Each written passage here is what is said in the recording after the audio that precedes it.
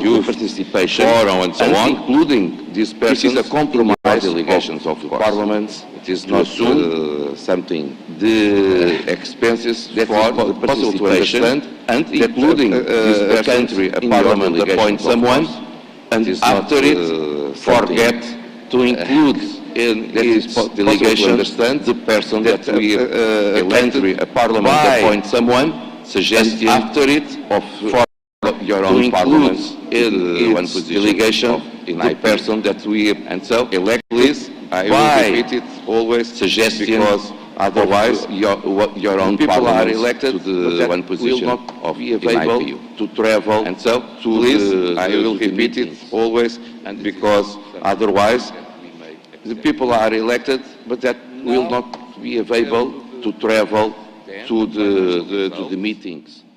And it is not I will give the floor to the chair of the subcommittee, Ms. White-Green, to report you on this item, financial results, as we all know. And I will give the floor special thanks to the chair of the subcommittee, Ms. White-Green, to report you on this members of the Sweden on finance for his work, with a special thanks, not just, it's very important to have White-Green, a collaboration all members of the secretariat on finance, the members of parliament for their work on financial issues. It's very important, please, to have collaboration between the secretariat and the members of parliament also on financial issues. Please, Ms. White-Green, you have the floor. I think so. Mr. President, Secretary General, fellow members of parliament, ladies and gentlemen, good morning. Mr. President, we are in the times of uncertainty. General, times are shifting. Members of parliament, ladies and gentlemen, good morning, would need peace and security. We are in the times of uncertainty too. Times are shifting. You have to stay well equipped, and any development would need peace and security that you're appointed to do. Financial matters too. We all know that. You have to stay well equipped, the basis to be able of having a conduct the aims that you're appointed to do. To be able, we all know that how essential the basis of having a well and healthy, strong economy is. We are in times of uncertainty, crisis. Pandemics ongoing, and Mr. President, post-pandemic for others, wars, we are over 55 state-owned conflicts, pandemics, 1.2 billion people live in conflict zones, wars, over 55 and in some parts of the world we haven't yet started vaccination. 1.2 billion people have live in conflict zones. These are just a few examples. And in some parts of the world we haven't yet started vaccination. And the finance situation. Only people have one shot. It does These are matter. Just a few examples. Also for an organization well equipped, economics, 133 years situation on its position. But the finances has to be in shape also for an organization well equipped in the room 133 years on its position. For that, but the finances we can look has back to be in shape to on be able a year to of very good what we do strong finance situation today. Within the IPU of 2021. Mr. President, we can look the IPU financial on a year of very good is in shape. Strong finance situation within the IPU of 2021. Because even though we have pandemics, the IPU COVID, financial crisis, situation, tough times is in shape. Members, the economy and parliament is healthy. Members continue because to pay even though to the IPU, we have pandemics, COVID, and even crisis, so far this year, tough times, they have paid even quicker than parliaments. Members continue to pay to the IPU. Really see the IPU as relevant so and want to stay inside they have paid the organization. Even quicker than before. I will now, as the chair of the Finance Committee of the IPU, really see the give you an overview of the audit report of 2021, financial situation of the IPU, financial statement, budget highlights, give you an funding for the future report and about the voluntary funding. financial situation of the IPU, to present the financial Finance Committee of statement, the IPU. budget highlights and funding All of for your the future, geopolitical and groups about the have a voluntary representative funding. within But the I would like to Finance start Committee. to present the We Finance work Committee of the hard IPU to be on top of issues All as of your you as members geopolitical groups think have are a very representative important. within And the I would like to Finance thank Committee. the members We of the work Finance Committee hard for conducting to be a on very top of thorough issues job, as you and as I'm very members happy think that are all very of your important. members within the And I would like these to thank representatives from the members geopolitical of groups the are very Finance active. Committee for conducting I also a very thorough would like to thank job, the and I'm very Secretariat, happy Secretary that General, all of your members of within the finance these staff, for representatives being from so the engaged geopolitical groups and are very making active. sure that I we also would like to thank the openly, Secretariat, transparently, Secretary General, and with high members level of the of finance staff accountability. for being so engaged. Thank you very much. And making sure that we are working openly, transparently, and with high level of Mr. President, I had the pleasure to talk to the external auditors from the Office of the Controller and Audit General firm in India. Mr. President, I had the pleasure to talk to the external auditors from the Office of the Controller and Audit General firm in Controller of the General As you know, Office the of India IPU is now switched conducting external auditors a couple of the years audit. ago. Before that, it was Switzerland. High level, It was Controller of Norway. the General And just to say Office to of you, India is like now all conducting other the, previous auditors, the audit in the before that, it IPU, was this Switzerland, come from the and State before that, Audit it Office, was Norway. and they are the And highest just to audit say to body. you, Like each all country, other we're previous very grateful auditors for the job that in the India is IPU, doing now this for come the from the State IPU. Audit Office. The And they audit are the opinion highest and audit report body from the external within auditors each country of We're very 2021 grateful for the job that financial India is doing statements, now for the IPU. are showing a very strong The audit opinion and report from the external auditors, high accountability and accuracy of the financial statements of last are year. showing a very The strong audit opinion and was very clear. accountability, It was positive high accountability and confirmed accuracy the of the strength financial of management of last year. The audit The was audit carried out opinion remotely was very because clear. of travel It was restrictions positive and and COVID. confirmed The Auditors strength received of the constant financial support from the management. team of the IPU. The audit and made was four carried out remotely recommendations because of travel that has now been restrictions and accepted COVID. by the IPU Auditors management received constant and support also from the team finance of the committee IPU and the and made executive four committee. Recommendations These will enhance that has and now make been the accepted work further on by the to IPU improve management even further. and also from the I'm finance pleased to committee inform you and the that the executive audit committee. reports These confirm will that these enhance and recommendations make the work further are on not to improve are not even highlighting further. any I weaknesses. am pleased to inform you that the internal audit controllers reports of the confirm IPU that in these all recommendations say that these area are has not- already been effective, are not but highlighting these any recommendations can weaknesses. see more as ideas The internal for controllers of future the IPU and in all comprehensive say work that these for the area management has already been effective. My But colleague these Laurence recommendations can Fellman see from more as Switzerland, who ideas is the internal for auditor, future will and also give you a few comprehensive details work on for the work management that has been done. Our role My in the colleague finance and Laurence budget Fellman from is Switzerland, of course very who is close the internal linked auditor, together. will also And give I you a few appreciate a details lot on the work that has been Switzerland done. has been doing. Our role Since in I the took finance over and budget the baton is, from of course, very Switzerland close a linked couple of together years ago. And I appreciate a lot The the finance work that Switzerland committee has is been very doing involved in since all I took kinds over of the aspects baton of the from IPU's Switzerland finance, a couple of audit years ago. and budget. So for in the future, The finance I would like committee to is call very this committee involved in instead all the kinds of finance the and audit aspects of the since it more IPU's shows the finance, work audit that we actually and budget. do. So for in the future, Mr. I President, would like some of to the call this highlights and committee key instead points the from finance and 2021 audit committee, financial since it statements. more shows the work The that finances we of the actually IPU do. are strong. And in the Mr. end President, of some the of the year, highlights and key points operating from surplus 2021 was financial statements. 378 Swiss The francs. finances of the IPU are The IPU strong, still continues and to in feel the the end effects of the of year, COVID the last year, operating but surplus lesser was than the year 378 before. Swiss Traveling francs. and meetings expenditure The IPU were once still again continue to reduced feel by the pandemic effects of restrictions COVID last year, but lesser even more so than the last year year, before. we started to meet each other Traveling and again. like, for expenditure instance, were once in-person again reduced by the Madrid. pandemic restrictions. And just to give you an But overview, even more so, the content last of the year, budget in we started to itself, meet each other again. This is Like, for instance, 75% of the income come from you guys, the member parliament. And just to give you an overview, 25% the content of the budget in itself, funding. This is on the spending 75% of the income. we put 75% out of the budget straight into the projects. Come the from aims that we voluntary put out funding. in the new strategy.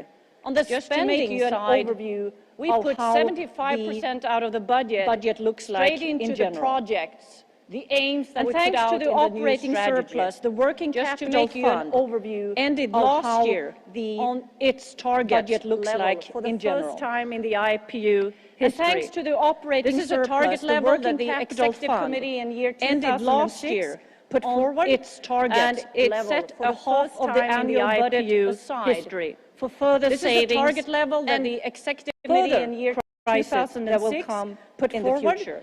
And it set a half we of the can be annual pleased budget that aside our reserves for are in further healthy savings position. and we are very much further needed crisis these that reserves will come for the in the resilience future. of a long-term committed organization. We can be pleased for the that future. our reserves are in healthy And we can position. see, of course, we are very learning much from needed years these like reserves this, for the that there will be resilience new of a crisis long-term also committed in the organization for the future. We already And took note we when can we met see, of each other course, in the learning assembly in from years Madrid like that the this, total that assessed there will be new contributions crisis are the also same in the this future year as last year. We already And took there have note been when we no met each index other raise in the in the assembly in past Madrid that the 15 total years. assessed contributions Yes, are the I same said that this last year 15 as years. last year. And Which there have means that been no IPU index members raise in the past that joined 15 actually years. filled out the gap Yes, from I said not the having last that 15 index years. raise. Now working Which towards means that universal IPU membership members that of joined course hope actually that we filled also out will the have gap more members from in the room not for the having that upcoming index events raise. of IPU. Now working towards the But it is universal also membership, time, as we noted of in course Madrid, hope that to we rebalance will have the more level of members contribution in the room for the upcoming to the IPU events of for IPU. the new strategy.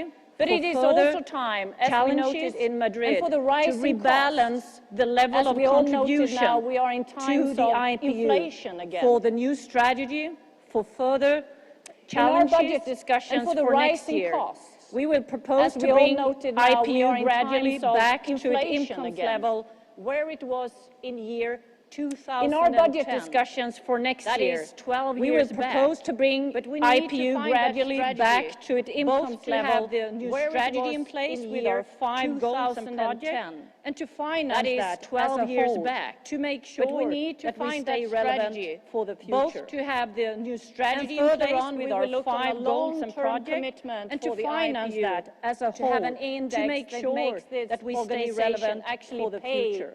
for And price- further on, price we will look on a rises, long-term salary rises, commitment for and the inflation. IPU to have an I will get index back that to you makes on this that, organization and you're welcome actually anytime to for fill us in your needs price and rises, possibilities. salary rises, and inflation. At the same time, we need I will to get back to carefully you on that, monitor and the you're welcome receivables anytime and financial to fill commitments us in from in your members needs and The possibilities. total amount of arrears of assessed At the same time, we need to contribution carefully continues to monitor increase. the receivables partly and due financial to the commitments situation from in members. The total amount of arrears But there are still of assessed 10 contribution other members continues to increase. and associate And members, partly due which to are the currently at risk situation in of potential Venezuela. suspension of their But there are IPU membership still rights 10 later this other year. members We are now down and to associate 7 members, countries which as are we currently speak at risk today, of potential and we suspension will, of course, to of their continue to IPU monitor membership rights and on an later this individual year. level make We are now every down to effort 7 make countries sure as that we we keep today, our members, and we will, within of course, to the continue to holdings, monitor of their and on an possibilities individual level to continue make to be every part of the effort IPU. to make sure It is within that the we governing keep our bodies, the members geopolitical within groups, of course, from the on an individual level, possibilities that continue to work with to all be these part of members. the IPU.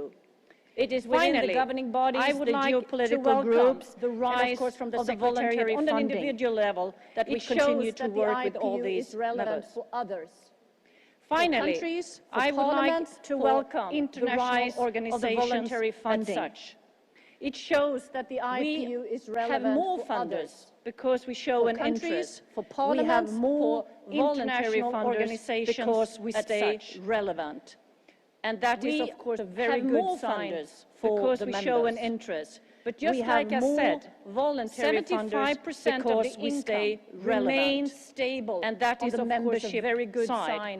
for Member the parliaments is But just the like I bulk said, of this 75% of the So income. no one remains can say stable that anyone on the can membership buy side the IPU. member parliaments is the bulk. Transparency, of openness, this and organization. accountability So will no be one also can say further work that for the anyone finance can committee buy to continue the to IPU. work on. We want this organization to stay Transparency and relevant accountability and and make will be sure also that a we further will work have the finance further committee to strong continue to finances work on. and a strong We want this organization to The stay new strategy modern, makes all relevant, this possible and make on the sure political side. that we will have We also must make further sure that strong it is possible finances from the and a finance strong side. organization. Thank you, Mr. The President. new strategy The makes all Executive this Committee possible therefore on the recommends political the side. Governing Council But we also to must approve make sure the that it is Secretary possible General's from the financial finance side. administration. Thank of you, the Mr. Interparliamentary President. Union The and the financial Executive Committee resource therefore of recommends the 2021. Governing Council Thank you. to approve the Secretary General's financial administration of the Interparliamentary Union and the Thank financial you, resource of Madam 2021. Thank you. and again for the work you have done as President of Subcommittee on Finance. Allow me to give the floor to Madam Chair, Felma Riel, and again for the Internal Auditor, as President during this Assembly. And so in this special condition, the floor to from my heart, Felma Riel from Switzerland, Internal Auditor, elected during this Assembly. And so in this special condition, Merci, Monsieur le from my Président, heart, Monsieur le Secrétaire Général, thank you so much. chers et chers collègues parlementaires. Je vais vous donner brièvement le rapport de vérification interne qui est exigé par les Monsieur le statuts. Président, Monsieur le Secrétaire En Général, vertu du mandat de chers et vérificateur chers interne collègues auprès de l'Union parlementaires, interparlementaire je vais vous qui donner m'a été confié lors brièvement de le la rapport 209e de vérification session interne du Conseil qui est directeur exigé par les à statuts. Nusa Dua. Voici mon En point de vue vertu sur le du rapport mandat de financier vérificateur et les interne états auprès de financiers l'Union vérifiés de l'unité interparlementaire pour qui m'a été l'exercice confié clos lors de la le 31 209e décembre session 2021. du Conseil directeur. J'ai examiné à les Nusa Dua. documents présentés Voici mon point de ainsi vue que sur le l'avis rapport du financier vérificateur et les états externe financiers et vérifiés reçu de de l'UIP l'explication pour du l'exercice secrétaire clos général le et de 31 ses décembre collaborateurs et 2021. collaboratrices. J'ai examiné À les l'issue de documents cet examen, présentés je ainsi que souhaite attirer l'avis l'attention du sur les points vérificateur suivants. externe et reçu des Je note que le explications du vérificateur secrétaire externe général a et exprimé de ses collaborateurs et He expressed a collaboratrices. positive advice À without l'issue de any cet examen, reservations, je according souhaite to attirer which the l'attention sur les financial points. for 2021 Je note que represents a the exprimé situation of the He IUP expressed a and positive advice without any 31st reservations, December according to which 2021 the financial situation for closed 2021 performance represents and cash faithfully flows for the year situation of the international public and accounting standards. On 31st December 2021, the provident funds were closed, and the financial performance and cash flows for the year in accordance with international public external auditor made the following 4 recommendations. The Ipsos.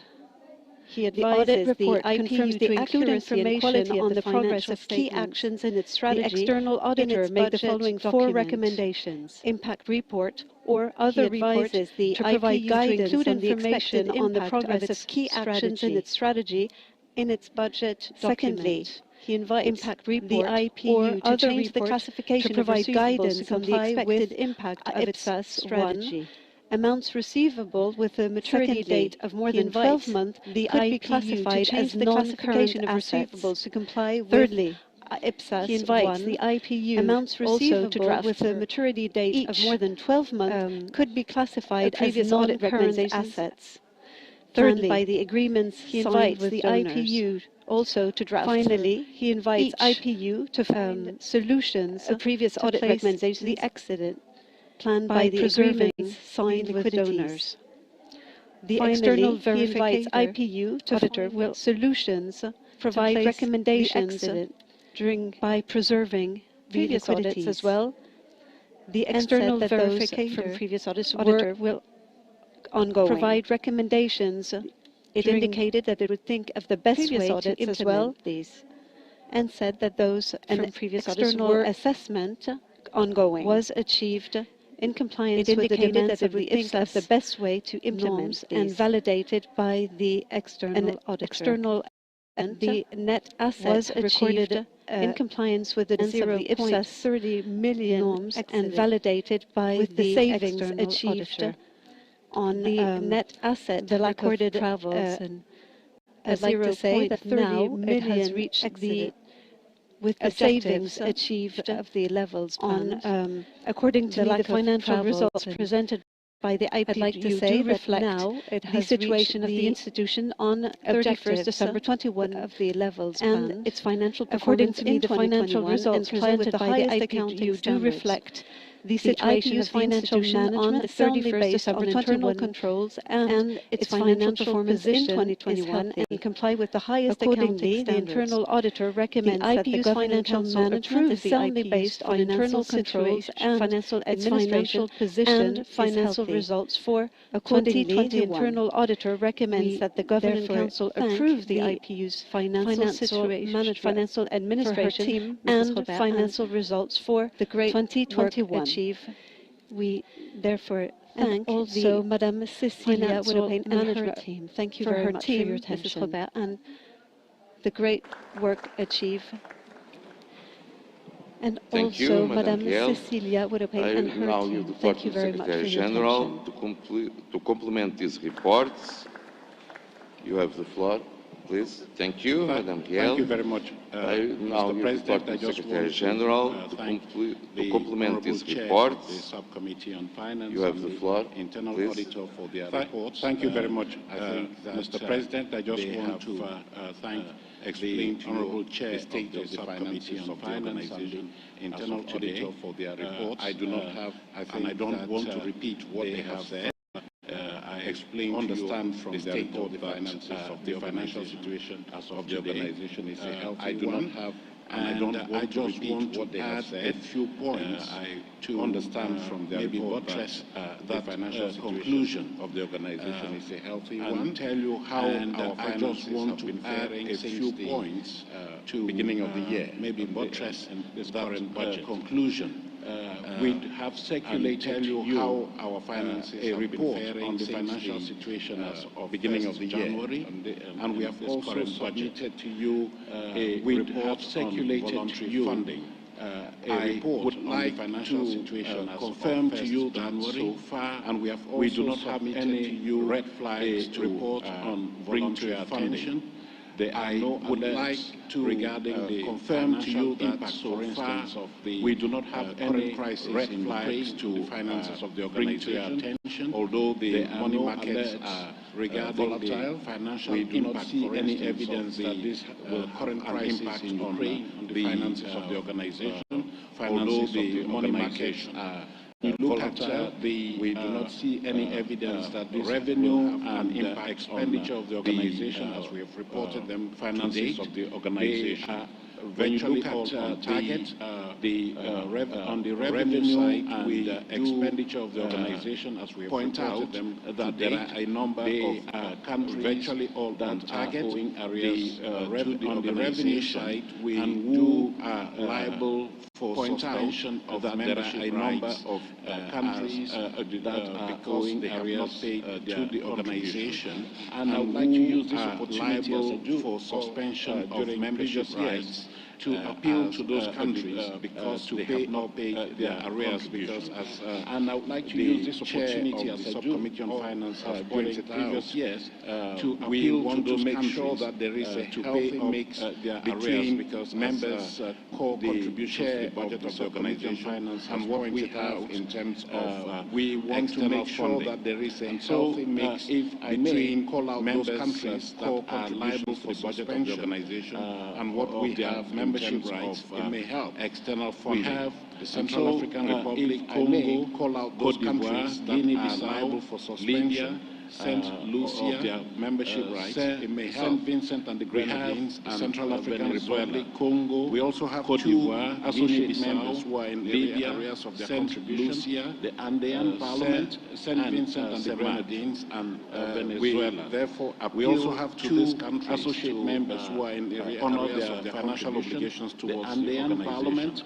And Mr. President, you have been very keen, therefore, appeal to these countries of the geopolitical groups honor their financial obligations towards make sure that the members of their respective geopolitical groups you have been very keen in your interactions with the chairs of the geopolitical groups appeal to encourage them to make sure that the members of their respective geopolitical groups can pay on the whole contributions to the when it comes to the financial situation of the organization, this appeal, we do not have any particular response to this point out apart from the fact that we would like members to continue to pay their contributions as foreseen. I also use this opportunity again to reiterate our gratitude to those parliaments that are represented here. I also use this opportunity again to reiterate our gratitude to those parliaments of the organization represented to allow us to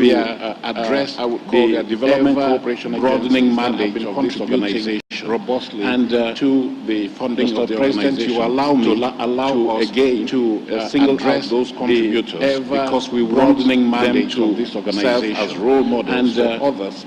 To Mr. President, you allow me to again single out those contributors constantly because we replenish them to so that we can role models deliver on the mandate that you have assigned and make sure that we have heard from the chair of the subcommittee on replenished that so that we can deliver on the mandate that you have assigned for the organization that now represents. Have heard from the chair of the subcommittee on finance total budget that which there has been an increase international organization standards funding healthy for the organization that now represents. You don't want to behold a quarter of the total budget.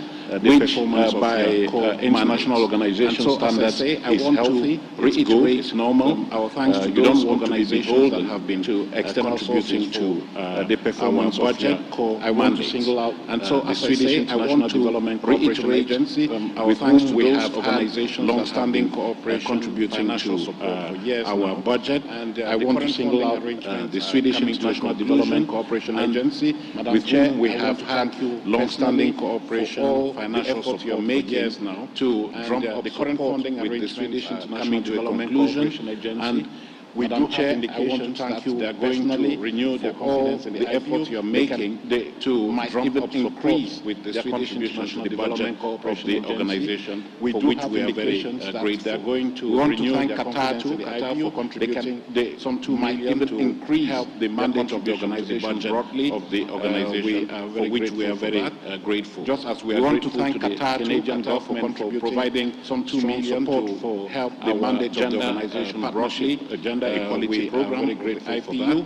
They are just as we are grateful to the Canadian government for providing a strong support 3 years to help gender strengthen capacity equality program for gender equality. During this assembly, we've been talking to a number of parliaments that have 3 years to help us to strengthen capacity in parliament. The benefits of that program, gender equality. We'll be following up on that. Just as we've been talking to a number of parliaments that have the Irish Development Cooperation Agency for continuing to support our work in the area of gender equality. On that. Just of course, we do have some international organizations, the Irish Development Cooperation Agency. We have the continuing to support our work in the area of gender equality. And I want to, of course, recognize their contribution to the work of the Ipuw in promoting parliamentary support for health initiatives. That is just as I would like meeting, and I want to support recognize their Parliament of Angola to the work of the Ipuw in promoting our work on health youth and initiatives, health. Just as I would support to place on record our support to maternal newborn of Angola.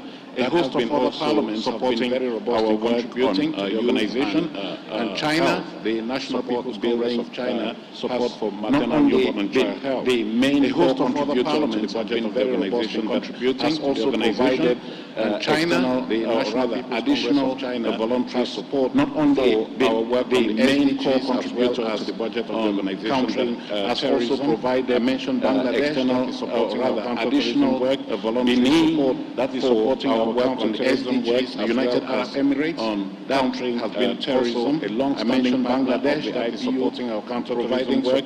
Benin, in terms of that is supporting our counter-terrorism work. The United Arab Emirates discharge the mandate of the organization. Also, I see Dr. Ali leaving the room, but I think you want to hear this. Not only in terms of you want to hear that we appreciate the support that we receive from the United Arab Emirates. I see Dr. Ali leaving the room, but I think you want to hear this. As a member of the executive committee, we appreciate the support that we receive from the United Arab Emirates. Stronger I want to say that support to the organization. More from Dr. Ali. Of course, a member of the executive committee, contribution that we are receiving. We would like the European Union to support stronger in its support to the organization. Djibouti, so human rights capacity. Of course, we want to mention also generally to contribution that we are receiving from the European Union. What I want to point out, as I do, Djibouti, to build human rights capacity, supporting the organization financially, generally to does not require that you be a big country. Or what I want to point out, as I do, it is important that many countries show supporting the organization financially. Does not require that you be a big country. And that's why we really appreciate the support that we receive. It is important that such as many countries shows that in recent years have been steadfast commitment to the organization. And that's why we really appreciate the support that we receive from migration, such as Micronesia, governance that in recent years have been steadfast also in providing to resources. UNDP work as our long-standing partner, for instance, migration with us, and providing governance in terms of capacity building. I also would like to point out that UNDP, lastly, as our long-standing partner, we do receive is working with us, providing support in terms of capacity building. But we also receive support in worldwide. And lastly, we have the experience of the Republic of Korea. We will always want to receive cash to emulate, but we also receive support in the organization. So that we can build the capacity of the organization of the Republic of Korea, but also we can give back to those parliaments, emulate in terms of training staff to the organization members, so that how we can build the capacity of the organization to deliver, but also we can give back to those appeal to all of you to look into the possibility of providing this type of support. How international organizations in recent years, the issues that are on our agenda. And so I want to appeal to all of you, an ambassador, look into the possibility of providing this type of support. So I encourage in recent years, Austria has President Kazini sitting there listening very keenly. I'm sure that he's going to take up us off on this offer. Thank you very much, Mr. President. I just want to mention, Kazini sitting there listening very keenly. I'm sure that Equatorial Guinea would like to respond to my appeal. Mr. President, I just want to mention, I did understand that if one of those countries from Equatorial Guinea would like to respond to my appeal organization, and I do understand that contribution here, would like to make a state one of those countries that has committed and reaffirming that supporting commitment to budget of the organization. And I do understand that the speaker here made by would like to make a statement in now begin expressing and reaffirming that commitment, Mr. President. And once again, I thank my pledges that have already been made by Equatorial Guinea, so that we can now begin to use the resources, internal auditor for their Mr. President. And once again, I thank that they have extended to my colleagues and me, supporters on the financial management of the organization, executive committee, and the internal auditor for their. Thank you, congratulations that they have extended to my colleagues and me on the financial management of the organization. And for the work to audit you for the accounts, and also for the I understand, and it's always important to express to you to audit that it was possible, and to keep the organization also good health. I understand, and it's always important without increasing contributions from the states. It was possible 2007 to keep the organization for 15 years. Health, we are living with the same contributions without increasing contributions from the states since 2007. All places where it's possible to save years. To keep the organization contributions working on the same level. We saved. Thank you also for your efforts. In all places where it's possible to save, I understood to keep the organization working on the same level. Guinea. Thank you also for your efforts. Japan, please, you have the floor. Now, I understood we have from the floor Japan Thank you, and Chair, for Equatorial giving me Guinea. this opportunity to First speak. of all, Japan, I'm the head of please, the you have Japanese the floor. delegation. I'm Kazunori Tanaka. Thank you, Chair, for giving me this opportunity to speak. Chair, I'm the head of the Japanese delegation. To speak once again. As you know, I'm Kazunori Tanaka. The member countries from the House of Representatives of Japan are forced to take various financial measures. Speak once again. As you know, the pandemic and the member countries in Ukraine, Japan, are forced is facing to take very various financial measures due to the circumstances and in order situation in Ukraine. Amount of contributions is facing a very difficult financial situation. Undertake a thorough under these circumstances enable efficient use of the total amount of financial streamlining. IPU must undertake a thorough reform that will enable efficient use of many similar types of financial and streamlining in IPU. For instance, we should thoroughly there seems to be all of many similar types to actively reduce and project expenses in IPU of this organization. We should thoroughly scrutinize also review the high salary structure expenses of this organization in IPU without any sanctuary. We should also review staff matters, the high salary structure of demands senior management in IPU number of without any sanctuary. Japanese staffs regarding IPU, staff matters corresponding to the amount of contributions provided by Japan for increase in number of continue to closely monitor Japanese staffs in activities corresponding to the amount of contributions provided by Japan. Japan will continue to closely monitor IPU's activities. I thank you again for the floor. Thank you. Muchas gracias, señor presidente. Thank you very much, Chair, for giving me the floor. Thank you. Equatorial Guinea. Muchas gracias, señor presidente. Thank you very much, Chair, for the IPU and its importance when it comes to clearly monitoring the values of democracy, human rights, of Equatorial Guinea, good governance, and harmonious coexistence and its importance when it comes to all countries monitoring the values of democracy are on the earth. Equatorial Guinea, good governance, has supported and will always continue supporting IPU's initiatives within this framework and that go within this direction. Clearly, our country need a commitment. Guinea has supported and will always continue to giving and to making a donation to the IPU framework to fund some of its programs. Clearly, however, unfortunately, and so this wasn't predicted, but we currently find ourselves in an unprecedented economic crisis, unfortunately, that has been exacerbated by the COVID-19 crisis. But we currently find ourselves Equatorial Guinea as a member of the IPU that has been hopes that the economic and financial situation will improve so that we can continue with our mission and will to support IPU initiatives. Thank you very much. The economic and financial situation Muchas gracias. So that Thank you so much, Mr. Speaker.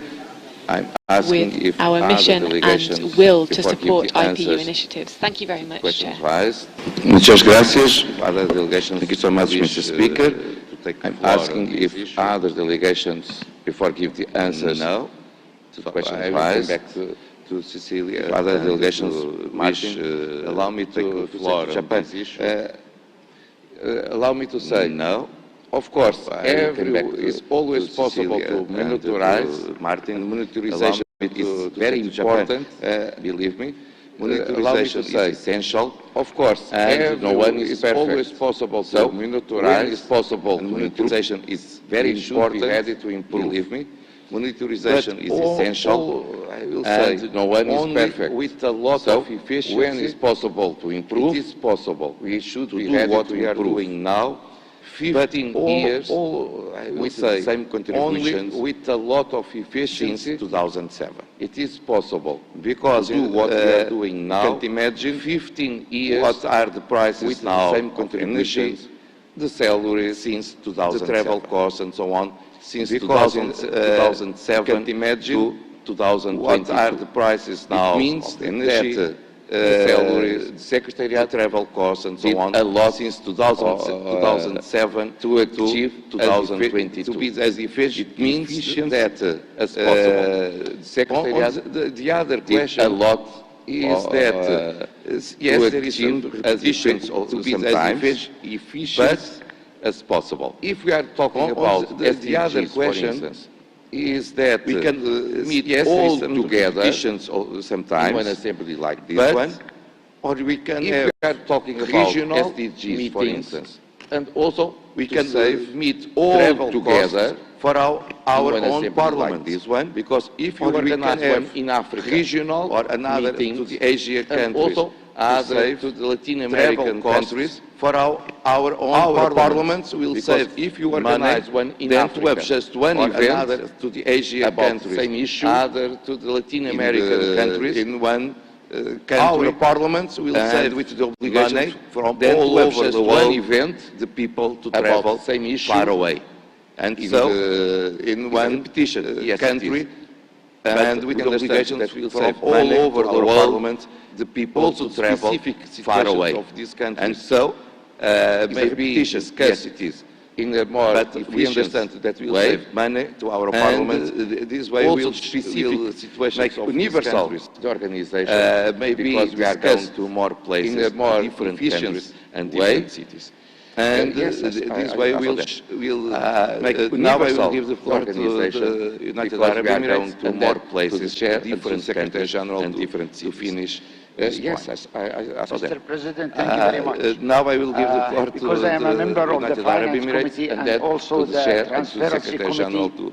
To finish, I want to respond to our Japanese colleague, because I am a member of the Finance Committee and also the Transparency Committee, that the staff I want of the IPU, they didn't have a raise Japanese since 2007. Colleague, and this budget proposal we are approving I want to clarify this 22 that the staff the same of the IPU exceed the budget that was since 2007. And this budget, so what we are approving now, these people are serving us, are serving the same, our organization, the budget our institution, and they are living in Geneva. They are not living in anywhere. And the expenses, these people are serving there, are serving our organization, our institution, and what is now. And they are living in Geneva. They are not living in anywhere. I don't think the expenses, the life expenses for our institution, if you compare the staff that was working for 2007 and working for this institution, you will see a huge serving this. So I don't think it's fair that,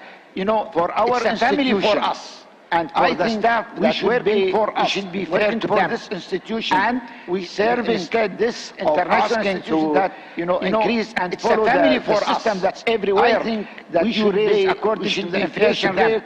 I think it's not accepted to ask to review their packages because I see it and follow the system that's everywhere that you have to protect this inflation rate, which is the IPU. It's not accepted to ask to review their packages because I see it.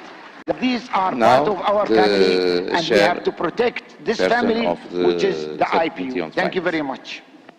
Thank you, Mr. President, and thank you for your interaction from Japan, Equatorial Guinea, and of course from Dr. Ali from Mr. UAE. President, and thank you for it is always your interaction from Japan, Equatorial look on the efficiency, and of course from Dr. Ali from UAE, Parliament, a country. It is always, and as you see, we have very engaged members within the finance.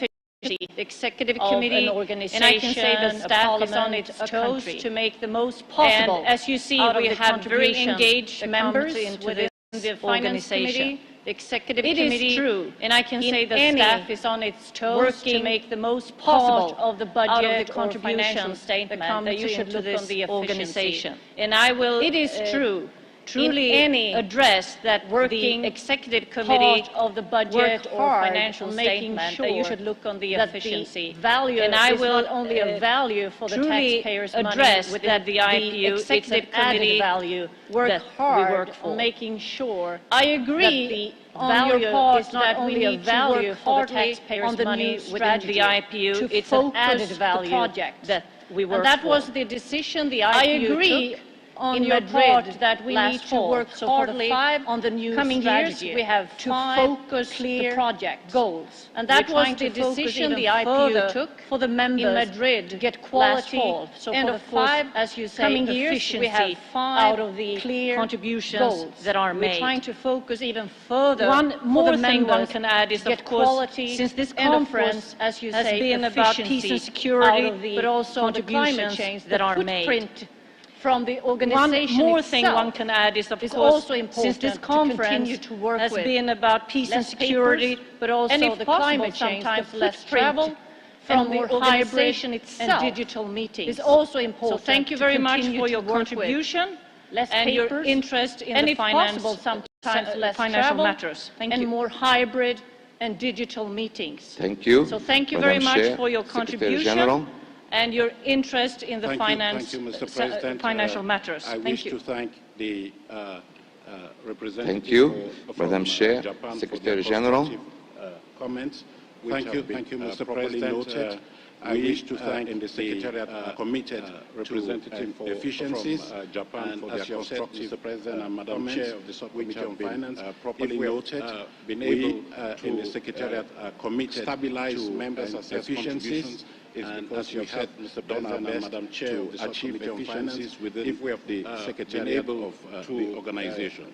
We'll stabilize members' assessed contributions, strengthen those measures that have already been put in place to achieve efficiency mechanisms as the Secretariat of the Subcommittee on Organization has said. We'll continue to have the mechanisms for monitoring, strengthen those measures that have already been put in place, and of course you have the mechanisms in terms of financial management. So we do take on board they have the mechanisms for monitoring. I do not want to repeat what Dr. Ali has said in response to your comment in terms of financial management. Benefits of do take on board your comments that I do not want this to repeat what is an international organization in response to your comment about with the benefits of staff in the IPU. I just want to mention that this organization is an international organization and it has to comply with a number of, then you need to have the package that requirements or conditions, and in any case, for many of the benefits that the most qualified and experienced are entitled to, then you need to have a requirement that is attractive an employer, and in any case, for many of the benefits that they belonging to staff, the common system of international this is a requirement. As again, whenever it is possible to make to provide those benefits, we will do in light of our belonging to. I am hoping that the common system there is no call for us to reduce staff, but because again, whenever it is possible to make savings, we will do our best. I am hoping that the possibility of increasing the staff complement of the organization, if we are able to address the ever-expanding mandate that you are entrusting to the Secretariat. Honourable Member, increasing the staff complement of the organization, that if we are able there is the ever-expanding mandate the Secretary General has striven over the years to diversify the Secretariat, and we will continue to do that. There is, I became Secretary General, we had a narrow, striven over the years to diversify the Secretariat, and we will diversify to do that. I think that you would be pleased to hear that. A narrow, I would like to point out, base in the Secretariat. According to the rules of the organization, diversify. I think that recruit, you would be pleased to the higher standards of what I would like efficiency and experience. And according to the rules of the organization, we do need to recruit on the basis according to the higher standards of contribution, the efficiency and contribution that members are making. And we have to be careful that we do not financial rules do not allow us to do that. Our financial rules stipulate that we need to recruit the best that members are making. Of course, whenever it is possible to identify those financial rules from a wide variety of our financial rules, we do our best to stipulate that we need to recruit the best. But of course, whenever it is possible to identify priorities from a wide variety experience and expertise in the organization, so that you can commit have to diversity of staff who will continue to deliver on your mandate you have experience and expertise in the organization of the organization and overseers of the organization, complement of staff who continue to deliver on your mandate, and this you have noted here, together with auditors of the organization and executives from the organization have pointed out. Thank you. Mr. President, thank you very much for your support. One last on this, intervention matter from Zimbabwe. Your colleagues on the Executive Committee. Thank you. Thank you. Mr. Secretary. Thank you very much. One last intervention Mr. President, from Zimbabwe. Speaker Mudenda. it is gratifying that thank you very much. Financial position of the organization is very sound. It is gratifying that presented by the financial position of the organization subcommittee is very sound. Honorable Whitegren, and presented by the step-in chairperson and auditor finance subcommittee. I think it is important also to commend the secretariat, the step-in internal auditor, for having stayed on the date. It is important also and ensuring that commend the secretariat, the work of the IPU continues for having stayed on the date in spite of the fact and that ensuring that not received the work salary increment the IPU continues unabated. And when you measure that commitment against the staff turnover salary increment, the staff turnover at IPU is very low. When you measure that commitment, those that have been engaged, the staff turnover for as long as IPU is very low.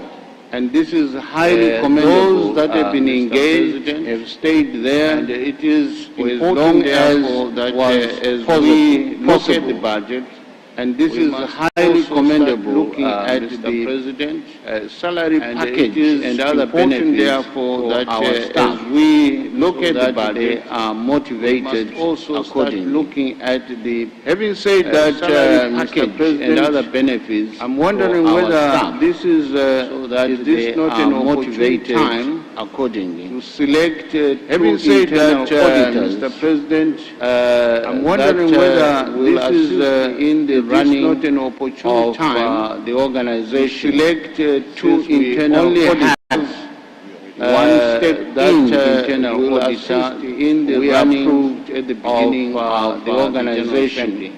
Since we only have one step in internal auditor, we get volunteers at the beginning of that can step in, and if it is so, it will be good our organization that we get volunteers during the executive that can step in. I think Uganda for our Esther volunteered.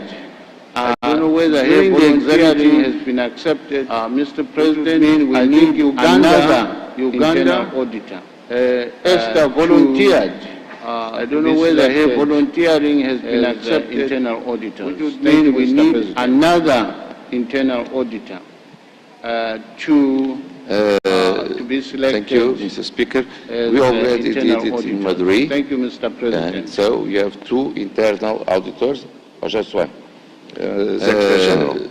Thank you, Mr. Speaker. Thank you very much. We already did it in Madrid. Let me just clarify. And so we have two internal auditors, or just one? That you elect Secretary General. Two internal auditors. Thank you very much, Mr. President. Let me just clarify. And so it is during the accounts of 2022 that you have two internal auditors that you have already elected in Madrid, as you said, Mr. President. For the accounts of 2022 from Belgium, two auditors that internal auditors that you have already elected in Madrid. Those are the two that have been lined up. They are Mr.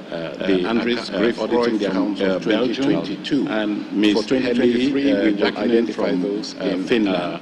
Those are the two that have been lined up Second Assembly of the Year in Rwanda, auditing the accounts of 2022. Mr. President, you may wish for 2023, we will identify already from when you meet in the Second Assembly of the Year in Rwanda in October, auditors. And we will, Mr. President, you may wish to take the conversation and the lead up to the identification of the Ugandan member of the executive committee to be one of those internal auditors. So we will factor this into the conversation. We take good note of that, of course. Thank you, Mr. Speaker. Thank you, Mr. Secretary General. Because it's important to have two internal auditors to avoid the situations that happened. Thank you, Mr. Speaker. This year, Mr. Secretary General, appointed just one for the Council. It's important to have two internal auditors to avoid the situation that happened. Was not elected member of Parliament, and that we appointed just one without internal auditor. And then it's always important to appoint two to avoid the situation like the member of Parliament, and we became so without internal auditor to do. And so it's always a nomination to appoint two in Kigali to avoid the situation, and like already like that happened Uganda. So we will able and we will do this nomination to ask for in Kigali here. And we know already that Uganda is available. No more questions on this point. Try to ask. May we consider approve the accounts to do this of 2021? No more questions on this point. Thank you.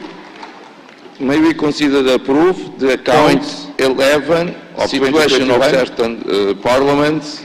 Then thank you. Make dissemination of the situation of certain parliaments, because 11 when situation of certain parliaments, and so we need always make dissemination of the situation of certain parliaments, because there is problem when association of many parliaments, and so we need always. I will give the floor to the Secretary General. If there is problems, unfortunately, there is problems with many parliaments in our world.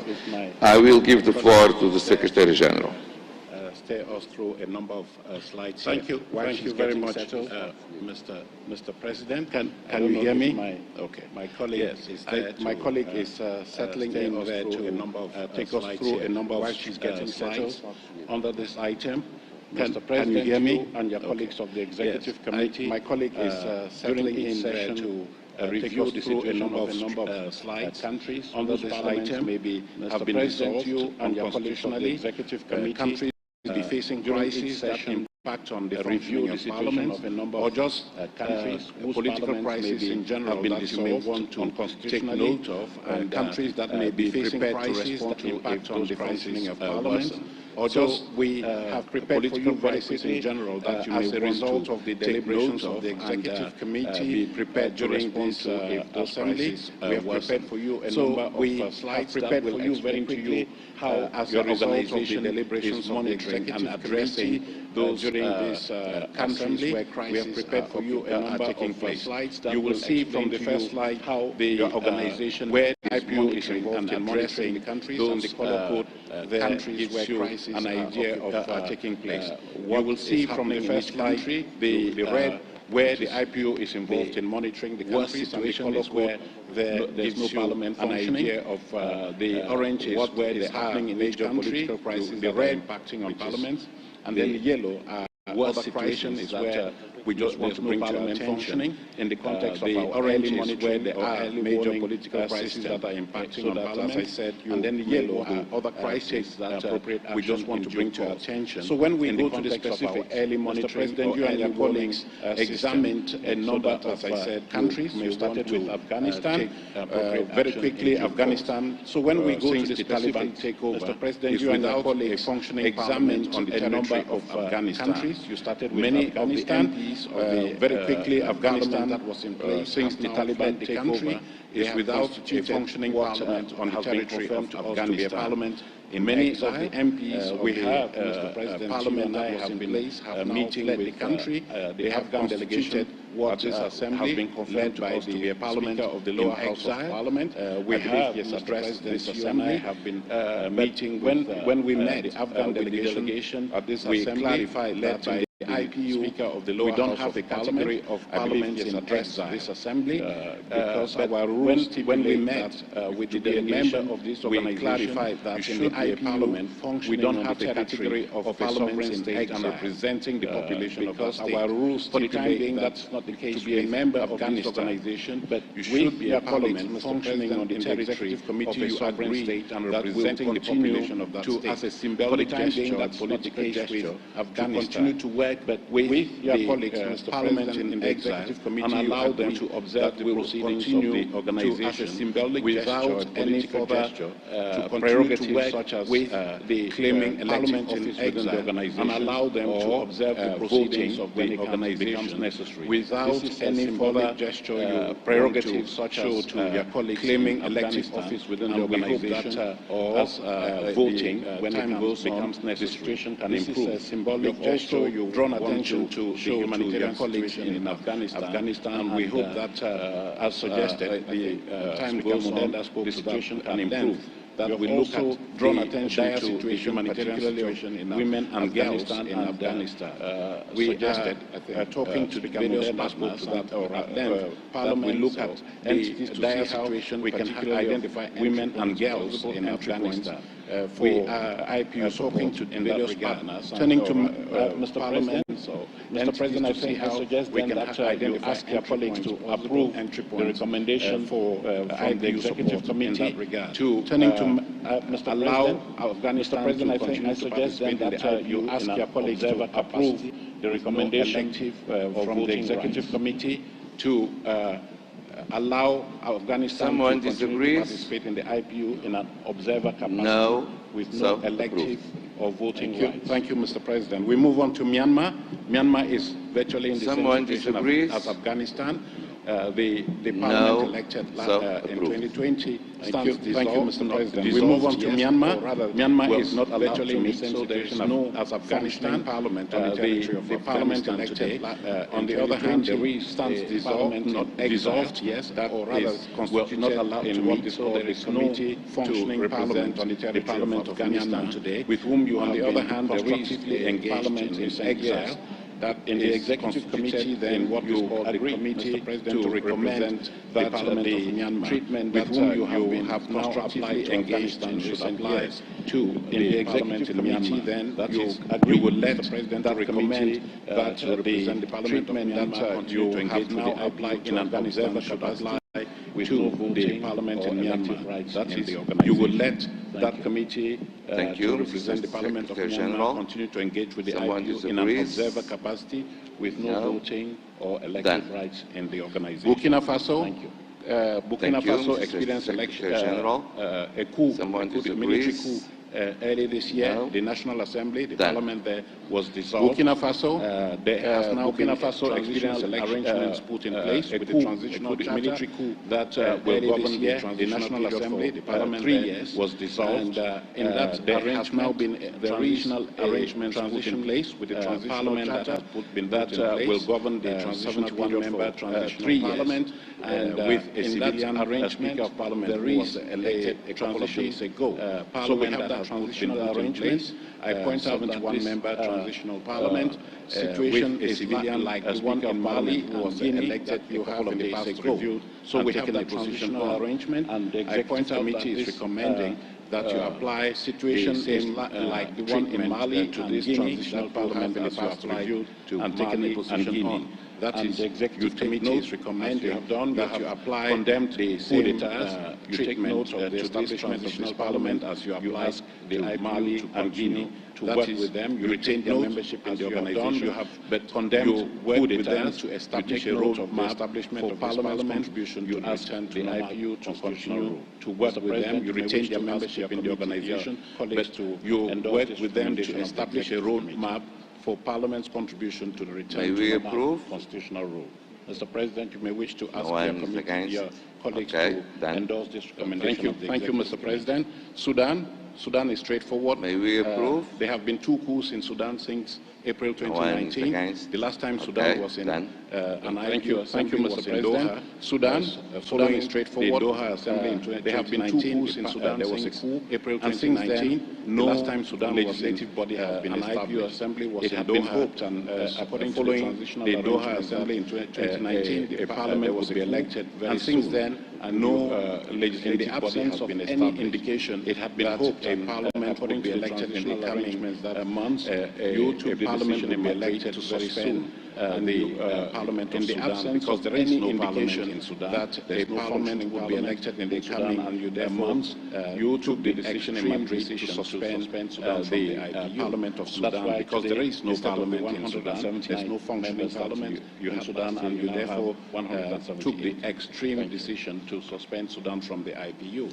And that's why today, someone disagrees? Members that you had last year, you now have 178. Thank you, Mr. President. Guinea, I think we have reviewed the situation of Guinea since Madrid too, and Guinea. Thank you, Mr. President. In the same situation, I think Mali, we have reviewed the situation of Guinea last year, and Madrid, a transitional parliament put in place. In Madrid, you did decide in the same situation as Mali, with a coup having taken place, decided to last year the solution a transitional parliament put in place. Retain the membership of Guinea, but work with the authorities there. Take note of this unfortunate make sure that transitional parliament to apply the solution you applied to Mali, that is retain the membership. We have been engaging at the level of the secretariat with the Guinean authorities, make sure that the Guinean parliament and this message is very clear to them. We hope that we have been engaging at the level of the secretariat. We can establish a program of cooperation with that parliament in order to help them. And this message is very clear to them. The decision we hope that in the coming Mr. President, you may wish to establish a program of cooperation with that parliament in order to help them comply with the decision of the governing council. Secretary Mr. General. President, you may wish to take no one note opposed. ask our colleagues to take note of those developments. It's done. Next, Mr. President, Libya. Libya is an intractable situation where we now have 2 prime ministers, 2 parallel governments, 2 elections in Libya. Libya is an intractable, real clarity situation where we now have 2. You remember that prime ministers, 2 parallel governments, a parliament, a transitional parliament that will recognize as member of this organization. No real clarity. Parliament is based. You remember that. But they are functioning on a parliament, a transitional parliament that will recognize Libya had been member of this organization to be attending parliament is based. It hasn't come for a variety of reasons. They are functioning under very challenging circumstances. We don't know. Libya had been yesterday night I did receive be attending this assembly. It hasn't come for a variety of reasons. Ipuw recognized parliament indicating we don't know for the time being. Geneva. Yesterday night I did receive a message they wanted to bring their own version of the Prime Minister and the Prime Minister. Parliament. So we will follow, indicating that they wanted to travel to Geneva to have conversations with the Secretary General. Wanted to bring we'll their own version of the Prime Minister and the Prime Minister. Then be in a position to report to you, Mr. President. We will follow you and their colleagues in the Executive Committee and subsequently the Governing Council. And we'll see how we continue to engage with them and then be in a position to no opposition. You, Mr. President, you and their colleagues in the Executive Committee and subsequently the Governing Council. We move on to Mali, Mr. President. I think we are very clear on Mali. We do know that they have a transitional parliament that you have retained in the IPU. And you did say that we move on to Mali, Mr. President. I think we are very clear on Mali. We do know that they have a transitional parliament that they have retained in the IPU. That would help them. You did say that we should establish a road putting in place the legal reforms. We have with the authorities that require transitional parliament established a project. There have been some that would help that parliament. The play its role, the timelines putting in place the legal reforms. It looks like elections are not going to take place very soon. There have been some concerns that the elections will take place in 2025. The timelines that have been established. We are constantly engaged with elections Parliament. We have a program very soon. The latest we are rolling out with the elections to support them in 2025 legislative process. We are constantly engaged with that Parliament. We have a program that reflects that we are rolling out with them to support them, trying to build the legislative process, reaching out to citizens in order to have a new constitution that return to service them. So you may wish to recommend to your colleagues trying to build the capacity of the staff. We continue to monitor the situation, and that what Parliament is in place, that program will be there all the time to implemented and reported to you. You may wish to recommend to your colleagues, Mr. President, that we continue to monitor the situation, and that we see to it that that program is Tunisia implemented and reported to you. Tunisia is a country where the head of state has position suspended, and I would say dissolved Parliament, because that Parliament, Tunisia is a country where the head of state has literally Madrid suspended, and I would say dissolved Parliament, because that Parliament has not been able to function since July 2021. And you did discuss this matter in be monitored closely with a view to express engaging the authorities in a robust manner. Developments there. Parliament could either resume its functioning matter or be monitored closely with a view to the IPU engaging the authorities in a robust manner, normalization, so that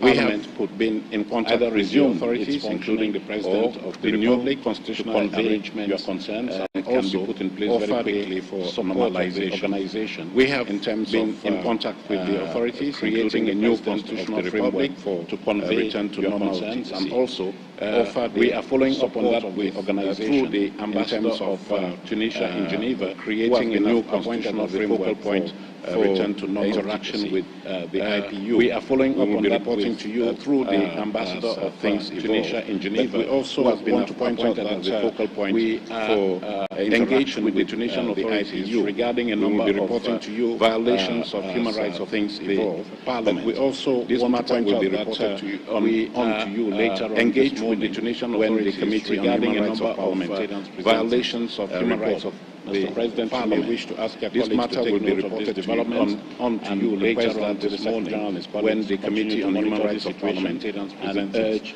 report speedy return. Mr. President, you may wish to ask your colleagues to take note of this development and request that the Tunisia continue to monitor this situation. Former President speedy return to Casini, ask the floor. You have the floor, Mr. President. Thank you.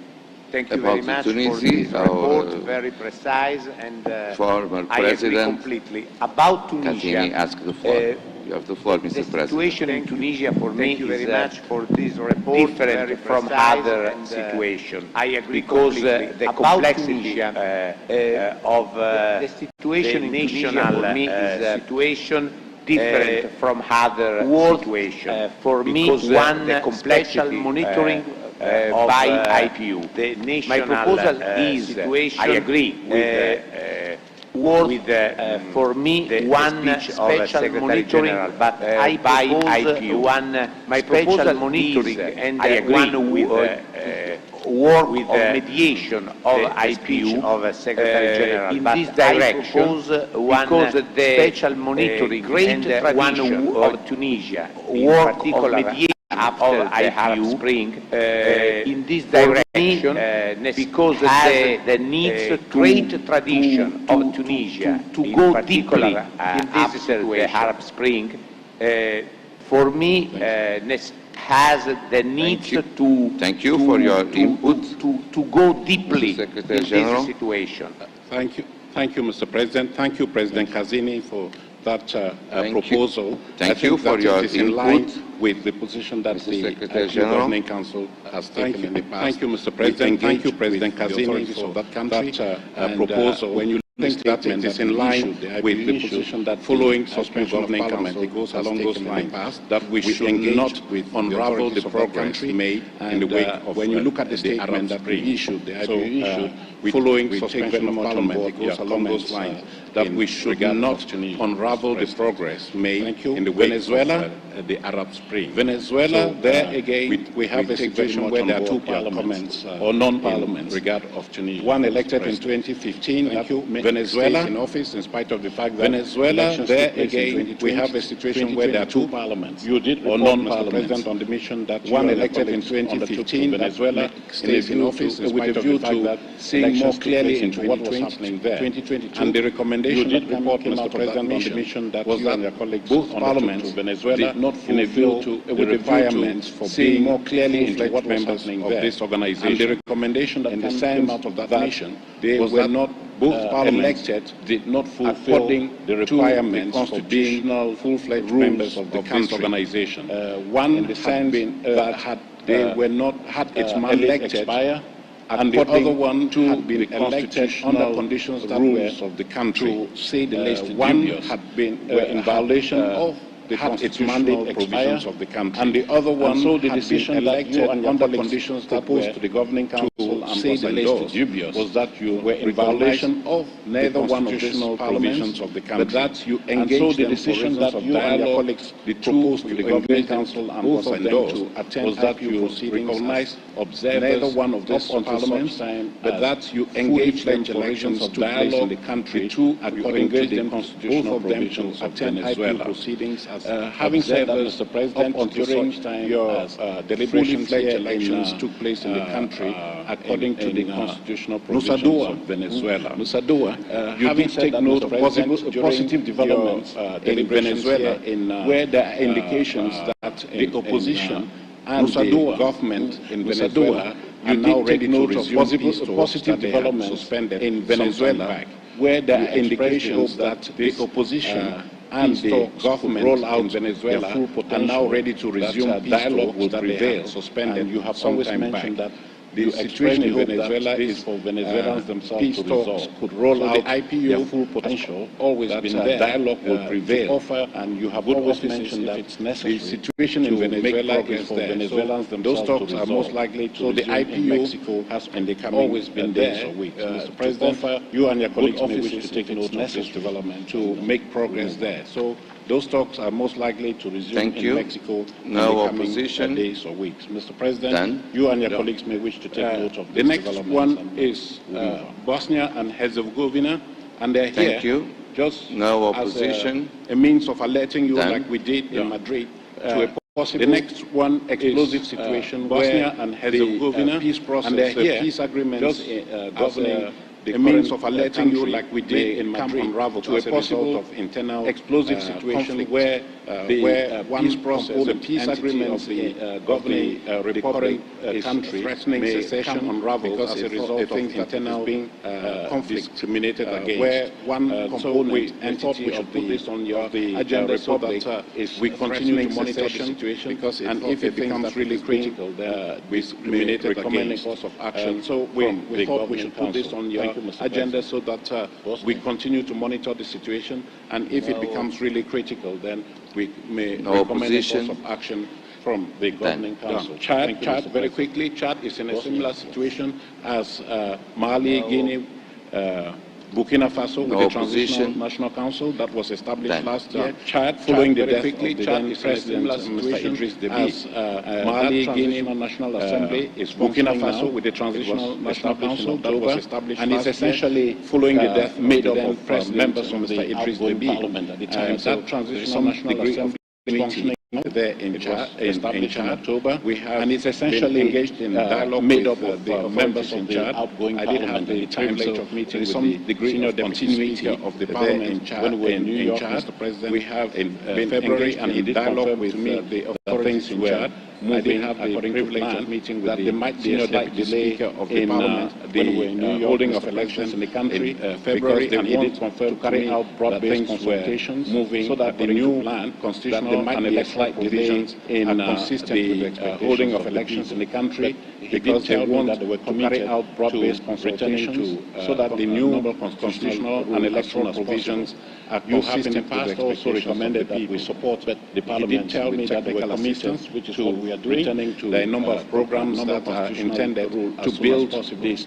You have in the past also recommended that we support at the end of the day, whatever elected institution is what we are doing. You have that number of programs that are intended to build backbone of the capacity of the staff. You may wish to take note of this development. At the end of the day, whatever elected institution is there, you'll have that core staff that will. We take good note of that. This is more a special recommendation. You may wish to take note of this development. Note of your efforts in accompanying this situation. Thank you. We take good note of that. Eswatini, special recommendation. Again is there note of your efforts in accompanying this situation. Thank you.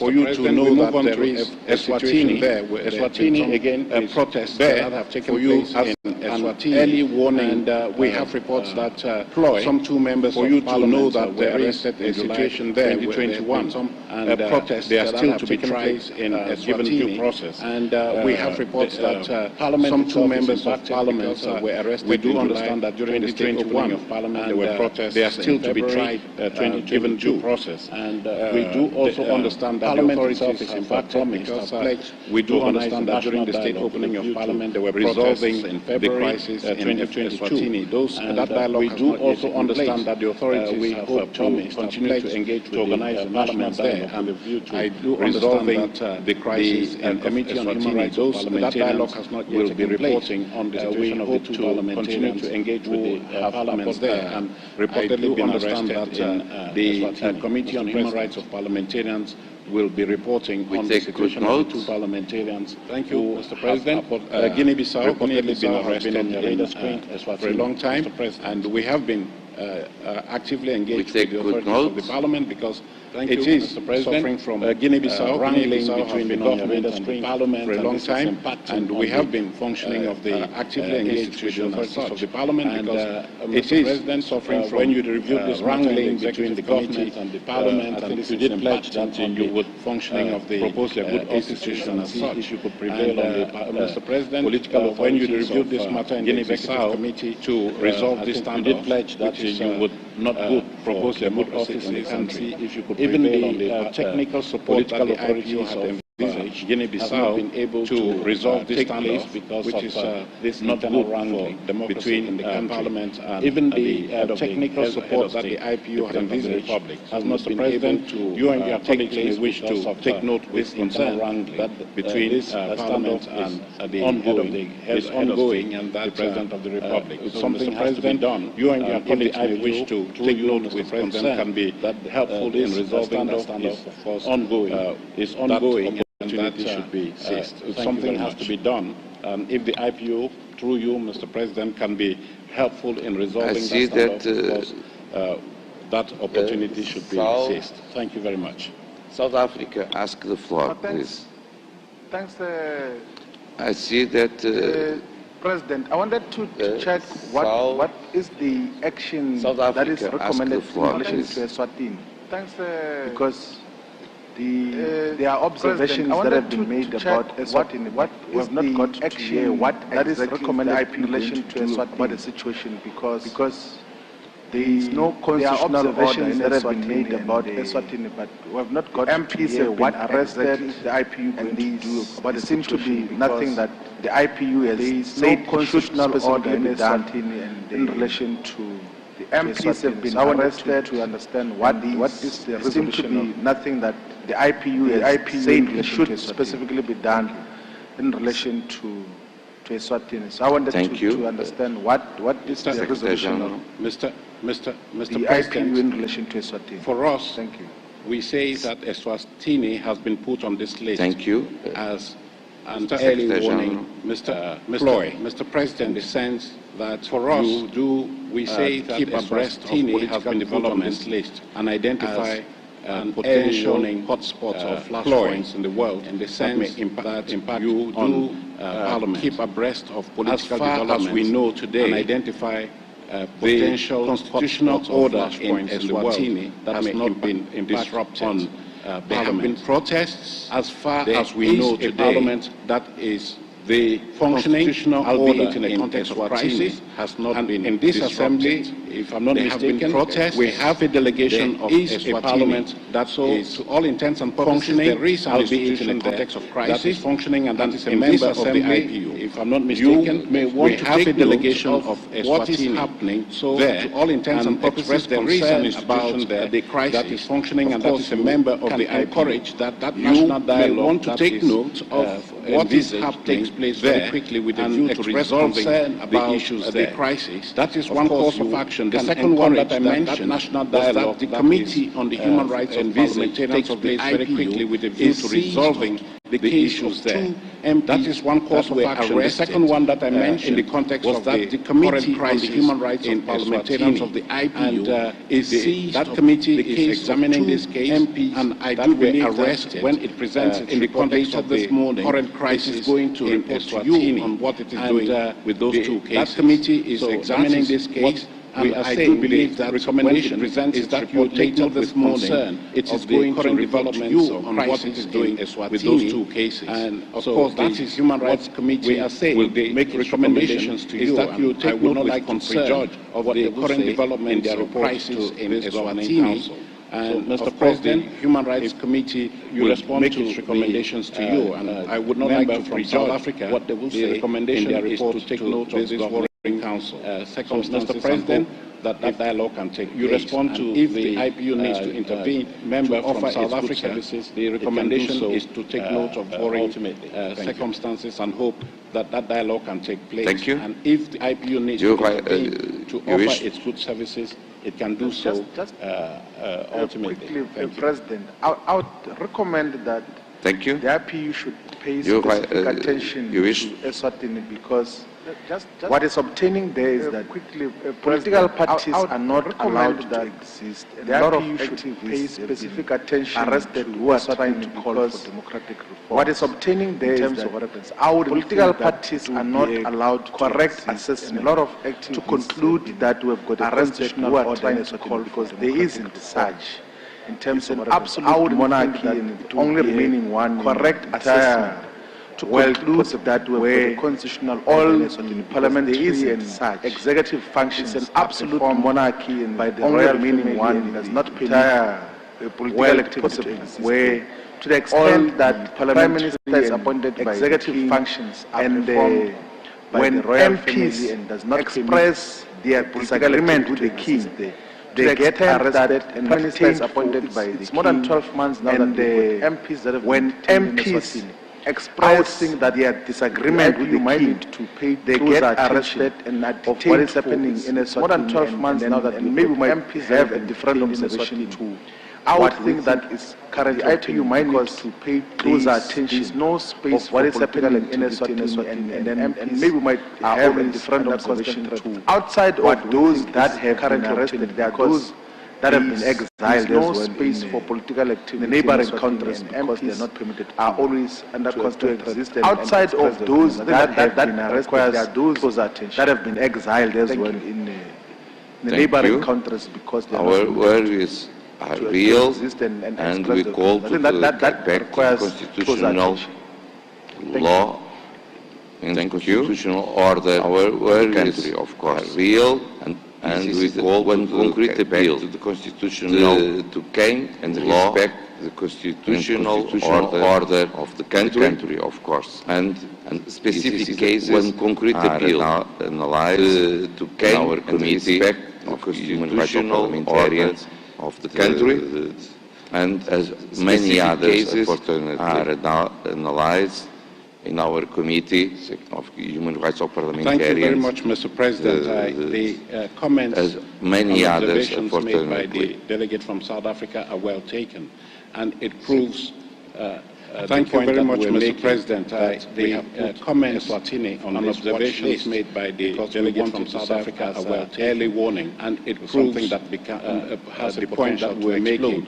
That we put thank you for on this forthcoming recommendation because we want to just want to clarify, Mr. Early warning, that when you have been examining all these cases explode in the past, and you have refrained from your forthcoming recommendations, judgment. I just want to clarify, Mr. President, that when you have been examining all these cases in the world, in the past, said that you have refrained from making a qualitative judgment on the quality of constitutional order you have done country is in the world to make sure that whatever crisis is happening to decide on how should not impact on the functioning of Parliament. What you have done is the functioning of that make sure that whatever crisis when you have anywhere cases of parliamentarians that are arrested on account of having performed their parliamentary duties, their committee on human rights of parliamentarians. When you have cases of parliamentarians that are arrested diligently and make recommendations with the duties, your committee ensure that parliamentarians, when those cases are brought on due process, prosecute them diligently and make recommendations with the view to resolution, to ensure that parliamentarians do not take note of the on due process on account of performing South Africa. We will continue to monitor the situation, and if there is any action that the IPU should take, of course, we will be pleased to observations made recommend this to the Executive South Africa. We will continue to monitor the situation, and if there is any action that the IPU should take, of course, we will be pleased to I think we have dealt with Guinea-Bissau. Haiti is on this list too because thank you. No opposition. Reasons. We have a country which has not been with I think we have dealt with Guinea-Bissau. Haiti is on this list too because the early lower house reasons. We have a country which not comprising of just 10 members without a functioning parliament for a while. There's a rump of a parliament with the lower house crisis in the country, which the upper house comprising of just 10 members out of the 30 place. That's there. You continue to monitor the situation and continuing political crisis in the country. In the past, you have expressed the view that elections should take place. There, you continue to monitor the situation, and that is the recommendation that you in the past you have expressed. The situation really gets out of elections should take place as soon as we will come back to you with recommended. And that is the recommendation that we will make here. If the situation really gets out of hand, Mr. President, like in Eswatini, we will come back to you with recommended action. Okay. Palestine, Mr. President, Palestine. Thank you. The Palestinian Legislative Council, which is the legislative arm of the Palestinian Palestine, Mr. President, Palestine been dissolved in 2018 Legislative Council, which is the those elections have not taken place, of the which means that there's no PLC, there's no authority there, and been dissolved in a number of 2018 with a view to elections. Those elections have not taken place, which means that there's no PLC, there's no parliament there. Hoping that the authorities have been a number of reasons that they have been advanced for weeks announced the postponement of those elections. We also just want to point, we are still point out hoping that the authorities, the Palestine National Council, which is the overcoming legislative body, announced that the exercises membership within the. We also just want to point out to you that the Palestine National Council, which is the overall leadership of legislative body, that exercises membership within the PNC has a new speaker. Unfortunately, there's no delegation of Palestine earlier this year, but we do hope leadership of the parliament, the future meetings of the assembly, so the PNC has a new speaker. Unfortunately, there's no delegation of Palestine here, but we do hope that in the future meetings of the assembly, no position here. Just for you to take note, Mr. President. South Sudan is on this list specifically just because we want to monitor the transitional period that is currently in place in South Sudan. From the South Sudan is on this list. My interactions because you want to monitor of the transitional legislative currently in place in South Sudan. Things seem to be from the information we have, and my elections may be slightly delayed. They were expected in 2023. Legislative, I do understand that assembly in South Sudan. In any case, to be Parliament is on track. The transitional elections may be slightly delayed. It is made up of a cross-section of the political. I do understand that there may be slight delays. I think in any case, Madam Speaker told me that the transitional parliament increased its membership. It is made up of 400 a cross-section of the political class to accommodate Sudan. I think Madam Speaker told me that it has increased its membership from them in the governance structures of the country. 550. We to accommodate. Agreed with Madam President that the relevant parties, Madam Speaker, that the IPU will accommodate provide support in the governance in terms of building capacity of the staff of that. Agreed with Madam President that the IPU will institutional memory of the organization, that the IPU will we also provide support. Madam Speaker, in terms of building an endorser of that. I say yes to you once again. They are the institutional memory of the organization, is organizing a series of activities to promote youth an endorser of the Parliament, and I say yes to youth campaign. We have agreed that we will support them in those activities. Council is organizing a series of activities to promote that the youth participation in Parliament, and we have agreed that we will support them in those activities. So, Mr. President, you may wish to take note of this cooperation that the IPU is having with the Transitional National Assembly Syrian Arab Republic. Just to point out that the constitutional making process is underway, although we do understand that Syrian Arab Republic, just to point out that not much progress is happening there. Constitutional making process is you and your colleagues underway. Take note, although we do understand that there are limitations. Encourage your colleagues, the Syrian Parliament, not much progress is happening there. To do their level best, colleagues may wish to take note, speed up, Mr. President, the process, and encourage your colleagues, the Syrians, the Syrian parliamentarians with a constitution that to do their level best with the expectations of the Syrian people, and the process. This can help resolve the ongoing crisis. Syria can come up with a constitution that is compliant with the expectations of the Syrian people. We take good note, and that this can help resolve the ongoing crisis. Lastly, Yemen, Syria. Yemen, no major developments. The Parliament of Yemen is represented in this assembly, the one that is based in Seyun, that we have recognized. Lastly, Yemen, the message that has Yemen, no major developments. The Parliament view is that Yemen is represented. Parliament should be seen to be mobilizing the one that is based in Seyun, that we have recognized, and the effort to message that resolve always gone to them from you, Yemen, is that especially that Parliament should be seen to be mobilizing all parliamentarians during this assembly been engaged in the effort to Yemen, Mr. President, resolve the ongoing crisis in Yemen. Especially the humanitarian crisis that they would welcome during this assembly been engaged in bringing together relevant stakeholders and with the Yemen Parliament. They have indicated to identify what it is that we can welcome to really help them involve and bringing together relevant stakeholders together the plight of the with the Yemen Parliament. We can identify what it is that we will do to really help to have consultations over and above just talking and your colleagues about the plight of the Yemeni people. Thank you. You may wish to take note of this, and we will continue to have consultations. Mr. President, we have come to the end of this review. I think this is a very important, I would venture to say, important component of your work as the governing body of the organization. We have come to the end of this review. In conclusion, I just want to say that you have really, the executive committee, the important component has expressed as the governing body of the organization. It sees as a worrisome. In conclusion, I just want to say that you have really, the executive committee in particular, has expressed challenging the world, whether it's in Afghanistan, Myanmar, it sees as Mali, Guinea, Tunisia.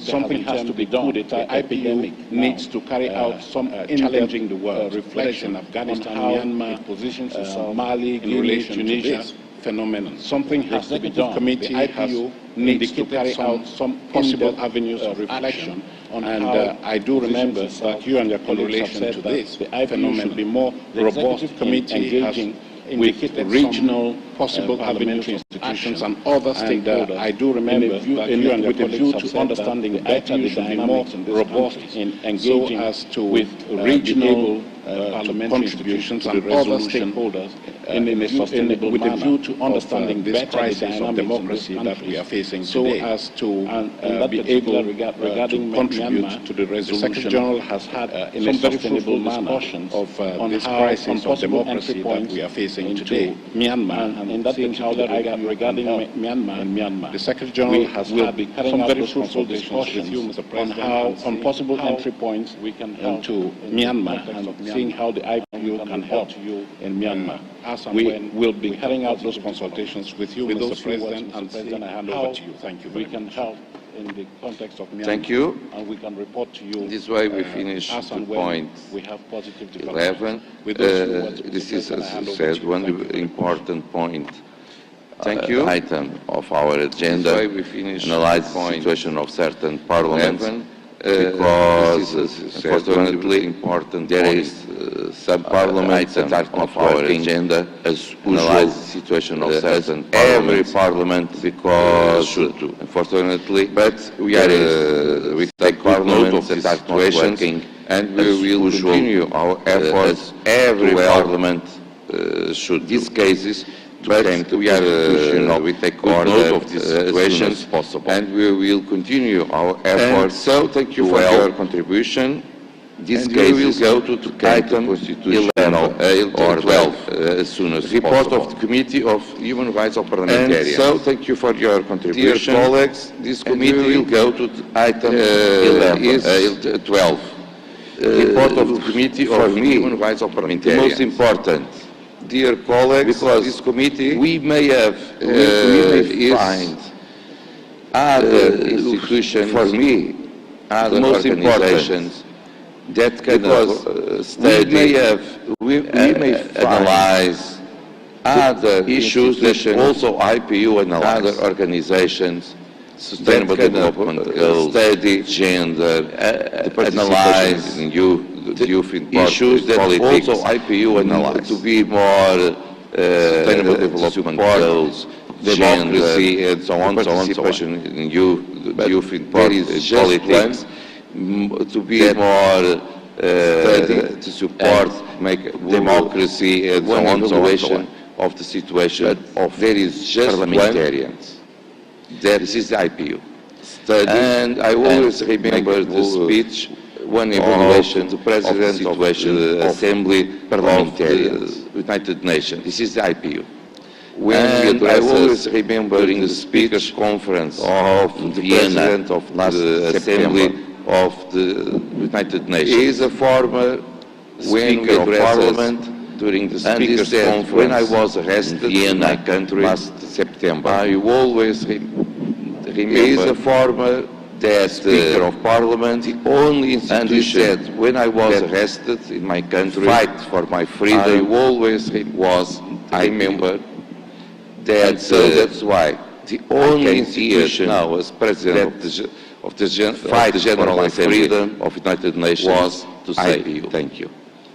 And so that's why I hope that many others now as President of the General Assembly may be available to Nations to say thank you also to the IPU. So I hope that many others, I will give the floor maybe to the Vice President of the Committee of Human Rights of Parliamentarians, say thank you Mr. Povolati, to introduce the report of the committee. I will give the floor recommendations to the Vice President of the Committee of Human Rights of Parliamentarians, a lot of Mr. Povolati, you had to introduce the report of the committee. Thank you so much and also the recommendations after a lot of meetings you had also during this assembly. Thank you so much. Thank you so much, Mr. President, Monsieur le Président, très chers collègues. Dear colleagues, I have the honor of Thank you so much, Mr. President, Monsieur le Président, très chers collègues. The committee held 10 hearings. I have the honor of presenting the report from the committee as well of the human rights of parliamentarians. Throughout this session, the committee held 10 hearings, in which I would like to sincerely thank all of those authorities who took the time to respond to the committee's invitation, and even that was an independent UN video conference or in person. I would like to sincerely thank all of those during our session. The committee examined the situation of 253 parliamentarians, 22% of which are women, in 14 different countries.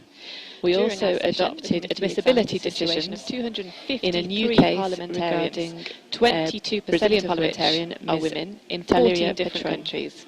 We also adopted admissibility decisions in a new case regarding present with your Brazilian parliamentarian for approval by the Governing Council regarding 217 parliamentarians in 9 different countries.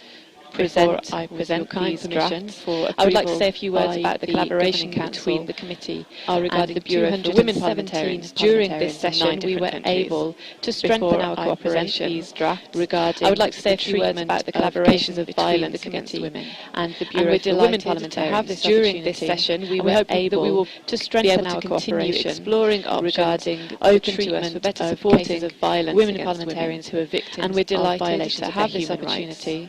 And we hope that we will, President, be able to continue exploring options open to us for better supporting women parliamentarians who are victims of violations of their human rights. President, with your permission, I will now which I put to you, dear colleagues, in alphabetical order, is about Mr. Lebedko, a Belarusian parliamentarian. The committee had the opportunity to meet him and a member of the lower house of the Belarusian Parliament during the session. Is about Mr. Lebedko, would like to thank him, Belarusian parliamentarian.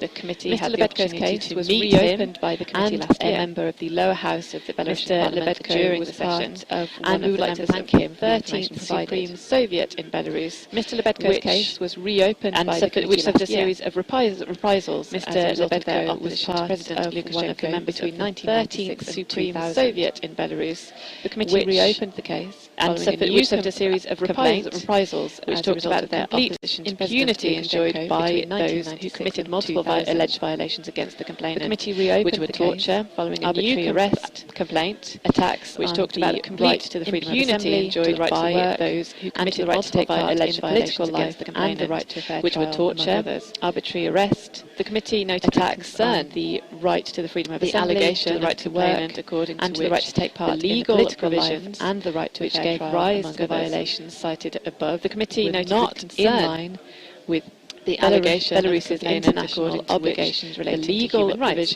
and continued to give rise to various violations 20 years after not in line. The committee therefore calls on Belarus's international obligations relating to human rights, impunity in this continue to be a source of various violations 20 years after Belarusian legislation. The committee to ensure that such violations authorities in Belarus to put happen again in the future. Impunity in this case, dear colleagues, and to move forward to revising this draft legislation on page 1 to ensure that such violations and English versions happen again in the future. Dear colleagues, I'll invite you to adopt this draft decision on page 1 of the To raise the floor? No. About the to raise the floor, MP of Belarus? No. About the Merci, Monsieur le Président. Le MP of Thank Belarus? you, No. Mr. President. The committee again examined the former Egyptian case, Mr. Merci, Monsieur le Président. who has been missing for almost 3 years. The committee again examined the former Egyptian authorities, in particular the hearing of Mr. Karim missing for almost 3 years. The Foreign Affairs Committee of the Egyptian House of Representatives of the Egyptian authorities, in particular the hearing of Mr. Karim for the constructive exchanges we've had with the committee and all the information that were provided. The committee remains therefore convinced that the Egyptian state is in a position to make further efforts to locate and all the information that were provided. The committee remains therefore convinced that the Egyptian state is in a position to make further efforts to locate Mr. Al-Nagar, contained on pages 7 and 9 into his disappearance so that his family can respectively about his fate. I invite you to adopt the draft decision contained on pages 7 and English and French versions respectively. I saw that Egypt raised the floor, please. Thank you, Mr. President. Mr. President, I would like to start by clearly stating that the Egyptian Parliament is strongly committed Thank you, Mr. President. to fully respecting human rights. Mr. President, and I would like to start its support by for clearly the implementation of all that human Egyptian rights, Parliament to is strongly parliamentarians, committed or to our fully citizens. respecting human rights. I am obliged and to take the floor unwavering its to support put on record for the my implementation delegation's of all human very rights, strong whether to rejection parliamentarians and or reservation to our citizens. on the decisions I am the manner obliged in to which take the the Human floor Rights Committee to put on on record Parliamentarians my is delegation's conducting very its strong business. rejection and Yesterday, reservation upon the decisions request of the manner committee, in which the Human Rights Committee on Parliamentarians and in good faith conducting engaged with the committee yesterday in an open and frank discussion of the committee to discuss I personally under consideration and willingly by the committee and in good faith I came to this meeting with the committee understanding in an open and frank discussion in impartial and professional under consideration of the IPU committee that undertakes I came to this meeting with integrity understanding unfortunately the decision that we have in front of us today indicates otherwise, that undertakes its work committee with integrity building their case, unfortunately, based on the decision that we have in front of us and with fabricated allegations that lack any sufficient the committee or logical building their case, based on the committee and its secretariat and with fabricated allegations verified that lack any sufficient the information that they received, moreover, and when I tried to clarify the methods did not sufficiently to verify the information they received, I did not information that they received, and when I tried to clarify the methods in which they employ to verify the information they received to engage with the Egyptian Parliament on this case was received. And the Egyptian Parliament responded technically comprehensive their attempt to engage with the Egyptian Parliament on this case that was received with open points, and the Egyptian Parliament that responded with a comprehensive letter and was sent to the committee and later again in English format yesterday. To all very points and questions that in their decision and summary, this letter was sent to the committee on board and later again in English format that we have provided on this very unfortunate whatsoever that nevertheless decision and summary includes numerous take on board actually incorrect information that we have provided on this case whatsoever and nevertheless, as the decision based on completely numerous unverified allegations, incorrect statements and into account the substantiated arguments, the summary and the information as was provided by the Egyptian Parliament and unverified allegations, having said that, did not take into account the substantiated arguments and authoritative information that was provided by the Egyptian Parliament that we have provided, having said that in its current form, this draft decision is based on false pretenses and allegations and fake information that we have provided, Parliament has provided. In its current form, this draft decision is based on false does not respect and allegations and fake statute of the IPU that the Egyptian Parliament has provided. The opinion of the Secretariat is on that decision, which is very alarming and does not the bylaws and statutes and of the IPU of the committee. It includes counter opinion of the Secretariat on that case, which is very alarming and does not, as you rightfully said, a few moments ago, of the committee and runs counter to the one of the main pillars of the work of Parliament. And we fully agree and adhere to that, rightfully said, a few moments ago, upon the IPU and its institutions to adhere to one of the main pillars of the work of Parliament. And we fully agree and adhere to that in the Egyptian Parliament, and we call upon the IPU and its bodies to adhere to that as well. Thank you, Mr. President. As the Vice Chair wish to make a comment, please, you have the floor.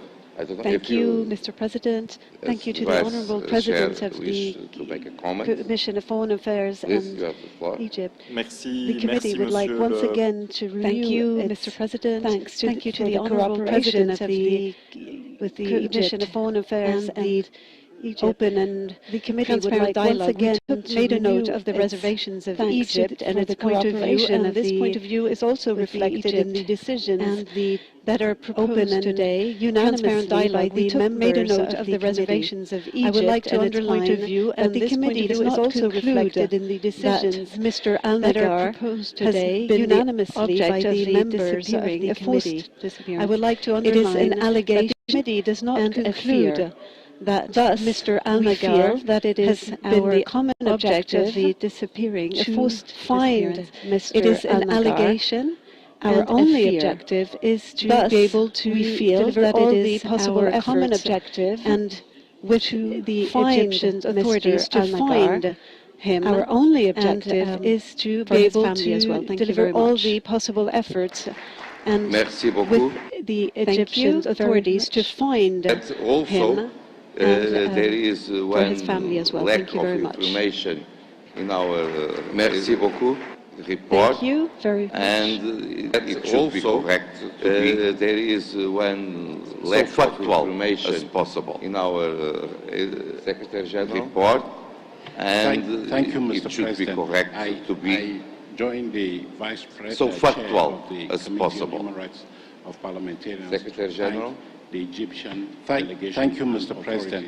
I join the Vice President Chair of the Committee on Human Rights. That is in the spirit of dialogue that this committee has always given priority to cooperation in resolving dialogue with matter.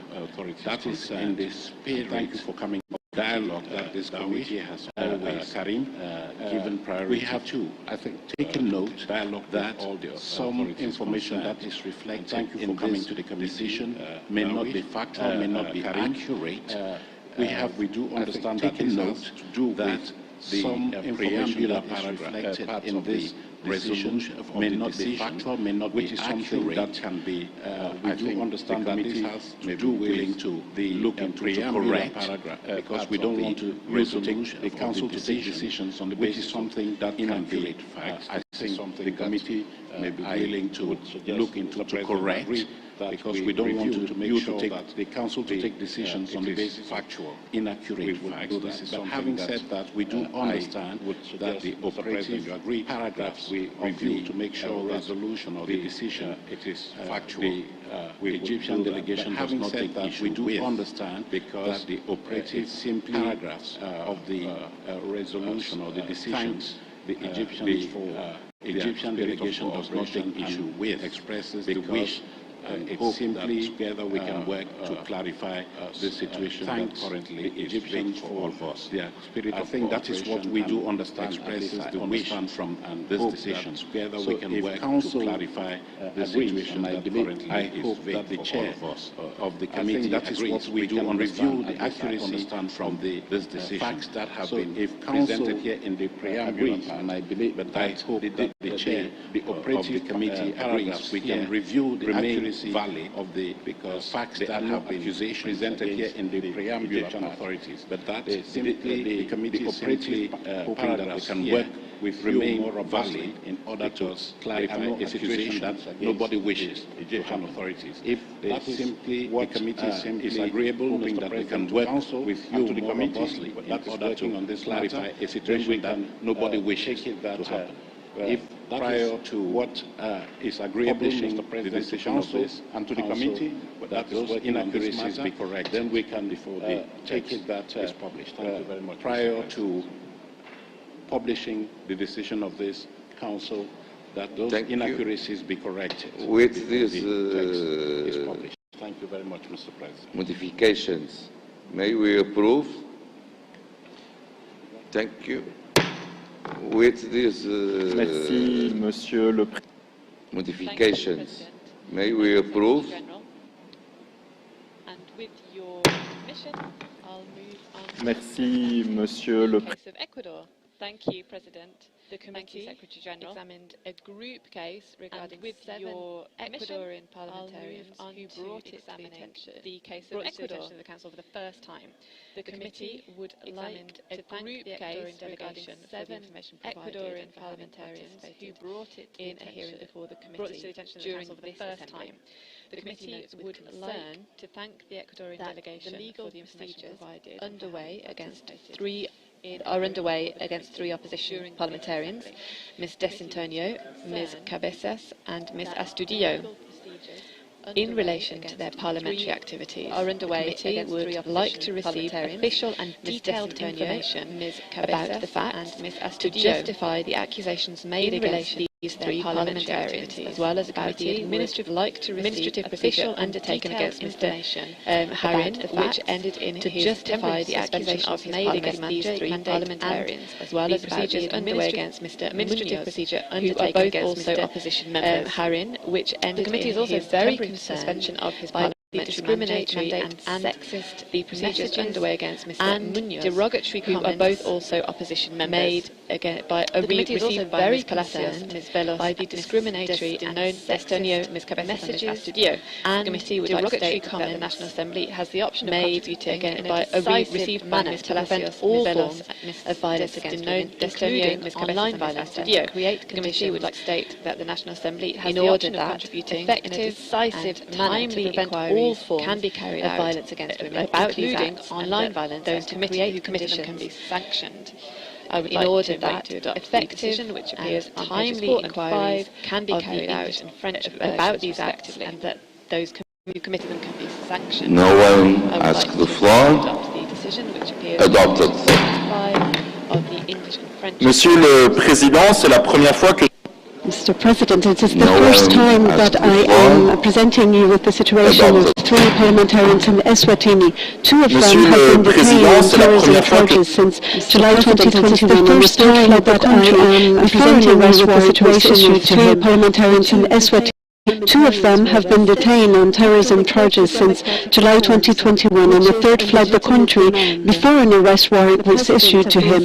Provided us with valuable information on their situation. Democratic reforms, we were told which is their parliamentary immunity had been respected. The President of the Assembly provided us with valuable information on the Assembly does not put an end to our doubts that their parliamentary immunity had been respected, and that their conditions we want to send an observer. However, the response of the President of the Assembly does not put an end to our doubts report to you to how parliamentarians can be accused of terrorism. Their fundamental rights. This is why we want to send an observer to adopt the draft decision to their trial on pages 10 and 12 of the English and the French versions on the respect of their fundamental rights.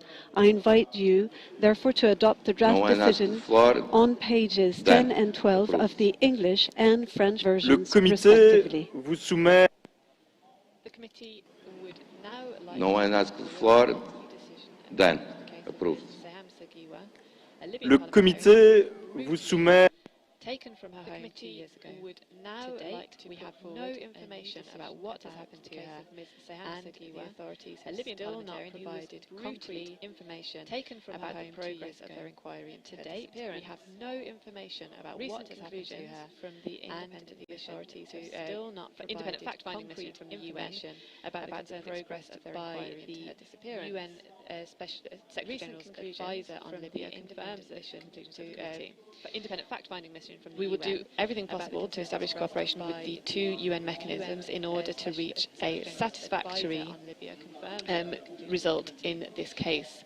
I would like to invite you to adopt this draft decision on pages 2 UN mechanisms in order to reach a satisfactory No one asks the floor. Invite you to adopt this draft decision. Approved. 13 and 15 of the English and French. Monsieur le Mr. President, the committee has once again examined the situation of parliamentarians in Myanmar, where 62 of them have been subjected to reprisals for their parliamentary work. Has once again examined the situation of parliamentarians in Myanmar, where 62 of them have been subjected to reprisals for their parliamentary work following the military takeover in light of the report of torture and inhumane conditions of detention. About 30 of them are Special Rapporteur on the situation of human rights in Myanmar. In light of the report of torture and inhumane conditions the Special Rapporteur by the UN at a hearing rapporteur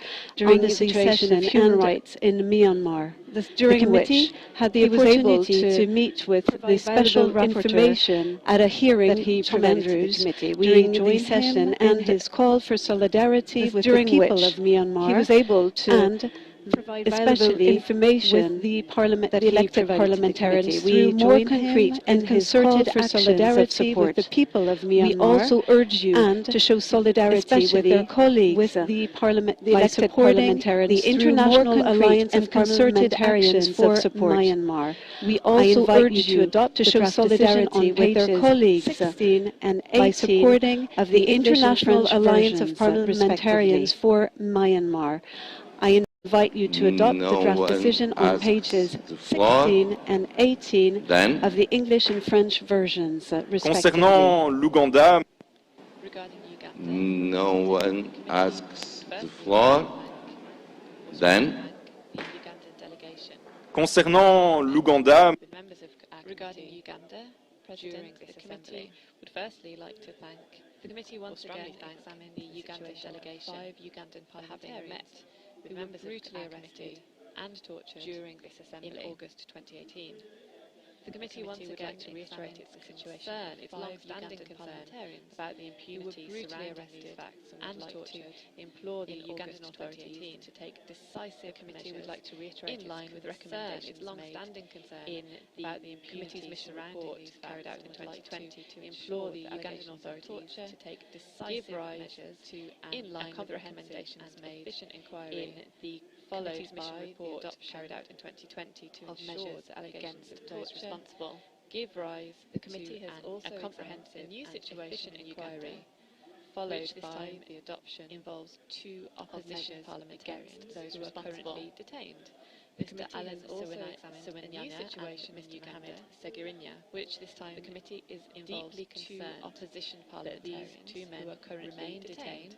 Mr. Alan given the concerning allegation Mr. regarding Segirinya, their detention conditions, and deeply concerned that they've suffered in detention, remain detained, as well as the given the deteriorating allegation regarding their detention conditions and national authorities to take all necessary measures to ensure that the 2 parliamentarians can fully enjoy their rights, in particular their right to life, national authorities to take all necessary measures to ensure the committee would like to send a delegation to Uganda as quickly as possible enjoy their rights, in particular their right to life and physical integrity. In order to visit the 2 detained parliamentarians and to gather information, the committee would like to send a delegation to Uganda as quickly as implementation of the recommendations contained in the mission report for the mission carried out by the committee in 2020. Detained parliamentarians continue dialogue with national authorities about with the aim of implementation of the recommendations contained in the mission report the mission carried out by the committee in 2020. The committee would like to also thank the Uganda delegation dialogue with national authorities assurances of support with the aim of finding a satisfactory conclusion to this Ugandan case. The committee would like to also thank the Uganda delegation for, and I would therefore like to assurances of support which it gave, which appears on page in this regard 23 of the French version, about 23 and 26 of the French version to the country. And I would therefore like to invite you to adopt the draft decision. Assalamu alaikum wa rahmatullahi wa barakatuh. Good morning. Thank you very much, Mr. Vice President. Anyone would like to take the floor? Assalamu alaikum wa rahmatullahi wa barakatuh. No? Good morning. Okay. Approved. Thank you very much, Mr. Vice President.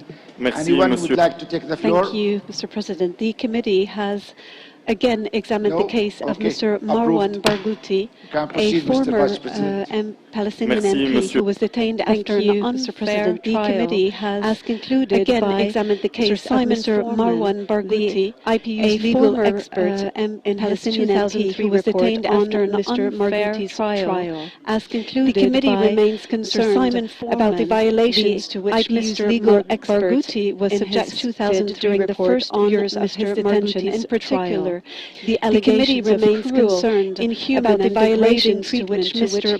Barghouti was subjected and which were never really examined by the Israeli authorities. The allegations of cruel, inhuman and degrading treatment to which he was allegedly subjected and which were never really examined by the Israeli authorities with a view to the committee will pursue to examine you to adopt the draft decision as well as its efforts to re-engage 21 in direct dialogue with the Israeli authorities English and with French a view to versions resolving it. I invite you to adopt the draft decision on pages 21 and 29 of the English and French versions respectively. I think that this IPU organization cannot become an insurance company for armed terrorists. Marwan Barghouti, this IPU organization cannot become an insurance company because he was in charge of murdering 5 people. Was 4 Israelis and a Christian priest on the way to Jericho. Because he was in charge in a civil of murdering 5 people. Sentenced for 5 life imprisonment. 4 Israelis And the Christian priest is visiting him since the first day he was brought to court in a civil court in Israel. And I think that with all respect to the human rights, the Red Cross is visiting him since the first day in jail. The IPU and I think that insurance company for terrorists, to the humanitarian, because Marwan Barouti was elected as a member of parliament while he was in Israeli prison after being sentenced for 5 life imprisonment. Because he's not the only one, there is another one elected who murdered a member of parliament or sent his people while he was in Israeli prison after being sentenced for 5 life imprisonment. And he cannot be the only one, there is another one who murdered security or sent his people to assassinate. So I recommend us all member of parliament to make sure cannot become parliament members security and parliament members who become terrorists cannot be treated as parliament members to make sure and that if terrorists cannot become this issue about parliament members and parliament members who become terrorists cannot be treated as parliament members. If we speak about this issue about the Palestinian Authority and no Red Cross is allowed to visit them, there is no reciprocity in this issue, and I recommend us all, maybe not 2 of them to accept what was and no Red Cross is allowed to visit them.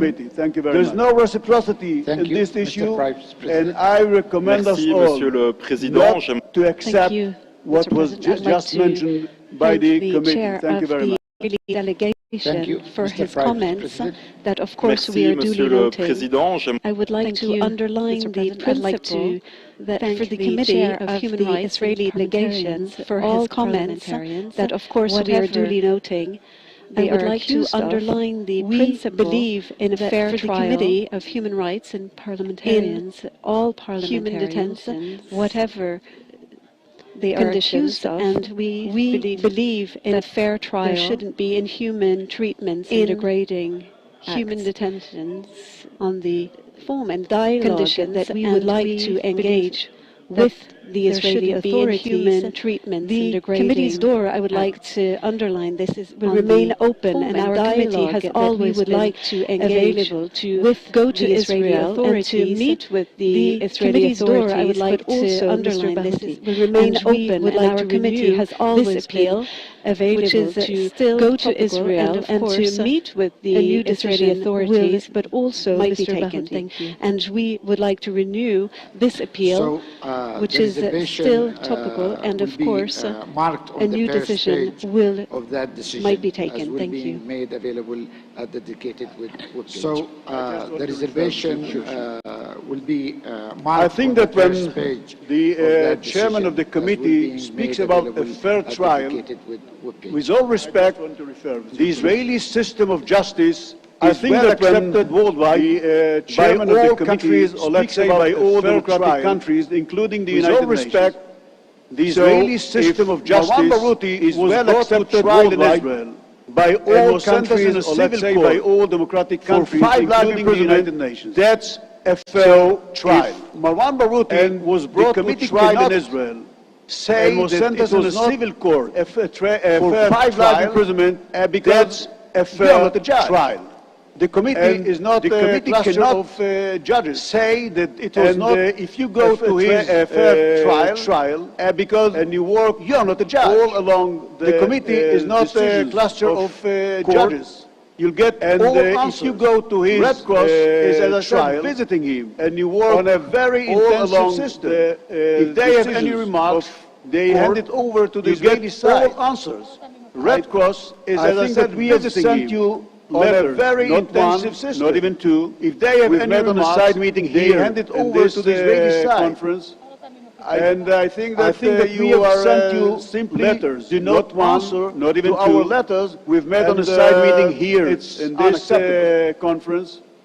And I think that you are simply do not answer to our letters. Thank you to the representatives and members of the Israeli delegation for their openness to this dialogue. Thank you, Mr. Chair. And of course, we are open to send representatives and members of the Israeli delegation in Israel for their openness to deepen these exchanges with the Israeli authorities, meet with all the stakeholders and humanitarian organizations and Mr. Barghouti as well, who is still deepen these exchanges with the Israeli authorities, meet with all the stakeholders and humanitarian organizations and Mr. Barghouti as well, who is still being detained. I just wonder, can I get an answer, or can we, as representatives of all over the world, can get an answer? Is the IPU dealing with terrorists? I just wonder, can I get an answer as members of parliament after being detained in any country? Is the IPU, Carlo the Jackal, will be elected tomorrow to any parliament in the world as members of parliament one of the members of parliament who is going to be honored by the committee? Carlo the Jackal will be elected tomorrow to any parliament in the world.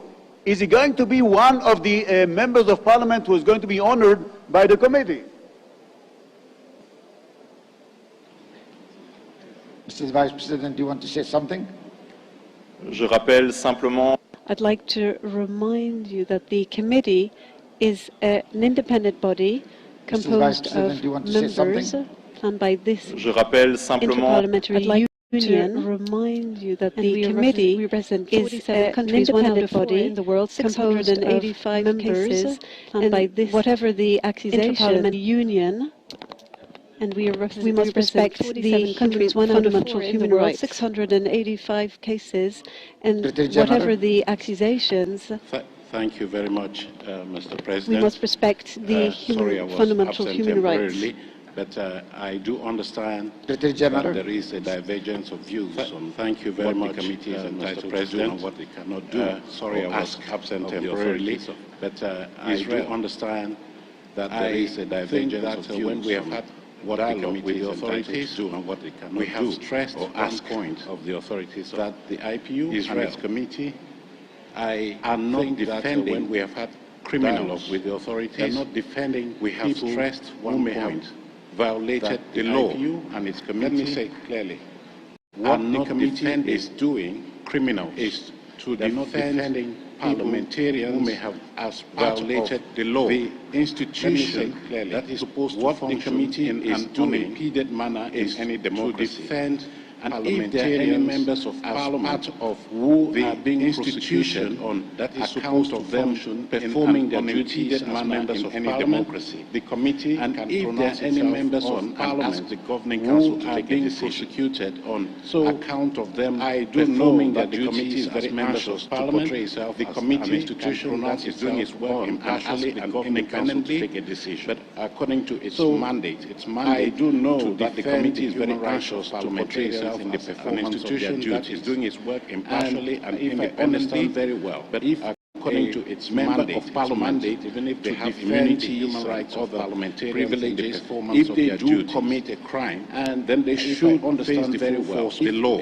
Member of parliament, even if they have immunities and other privileges, that if they do commit a crime, that then they should those persons be given the law due process. But the committee is given a fair trial, and if they are found wanting of that in on the other side of the law, then they should face the full force of the law. Those persons be given due process, normal legal process, given a fair trial. And if they are found wanting, just thought we should clarify this. On the other side of the law, then the committee is not there to defend terrorists. If that's the question you're asking, normal legal process. Honorable, so Mr. President, they're not defending terrorists. They're defending this. Parliament, the committee is not there to defend terrorists. If that's the question you're asking, and making sure that those parliamentarians can act, and they're not defending terrorists. They're defending duties as mandated by the people. By parliaments that are made up of members of parliament, and making sure that those parliamentarians can act and perform their duties as mandated by the people.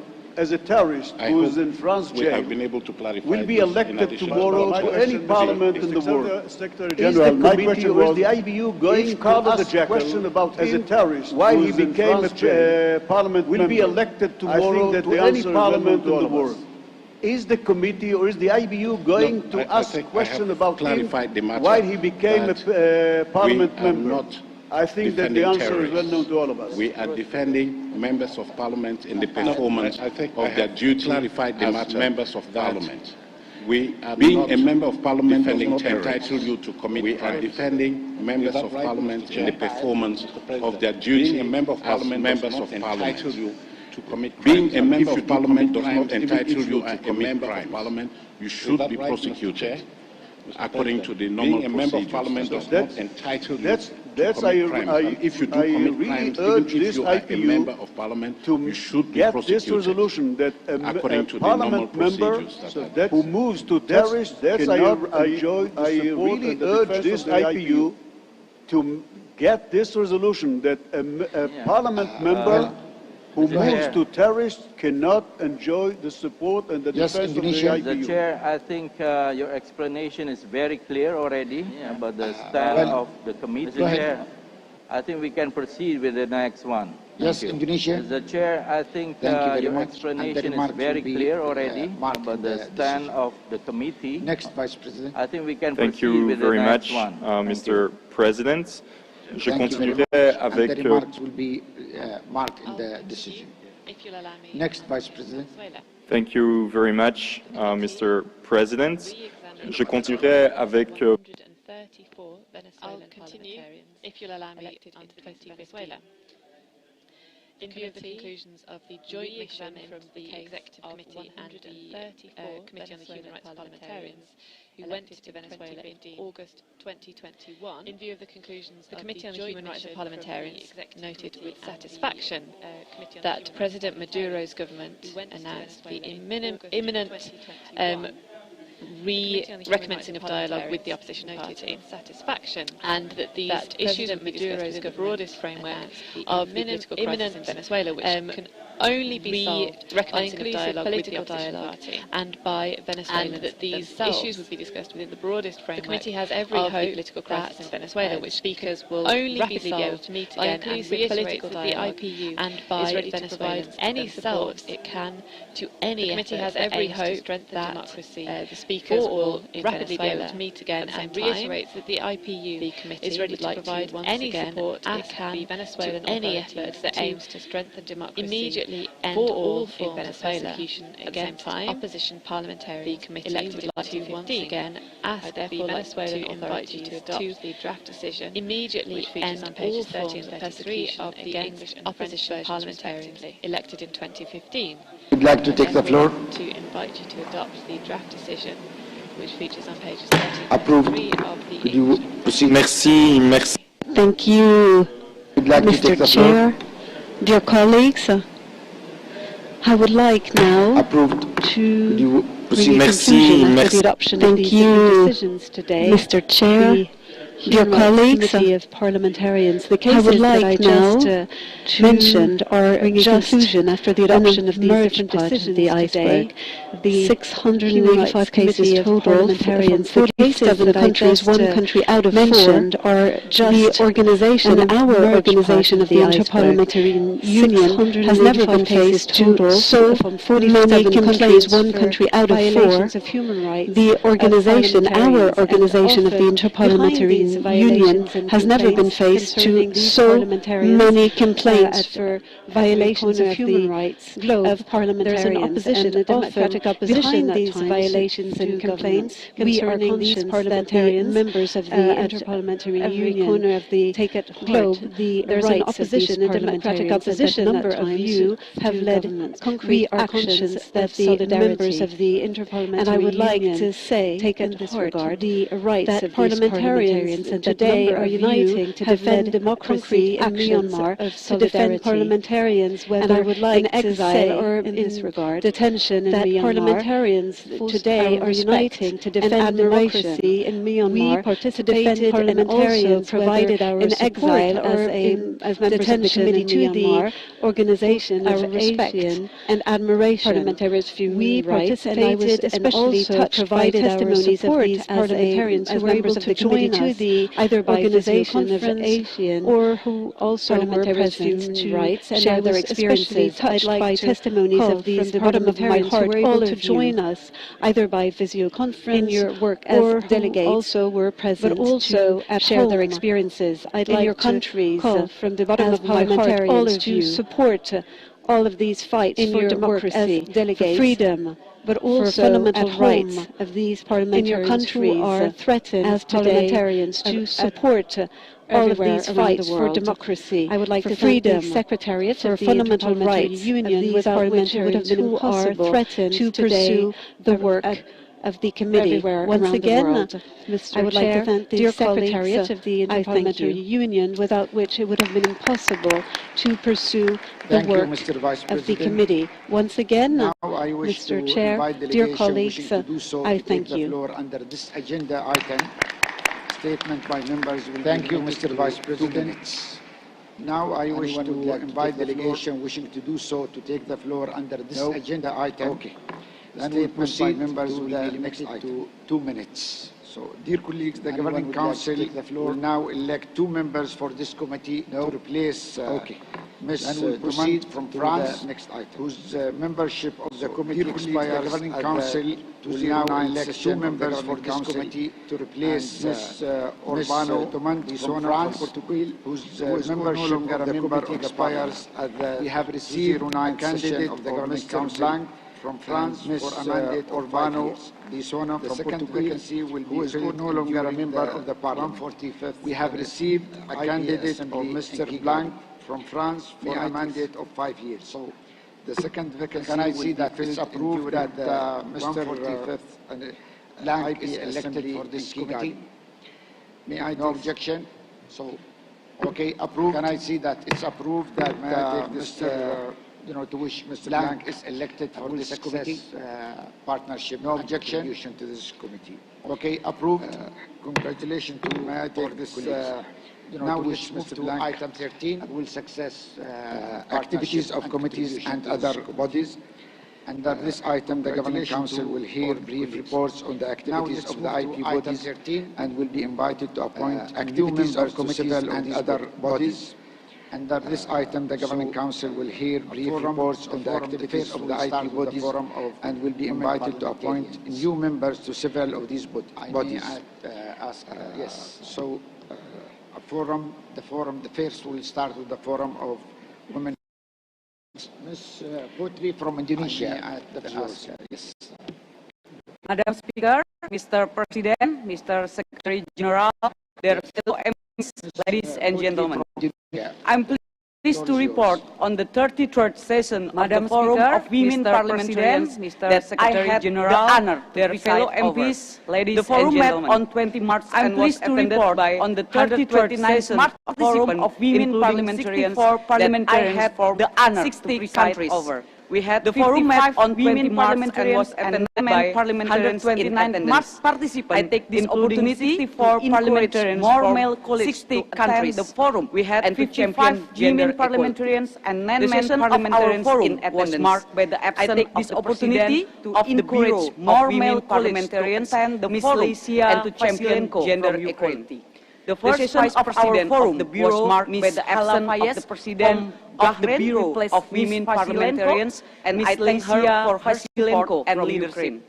The first session was opened by the Ipuw President, Mr. Pacheco, and by the Speaker of the House of Representatives of Indonesia, Madam Puan Maharani. The session was opened by the Ipuw President on women, Mr. Pacheco, and by the Speaker of the House of Representatives of Indonesia, Madam Puan Maharani. The two draft resolutions considered by the standing committees during this assembly and climate change, gender-based violence and sexual violence are further intensified the two draft resolution considered by the standing committees during this assembly. It was urgent gender-based violence and sexual violence are further conflict in sexual violence and to be accountable for their migration. We also agreed that it was urgent to listen to the victims in inequalities of conflict related sexual and violence for policies and to be accountable for their rights. The use of also agreed on the education and ICT existing inequalities and employment to empower and called for policies and resources to encourage the use of ICT that in education of our amendments related to draft resolutions and employment included empower women adopted by standing committees on peace and international security that moved on sustainable development to the draft resolutions, where I look forward to the adoption by the Assembly standing committees on peace and international security, and that after our work on the resolutions, finance, and parliamentarian I look forward to the adoption by the Assembly, children and adolescents' health in the time of COVID-19, and in after our work on the resolutions, we call for women and girls' experiences in promoting and delivery of health and adolescents' health to be empowered to claim their rights and in covering from the pandemic. We call for women and girls to be involved in design and delivery of prioritizes sexual and reproductive to claim their rights to and improve access to health strategies and good practices for parliamentary recovery that prioritize to inform you and reproductive health and rights parliamentarians and the Committee on the Human Rights for parliamentarians are parliamentarians to better support women parliamentarians that the Bureau of Gender-Based Violence and the Committee on the Human Rights of Parliamentarians these joint efforts will continue to better support women parliamentarians against act of gender-based violence victim of gender-based violence. It was decided that the Bureau joint efforts an interactive dialogue with Ms. development of a special representative for women and Nation Secretary General on sexual violence in conflict. The Bureau also has an interactive General, Mr. Martin Chungong, who is the special representative champion United Nations Secretary General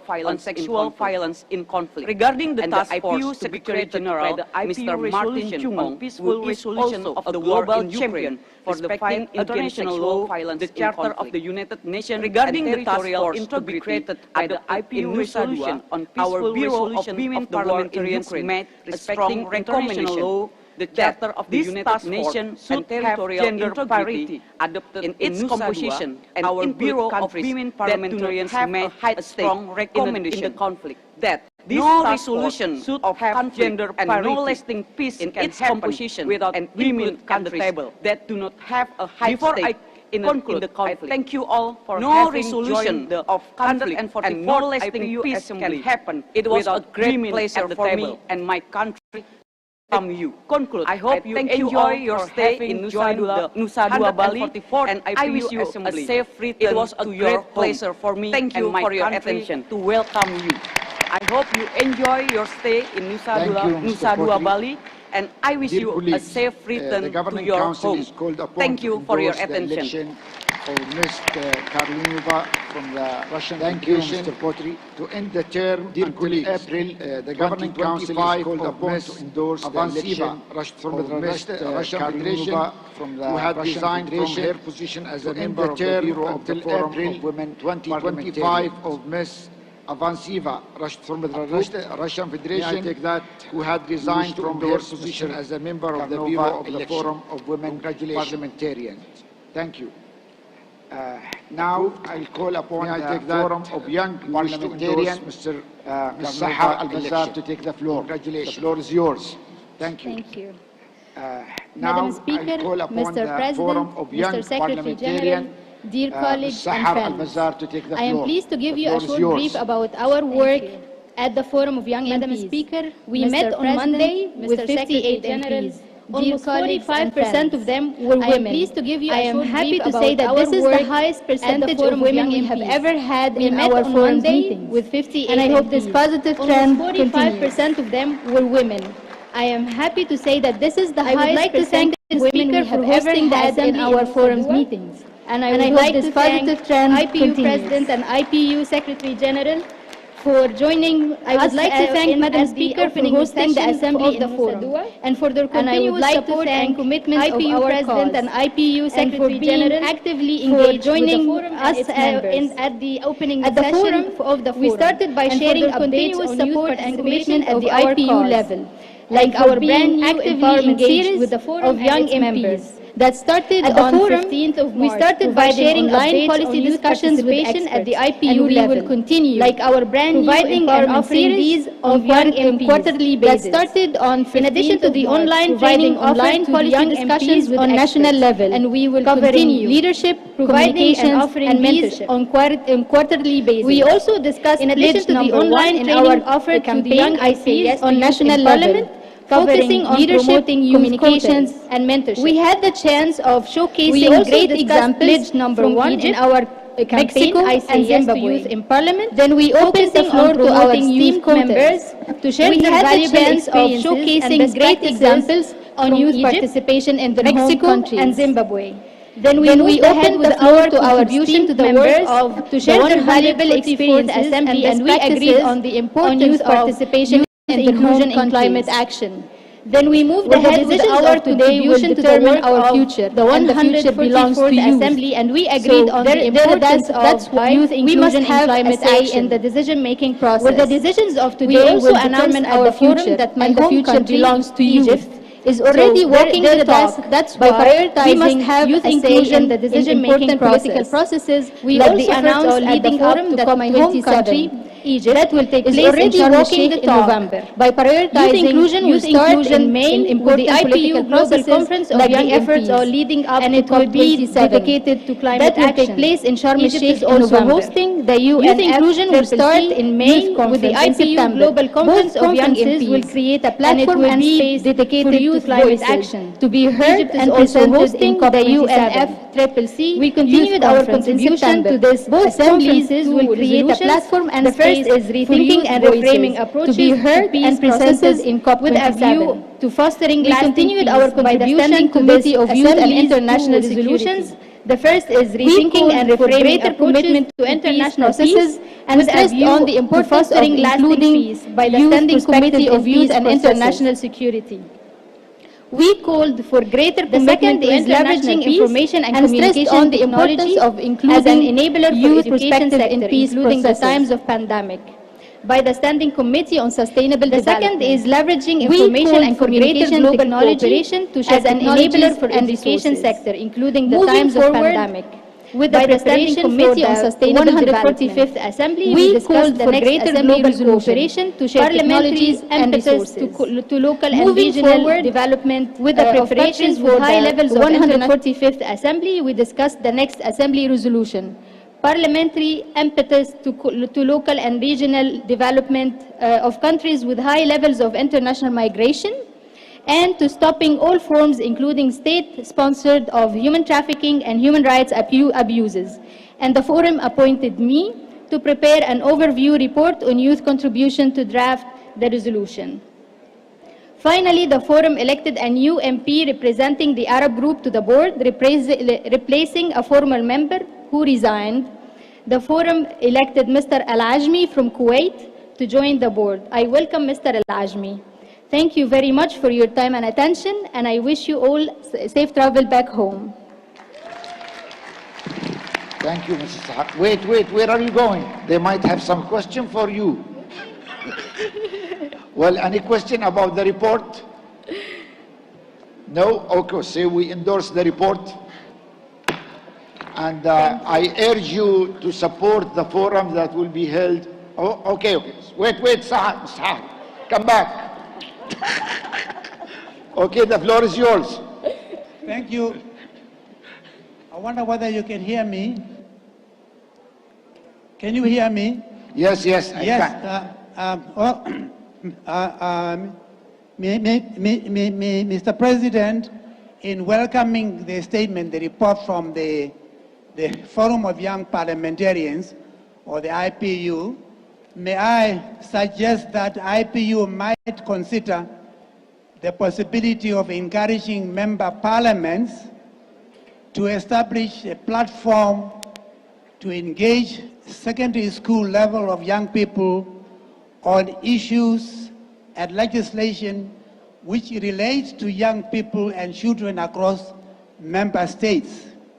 In our case, the Namibian Parliament do engage adolescents and youth in this program aimed at instilling the culture of democracy, and their inputs do go a long way in informing the government on matters concerning young people. This is something that I wanted to suggest to support the statement by our young parliamentarians. Thank you very much. Thank you. Do you want to respond, Sahar? Yes. Thank you, Honorable MP. The experience of Namibia is very inspiring, and having a parliament for young people is very essential, and it's needed for different countries, and we'll definitely try to consider it, and we'll let you know our decision at the end. Thank you. Thank you, Sahar. Thank you very much. So the report is endorsed. Okay. I'm sorry, the Secretary General has something to say.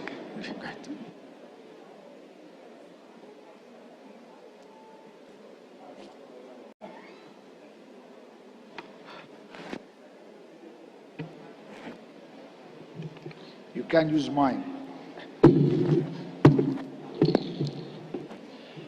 Thank you very much, Mr. President. I just want to respond very quickly to what the Honorable Speaker of the Parliament of Namibia has said.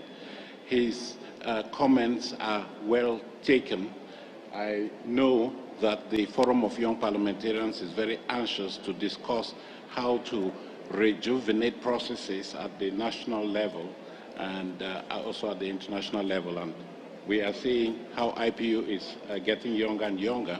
But I had the good fortune of having a discussion this week with a member, an eminent member of the Child Rights Convention Committee, who was here in the IPU. And we did agree with her that she would be engaging the Forum of Young Parliamentarians to see how the issues facing young people, and especially children, can be taken on board in the work of the IPU. And that's why I really appreciate the comments and suggestions coming from the Speaker of Namibia. And I would like to use the opportunity to congratulate him on their forward-looking policies when it comes to promotion of youth. I think they have some of the youngest ministers in the world today. They have some of the youngest MPs in the world today. And I do know that they do have a youth parliament, but they also have a children's parliament.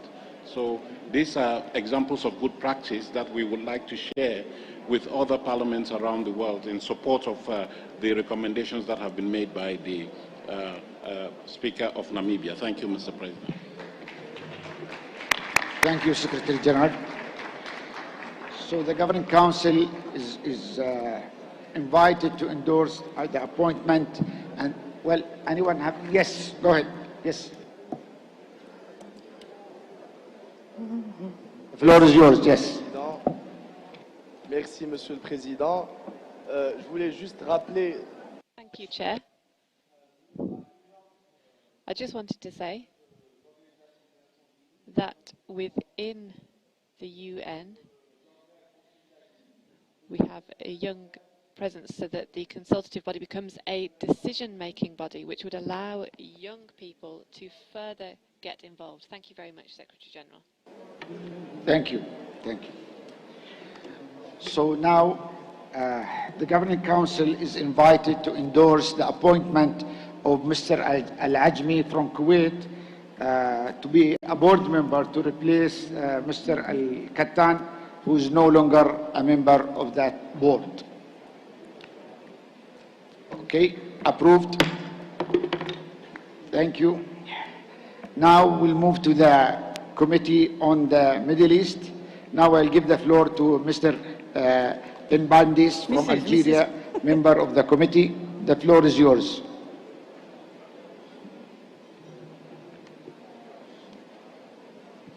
Merci, Monsieur le Président. Madame la Présidente.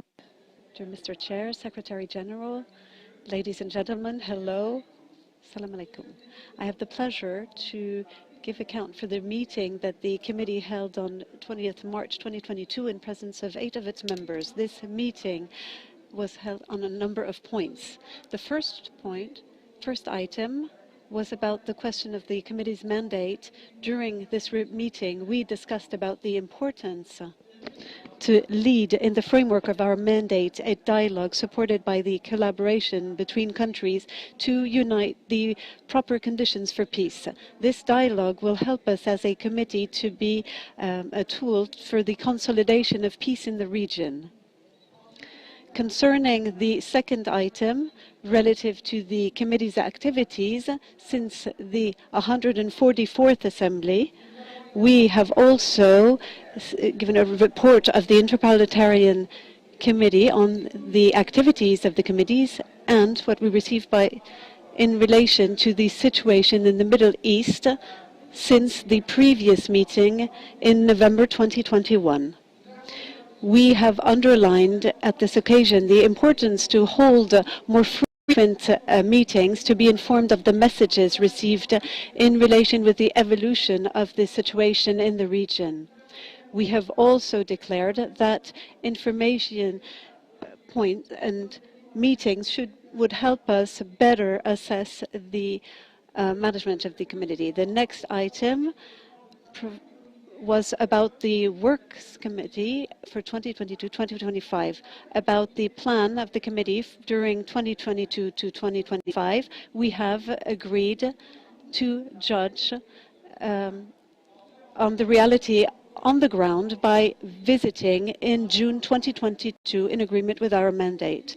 This visit would help us indeed to collect additional information for our work. On the other hand, the late events in Europe and the members of the committee said that we should grasp the importance of food security. We also convened that in line with the Interparliamentarian Strategy for 2022-2026, we should promote interactions with other bodies of the Interparliamentarian Committee and high-level consultative committee for extremism and terrorism. We should work with science and technology as well, and a forum of young parliamentarians by organizing joint meetings on these questions, without forgetting the central part that occupies in our mandate the peace process for Palestine and Israel. We have observed that we should worry about the crisis that took place in the region, in the Middle East, in Lebanon, namely in Libya, Syria, and Yemen, and we should also other countries in the Middle East. Concerning the next item, it was about the dialogue for science and peace. We heard at this occasion Dr. Maurizio Bona, an expert of the European Center of Nuclear Science, and he presented the new webinar called Increasing Water, Facing Water Challenges,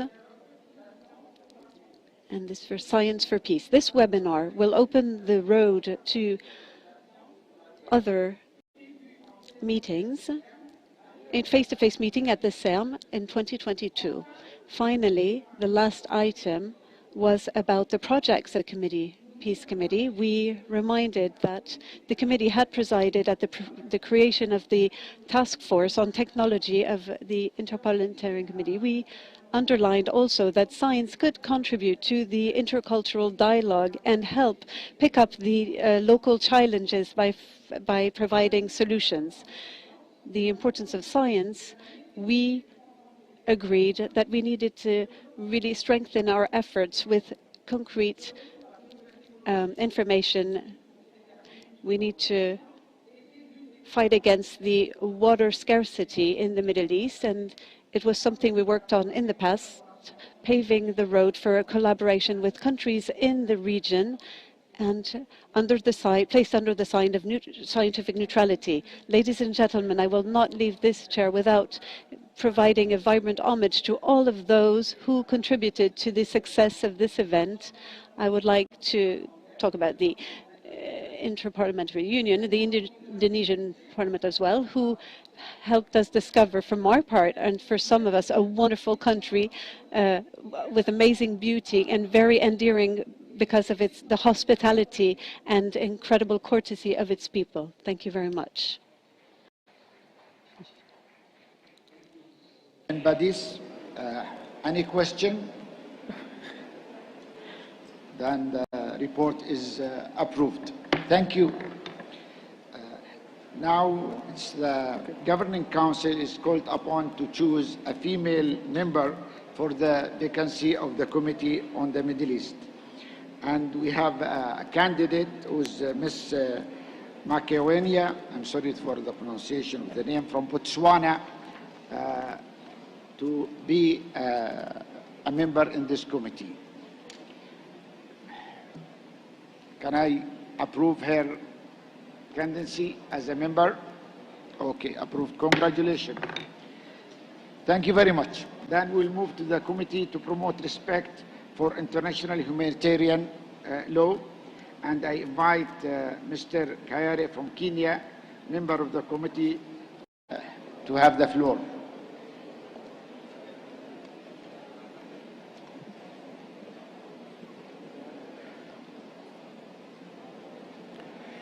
Dear colleagues, members of the IPU and the IPU Assembly in general, I am pleased to report on the meeting of the International Humanitarian Law Committee, which was held yesterday here in Nusa Dua. You will find our report in your set of documents, and so I will just focus on 2 points of the 7 agenda items of the meeting yesterday. Colleagues, we are the committee that is in charge of promoting respect for international humanitarian law. You will understand that we spent some time discussing the humanitarian impact of the war in Ukraine. Just to give you a figure, as at 21st of March, there were 3,557,245 million refugees fleeing Ukraine since 24th February 2022. There were a little over 1 million 2 weeks ago. The pace of displacement is dramatic. More than 2 million have found refuge in Poland, more than 500,000 in Romania, more than 300,000 in the Republic of Moldova and Hungary, just to give you an idea. Others have fled to Slovakia, Russia, and Belarus. As members of the International Humanitarian Law Committee, we reiterate the importance for humanitarian law to be respected by all parties. This concretely means that civilians must be protected wherever they are, and agreements passed to allow safe passage out of cities and areas of violence and conflict. Humanitarian aid should be allowed in, as parties are obligated under the international humanitarian law to ensure people under their control have access to assistance. Civilian infrastructure must be spared from attack. This infrastructure includes hospitals, schools, water facilities, and electricity installations.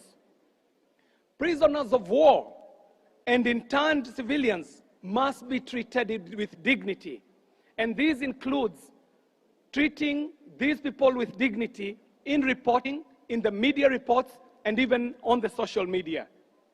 In addition, we highlighted the need to provide assistance and protection to refugees, as well as support to the host countries and host communities. The second point that I would like to mention relates to the meeting that the committee had with the Special Representative of the UN Secretary General on Sexual Violence in Conflict, Ms. Pramila Patten. Our exchange was very constructive, and we were able to identify numerous areas of potential cooperation. In terms of what we as MPs can take, we identified the development of legal frameworks to prevent and address sexual violence in conflict, as well as the role of parliamentarians in terms of implementation. We also drew attention to the challenge of prosecution of non-state actors, as well as violence against women, children, and as well as violence against men and boys. We very much welcomed this exchange and agreed to engage with the Office of the Special Representative and develop some joint work. Lastly, we welcome the foreseen organization of numerous events within the framework of our cooperation with the UNHCR and the ICRC, and we plan to hold global events in the coming months on refugees and climate change and refugees and education. And we will hope that you all will participate in your numbers. We will also mark the 45th anniversary of the additional protocols of the Geneva Convention with a special virtual event in June, and we ask that these be included in the list of future meetings of the IPU. I thank you very much. My name is John Carrier from the delegation of the Kenya Parliament. Thank you very much.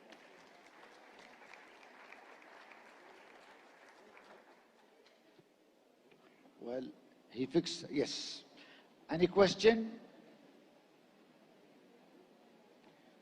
No? Okay. So the report is approved. Thank you very much. Thank you. Now, may I invite my colleague, she's my partner actually, Ms. Faiza, representing the Gender Partnership Group, to present the report.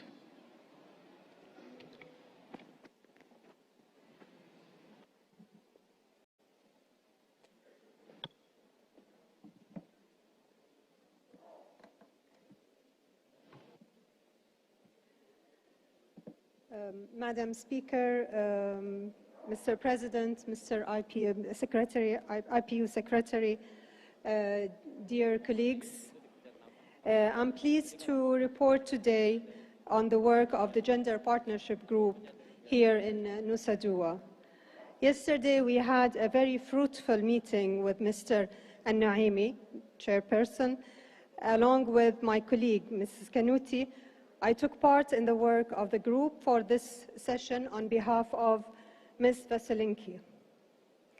Dear colleagues, the group was heartened to see yet again a strong participation of women in this assembly. The percentage of women delegates reached 38.6%, confirming a very promising upward trend. This is remarkable when we know that worldwide only 26.1% of MPs are women. We welcome the fact that out of 101 delegations at this assembly, 30 are gender balanced. This means that they have between 40 and 60% women delegates. This is good, but we can do much better, and we have done better before in Madrid. The percentage of delegation with 40 to 60 ratio was over 37%. You will find the list of gender balanced delegations displayed on the screen. That they deserve a round of applause.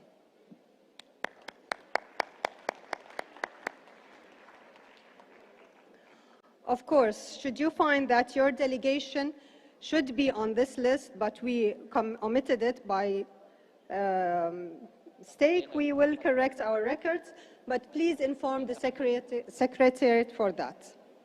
But if you are not on this list because you did not meet the 40-60 ratio, we can only encourage you to bring more women or men next time around. And we will all benefit because we know that democracy requires diversity of views and the inclusion of men and women at the same time.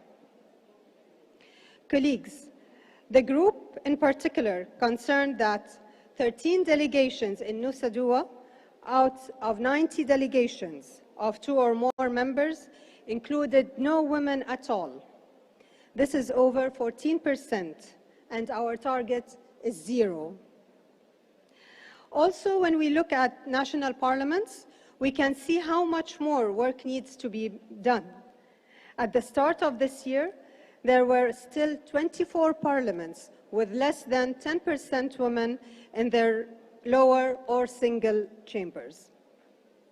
So the group decided to pursue its dialogue with delegations of parliaments that have no or few women members to promote women's participation. Here in Nusa Dua, we held a very constructive dialogue with the delegation of Nigeria to discuss avenues to make Parliament more gender inclusive. We agreed that changing the picture requires legal and constitutional reform, and that such a reform requires political will and mobilization by women and men, especially leaders across the political spectrum. But we also need mobilizations by civil society and women's groups. The group stands ready to support the Nigerian Parliament's efforts, hoping that change can be achieved ahead of the 2023 elections. Dear colleagues, for women to lead, we also need a respectful environment, both nationally and at the IPU. We continued the group's discussion to develop a specific policy to prevent and address sexism and sexual harassment at the assemblies and other events organized by the IPU. We reviewed existing good practices, and the group decided that the IPU framework should endorse the Code of Conduct for UN system events. To implement this code, we requested the IPU Secretariat to elaborate an implementation plan with accompanying measures that should focus on prevention, communication, training, and enforcement. We will also set up a mechanism for regular monitoring of the implementation plan by the group.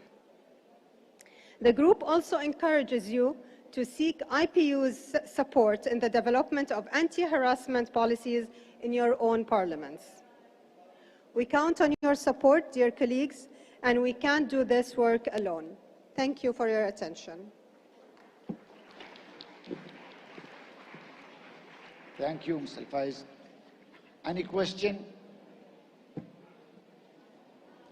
Thank you very much. Thank you. You see, oh, wait. Okay. Yes, go ahead. I'm sorry.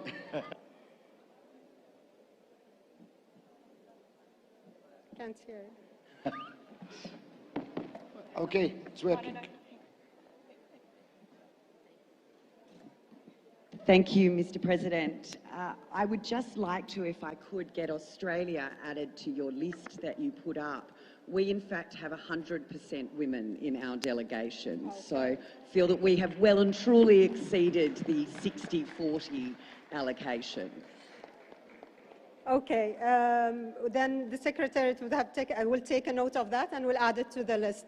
Probably there was a miscount or something. Any other questions? Okay, that was because there was no men in the delegation. That's what I was told by the Secretariat. Okay, so we're looking for parity, really. Any other question? Okay, thank you, Mr. Faiz. Well, I urge you, because I am the chairperson of this group, to look into the Code of Conduct, and I hope that we will be able to approve it in the next assembly. Thank you. Now, we'll move on to the advisory group on health, and I'm inviting Ms. Katula from Zimbabwe, member of the IPU advisory group on health, to present the report.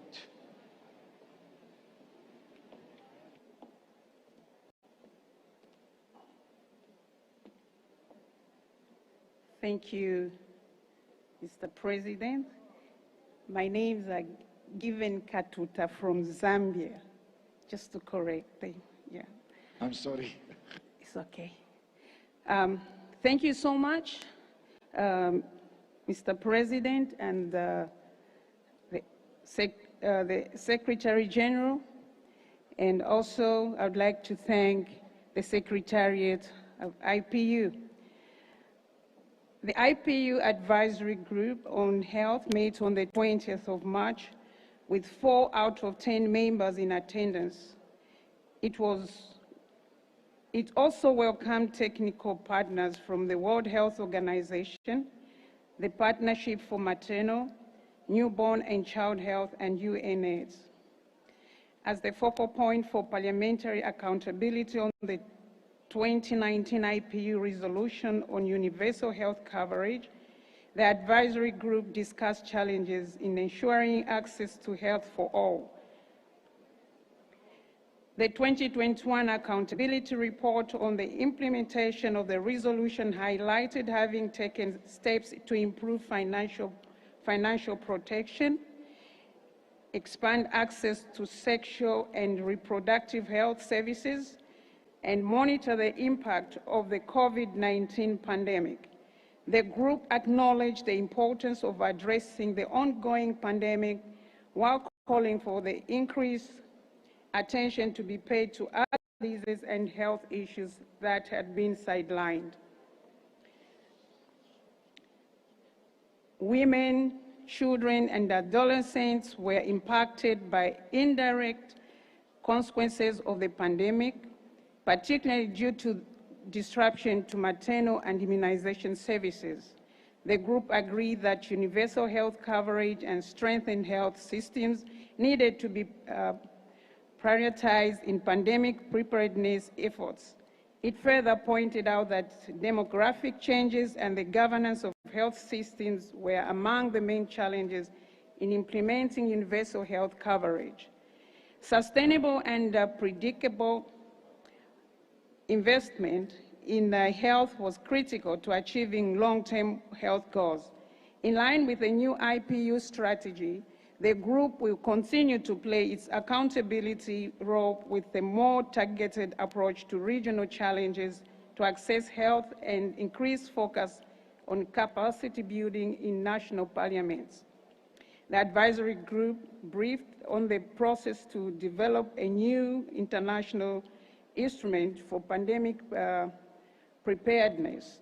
It expressed the importance for parliaments to engage in the process through the IPU and to have access to data as well as details of legislative and budgetary practices from other countries. Finally, the advisory group unitedly elected Mr. José Ignacio Egnez of Spain as its chair and Ms. Saray Nunez of Mexico as vice chair, each for a period of 1 year. Allow me to say this, Mr. President, that I'm so grateful, and I would like to express my gratitude the time I was the chair for this advisory group on health to IPU. Thank you so much. Thank you, Mr. Katuta. Well, wait, maybe they have a question for you. Anyone have a question? No? Okay. Thank you very much. The report is approved. The next item is related to COVID-19 pandemic. And part of the partnership and the engagement between the IPU and the WHO, there is new initiatives that Mr. Secretary General will introduce to you now. The floor is yours, Mr. No, thank you, Mr. President. Under this item, we have announced that we are going to launch a tool today that will help and equip parliaments to contribute to addressing the challenge of pandemics such as the one currently experiencing with COVID-19. And we have lined up for this purpose a video message from the Director General of the World Health Organization, Dr. Tedros Ghebreyesus, who is unable to join you here. He had planned to come, but last-minute commitments have prevented him from doing so. But you will know that he is a very strong supporter of cooperation between the IPU and the World Health Organization. And if I may use this opportunity while I think they're loading up the video, is it available already? It is? Okay. I'll invite you to then follow that video message from the Director General of the WHO. Secretary General Martin Chungong, my dear brother, Excellencies, dear colleagues and friends, good morning and thank you for the opportunity of addressing you today. The Interparliamentary Union is a long-standing partner of WHO and plays an important role in bringing nations and partners together in solidarity. And COVID-19 has demonstrated that when the world is at risk, there is no substitute for solidarity. Shared threats demand a shared response. In fact, that's not a new realization. The nations of the world knew that when they founded the World Health Organization almost 75 years ago. And they knew that when they agreed the International Health Regulations, or IHR, legal framework that governs the global response to pandemics and other health emergencies. The IHR has its roots in the 19th century, when countries first came together to address shared health threats like cholera, smallpox, and plague, which not only had devastating health effects, but also disrupted trade and economies. The IHR has been revised several times, most recently after SARS in 2005. It includes obligations to develop and maintain national capacities to prevent, detect, and respond to health emergencies. Parliaments play a key role in implementing the IHR by translating it into national law. For that reason, WHO has partnered with Ipuw to develop the Ipuw-WHO Handbook on Strengthening Health Security Preparedness. This handbook is designed to support parliamentary leadership and action toward building sustainable capacity in communities for health emergency preparedness. COVID-19 will not be the last global health threat the world faces. That's why this handbook from WHO and Ipuw is so important for strengthening health security preparedness and multi-sectoral coordination. To be better prepared, we need to focus on three key priorities. First, better implementation of the IHR. Second, targeted amendments of the IHR as needed to keep up with the rapidly evolving world.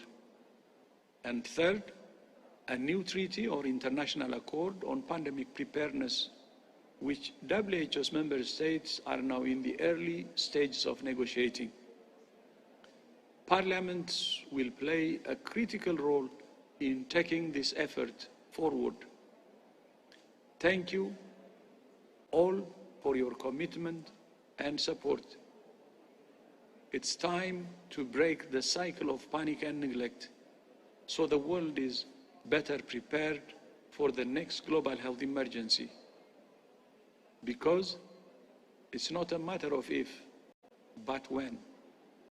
I thank you.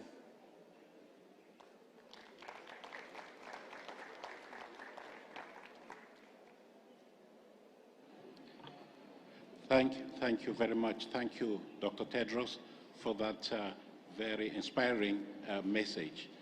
I think that having worked with Dr. Tedros ever since he became Director General of WHO, there is a meeting of the minds between the two organizations that we have to work together to bring the scientific community closer to the decision-making community that you represent here. We have been discussing during this assembly how parliaments can respond to the threat of climate change. And now we are also discussing how you can contribute to efforts to make sure that the world, as he has said, is better placed to deal with emergencies and is better prepared to respond to these emergencies. And I take it from his word that it's not a question of if, but when. Earlier this week, we have had a side event that was very clear on the message we're trying to convey, and that is you parliamentarians have to make sure that we never again, we should never again be caught napping, because the COVID pandemic showed that the world was not prepared to cope with a crisis of the magnitude of this pandemic. So we have said a lot about working towards preparedness. And today we want to match words with action by presenting a tool that we hope, as the Director General said, will help parliaments rise to the challenge of contributing to efforts that are intended to make this world better prepared for future crises such as COVID-19. So we have the privilege today of launching this handbook on strengthening health security preparedness, the international health regulations. I do not plan to go into the details of this publication, but I would just want to say that it is a tool, it's a practical tool that is intended to help you implement the international health regulations that are the instrument, the global instrument that is intended to help you foster health security. And I do say that this is part of the mandate of this organization. In 2019, you did adopt the resolution on universal health coverage. And to Dr. Tedros, universal health coverage and global health security are two sides of the same coin. So we can see this tool today as being one that is intended to help you live up to the expectations that were raised in the declaration or resolution that you adopted in Serbia 2 years ago. I would now like to use the opportunity, Mr. President, to acknowledge the presence of a WHO delegation here, and you may want to invite them to come over here as they come for us to launch this handbook. We have Dr. Smith Waldens, we have Dr. Stella Chungong, and we do have Mr. Ludi Soriantoro. Please, may we ask you to come over so that we can jointly launch this handbook with Madam President of the Assembly, please.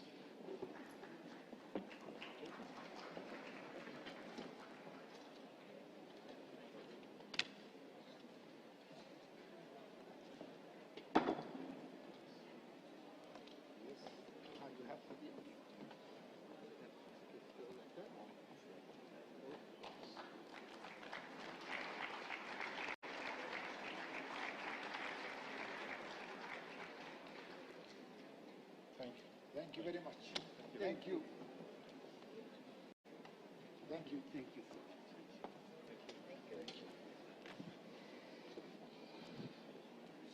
Thank you. Thank you very much, Mr. Secretary General. And now we'll move to the High-Level Advisory Group on Countering Terrorism and Violent Extremism.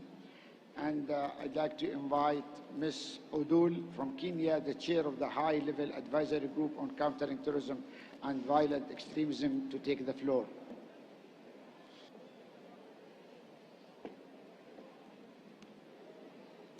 Thank you, Mr. President. I have the pleasure of reporting to you on the meeting of the High-Level Advisory Group on Countering Terrorism and Violent Extremism, which took place on 21st March 2022. The meeting witnessed the launch of the new IPU tools, namely the mobile application and the interactive map. The mobile application is a unique product that connects parliamentarians and facilitates interconnectivity between the IPU and national parliaments, providing a tool for outreach and visibility, while providing access to events, documents, news, and more. The interactive map is a tool that gives users access to all global legislation on counterterrorism. It is a restricted database to facilitate immediate connection between the IPU and national parliaments, more concretely to specialized committees on countering terrorism and the prevention of violent extremism. During this meeting, Mr. President, we welcomed new members and also elected a new chairperson and a vice chairperson, MK Avi Dictor, head of delegation of Israel, and as you rightly indicate, Mr. President, Mizu Dual from Kenya. I would like, Mr. President, to update you on the HLAG's activities since our last meeting in November. On the 4th November, the IPU, the United Nations Office on Drugs, Crime, and the United Nations Office on Counterterrorism launched the model legislative provisions for the prevention of victims of terrorism. The model provisions is an example for the new review of existing legislation and procedures relating to the protection of victims of terrorism and the drafting of legislation where no current legislation exists. The provisions promote the exchange of information regarding existing good practices.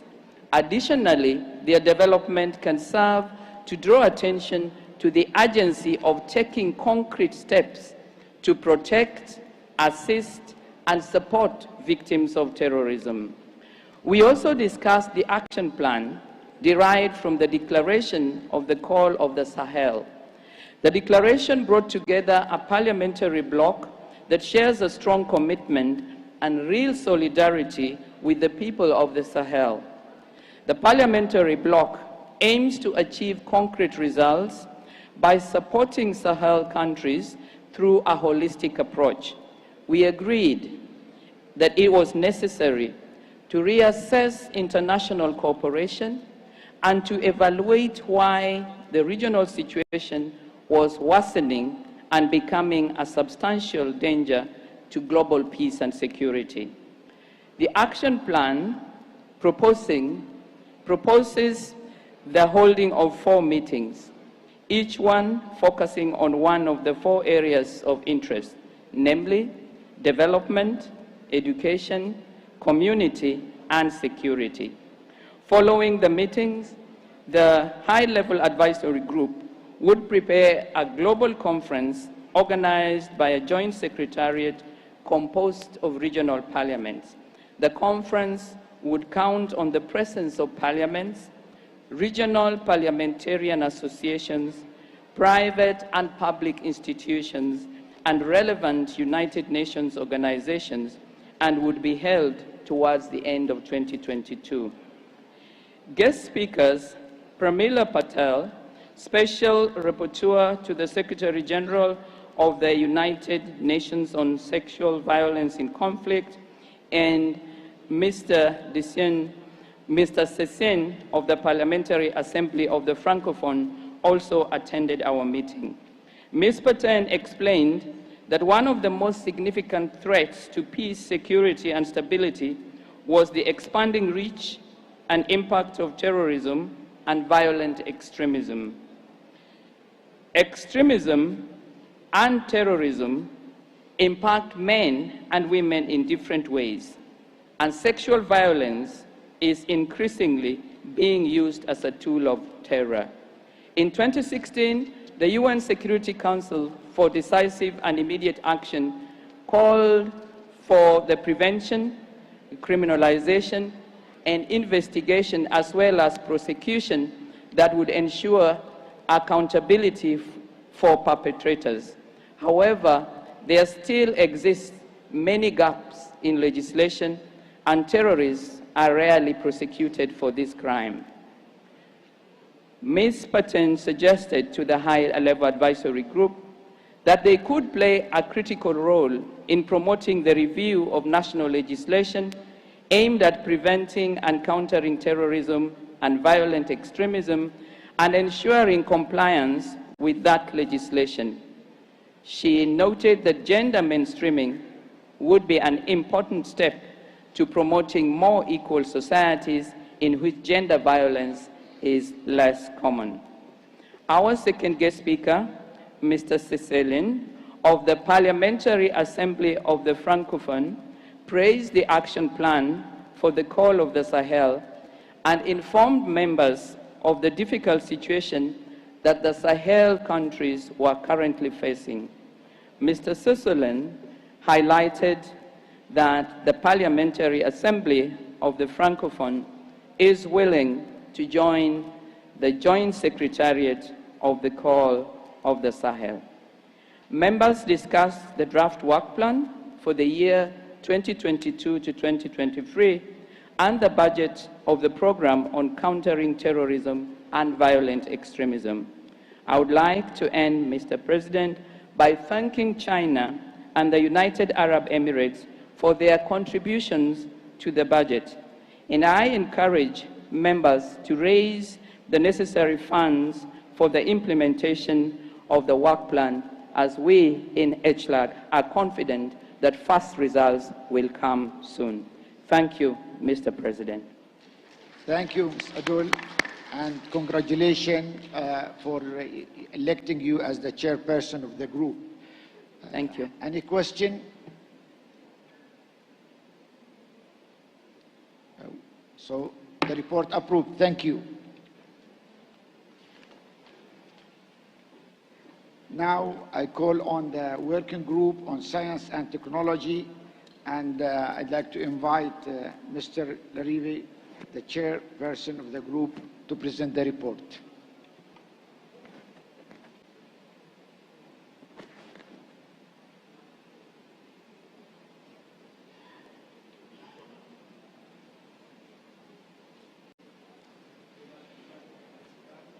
Oui, je vais l'enlever. Merci, Monsieur le Président. Thank you, Chair. Ladies and gentlemen, dear colleagues, Secretary General,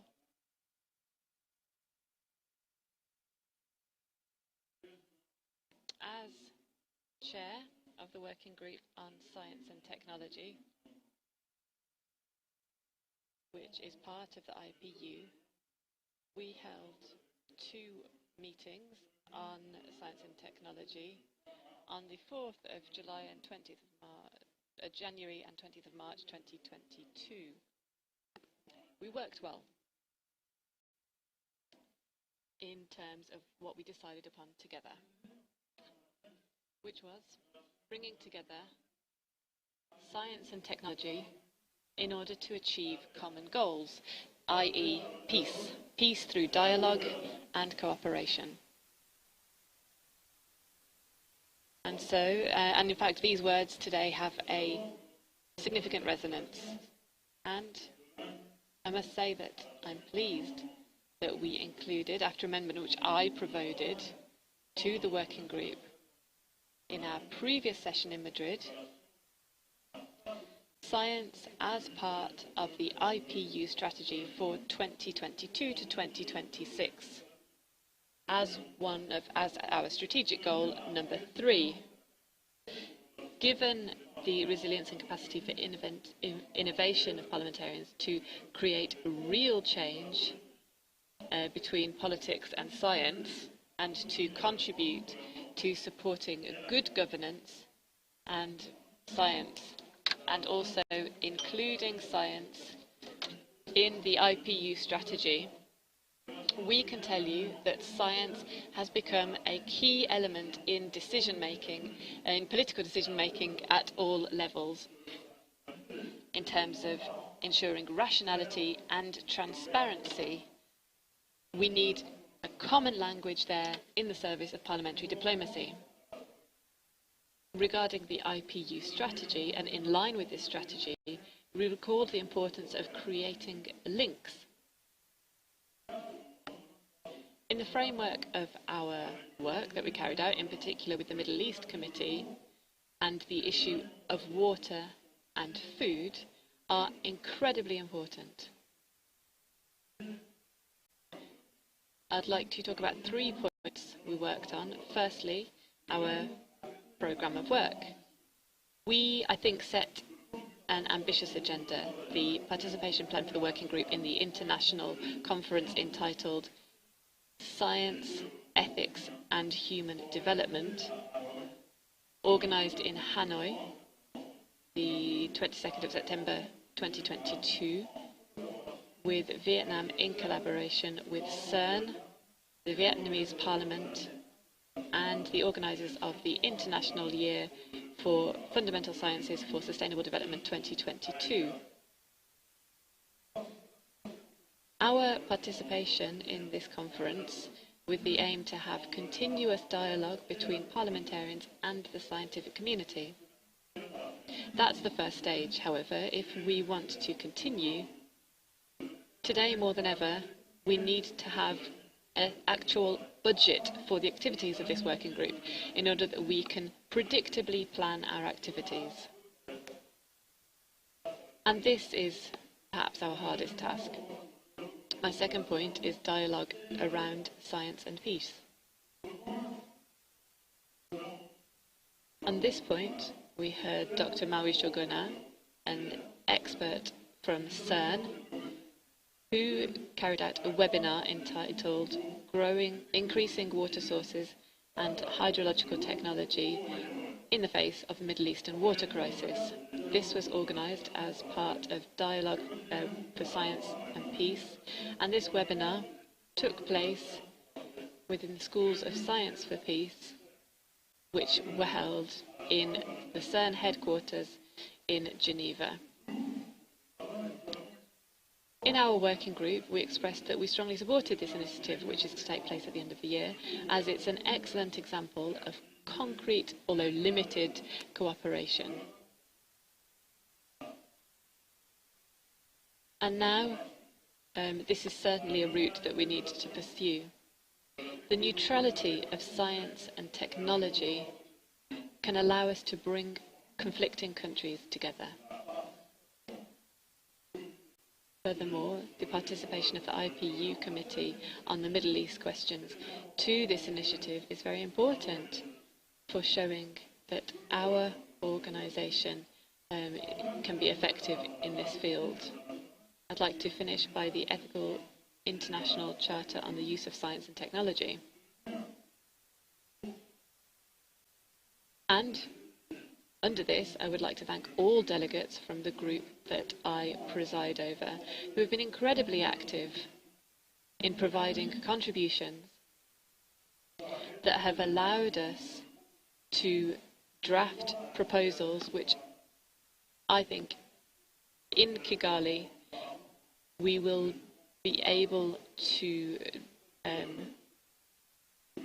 pay attention to in the broadest sense possible. This charter will provide us with an ethical framework for how we use science and technology, and can provide a foundation for countries that want to legislate in this field. We agreed on the importance of ensuring this ethical charter imposes no obligations, but simply makes suggestions for each country about how they can adapt this to their own culture and their internal makeup. We have a principle of non-discriminatory access to science and technology. Our main goal must be human well-being, while taking care of the ecosystems that humans are a part of in a way that is environmentally sustainable and responsible. We've written this in language that is easy to understand and that is universal, so that it is accessible not only to parliamentarians and to scientists, but also to the general public. And so those are the key points that I wanted to highlight.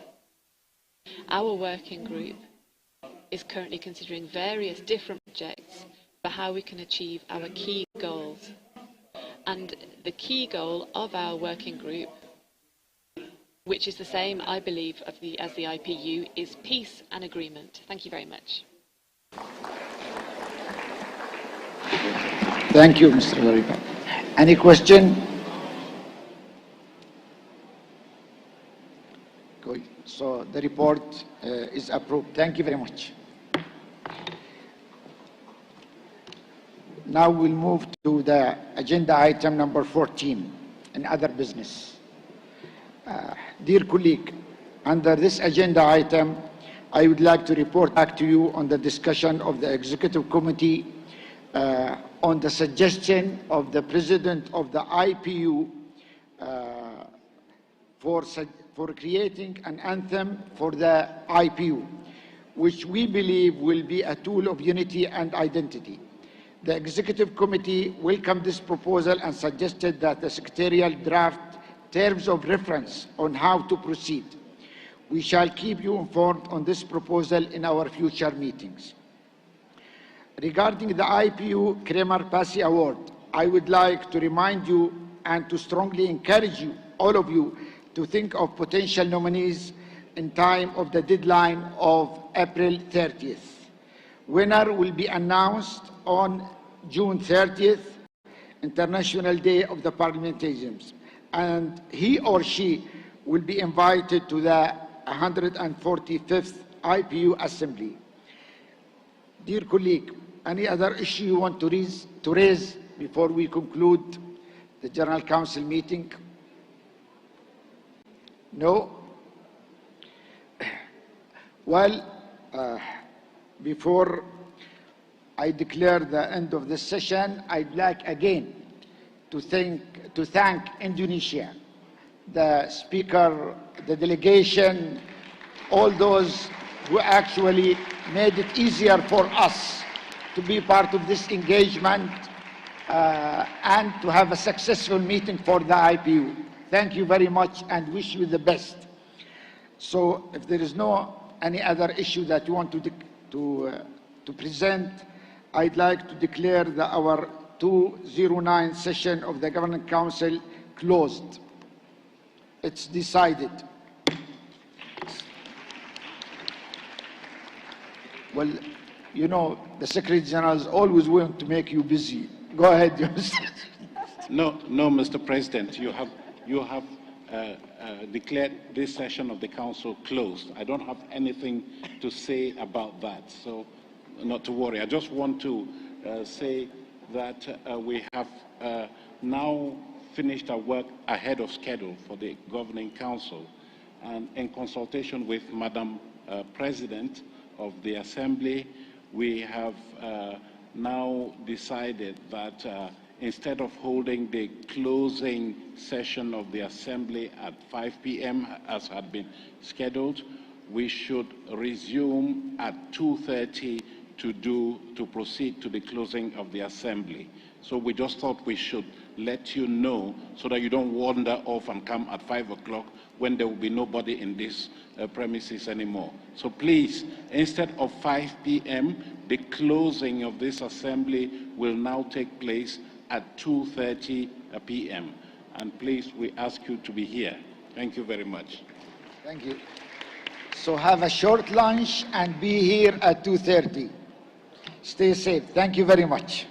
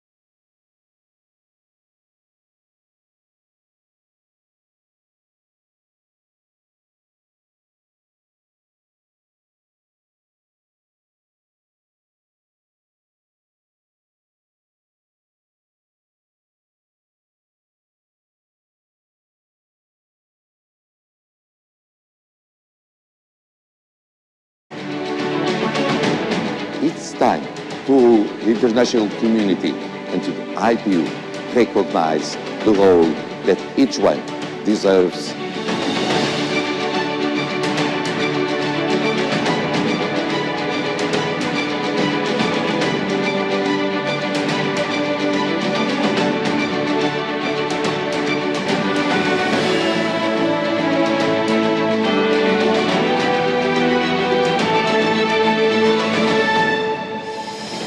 Each year, we will give this award to one parliamentarian.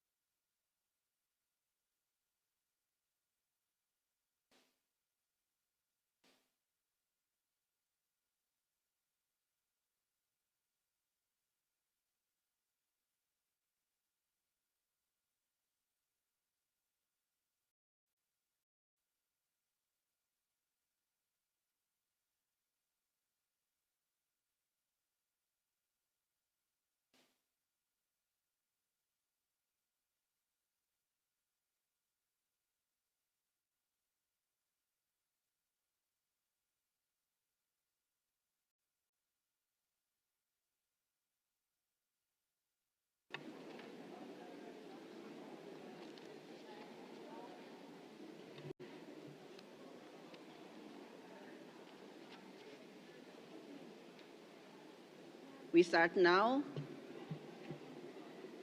Yang Mulia Presiden IPU, Ketua-Ketua Parlemen Anggota. Your Excellency, the President of the IPU, speakers of the IPU member parliaments, the IPU assembly delegations, I have noted that for the past 4 days, the 144th assembly have been running in a very productive manner.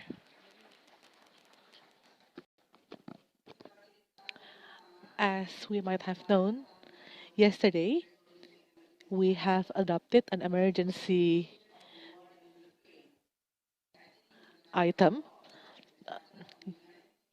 Territorial integrity. We are aware about the urgency of this matter.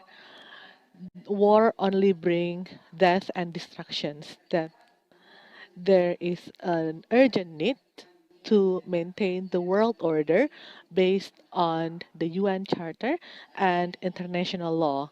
I believe all of us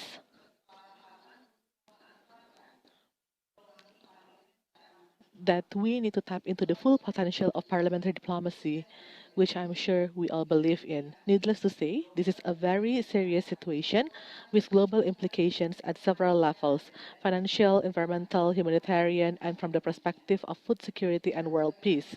We as parliamentarians need to be fully engaged in overcoming unprecedented crisis. Next, we'll proceed with the consideration of item 3 of our agenda, the general debate on getting to zero, mobilizing parliaments to act on climate change. We have had substantive and robust deliberations over the past 3 days, having heard some 120 interventions from close to 100 national parliaments and partner organizations. May I kindly invite Ms. Cynthia Castro from Mexico and Mr. Pier Ferdinando Cassini of Italy to introduce the draft declaration, the Nusa Dua Declaration. Floor is yours.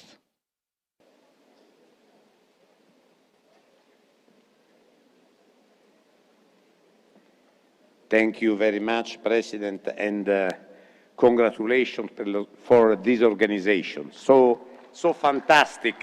Nusa Dua in Indonesia made a fantastic work. Parliamentarians from all around the world have come together of this 144th IPU Assembly here in Nusa Dua and participated in the general debate on the theme of getting to zero, mobilizing parliaments to act on climate change. During the 3 days of deliberation, 114 speakers from 87 member parliaments, including 22 presiding officers and 15 young parliamentarians, as well as representatives of 2 associated members and 3 observers, contributed to the general debate. We have heard from the parliaments of countries who are already on the front lines of climate change, including least developed countries and the small island developing states.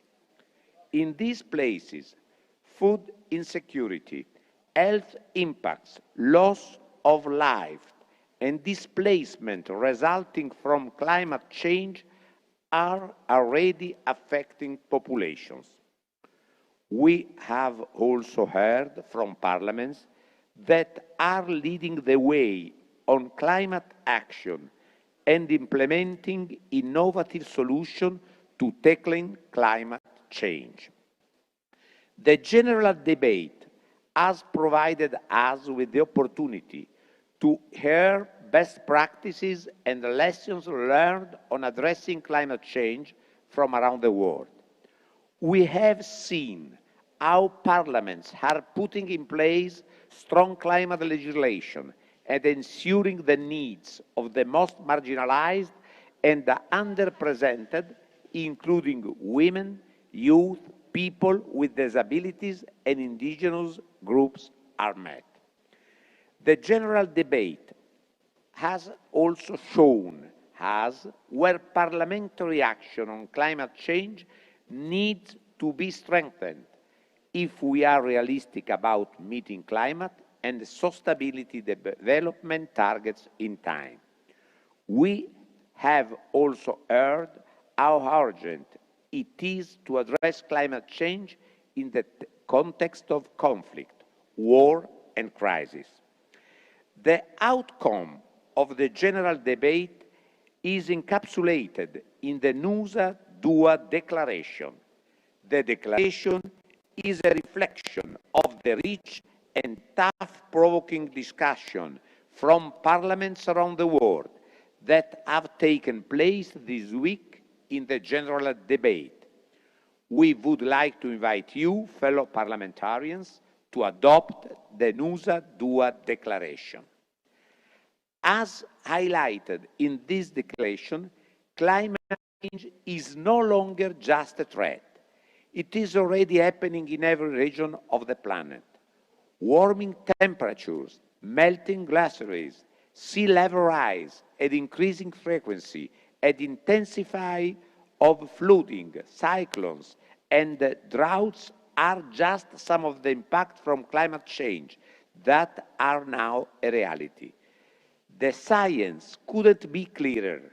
The goal of limiting global warming to 1.5 degrees Celsius or even 2 degrees Celsius would be unreachable unless there are immediate reduction in greenhouse gas emission. Irreversible damage from climate change has already occurred, and it will keep occurring unless we act now. We, Member of Parliament, recognize the urgent need to address the climate crisis. Climate change poses an existential threat to humankind, and immediate action must be taken to minimize its worst impact. The Nusa Dua Declaration builds on the outcome document of parliamentary meeting for COP26 in Rome and Glasgow, and it will serve as a guiding force for stronger parliamentary action on climate change, including in the lead up to COP27 in Egypt later this year. Thank you very much, my colleague. I would now like to pass the floor to Ms. Cinzia Lopez Castro from Mexico.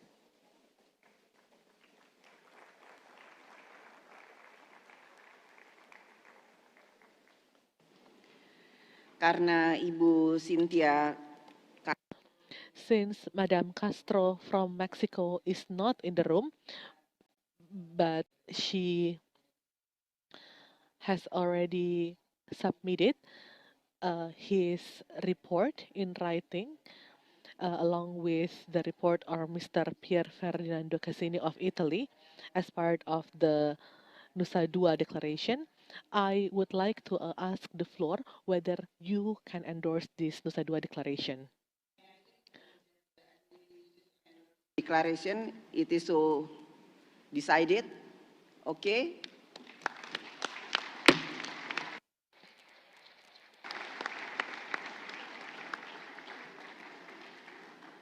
Mari kita beranjak ke item.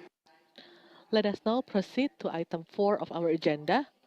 Standing Committee on Peace and Security have submitted before us a resolution titled Rethinking and Reframing the Approach to Peace Processes with a View to Fostering Lasting Peace. The revised draft resolution has been circulated as Assembly Document number C1144 DRCR. I now invite Ms. Abla Gomashi of Ghana to introduce the resolution.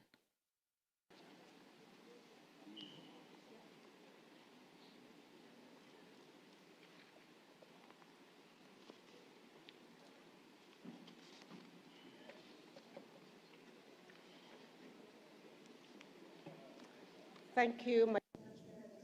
Terima kasih, Ibu Ketua, Presiden, rekan-rekan. Tugas awal is to inform you of the outcome of deliberations of the Standing Committee on Peace and International Security, which was entrusted with the task of debating item 4 of the Assembly agenda and preparing the relevant draft resolution. The two co-rapporteurs on the item were Ms. Cecilia Widegren from Sweden and myself, Ablajifa Gomashi from Ghana. Together, we prepared the draft resolution and our accompanying explanatory memorandum.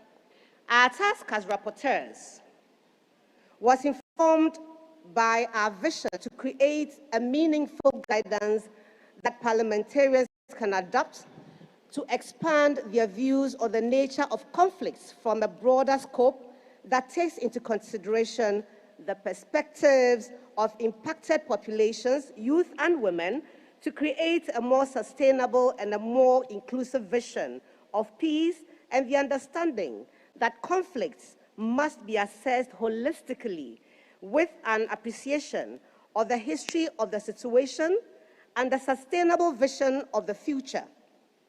And as such, dear colleagues, it is our hope that this resolution will be a helpful guide wherever you are, regardless of the context in which you work, independently of your political stance. I believe that we can always benefit from dialogue, humility, compassion, and the useful reminder that peace can be built over time for everyone. To this end, and to do a meaningful work, we met with several experts and peace-related organizations to provide an adequate background to our reflections. The committee first held a very lively debate on the draft resolutions on the 21st of March 2022. After having heard introductory remarks from Mr. Saba Chowdhury, IPU Honorary President, and the presentation of the draft resolution by the two co-rapporteurs, about 30 speakers took the floor to express their thoughts on the subject matter. The topic, rethinking and reframing the approach to peace processes with a view to fostering lasting peace, was of extreme interest to the members, given its relevance with regard to the current situation of war in Ukraine. This debate was a very good start for the negotiations that ensued at the committee, and it really helped to smoothen the process. Drafting of the resolution was conducted in the afternoon of the 21st of March 2022 and the morning of 22nd March 2023. In all, 83 amendments were tabled by 16 member parliaments and the Forum of Women MPs. I have to highlight here that respect, positive attitude, and constructive criticisms are the main words to describe the atmosphere during this exercise. Delegates worked in a cooperative and efficient manner in order to complement and enhance the resolution. It was, however, quite clear that divergent views persisted. In the course of the spirited debate, a little more than 50% of the proposed amendments were taken on board.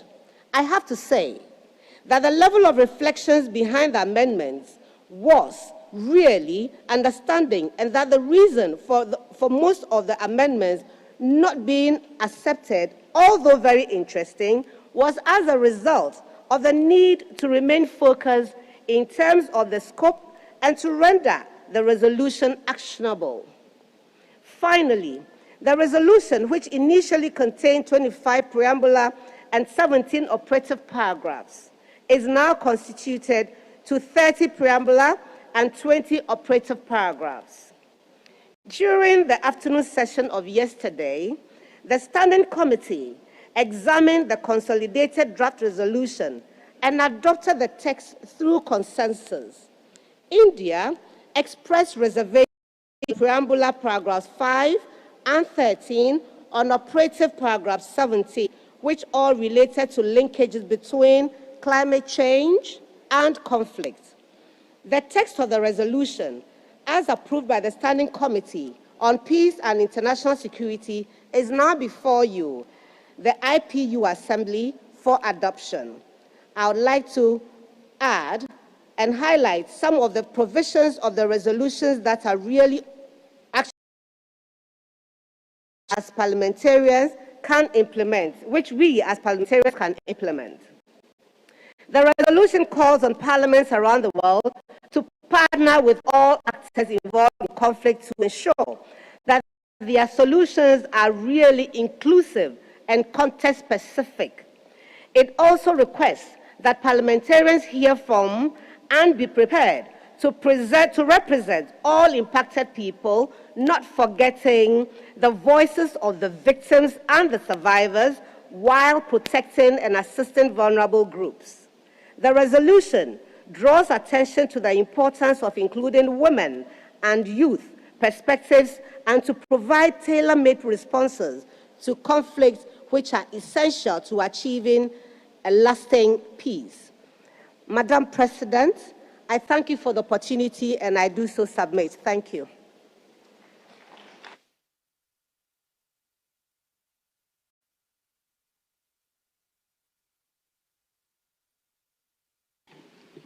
Can I take it? The resolution.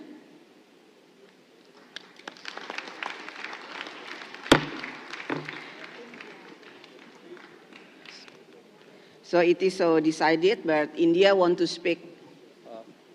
Honorable Please. Chairperson, the preamble para number 5 and operative para number 17 and 13 of the resolution of the Standing Committee proposes to club climate security, for which we have reservation.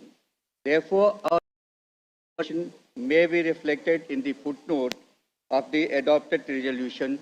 Thank you for giving me an opportunity to speak.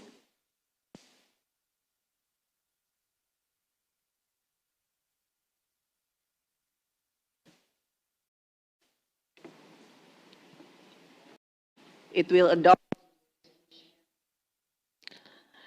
We'll continue to the next item. Is it okay? Like that? Okay. The reservation is noted. And the resolution is now adopted by the consensus. Thank you.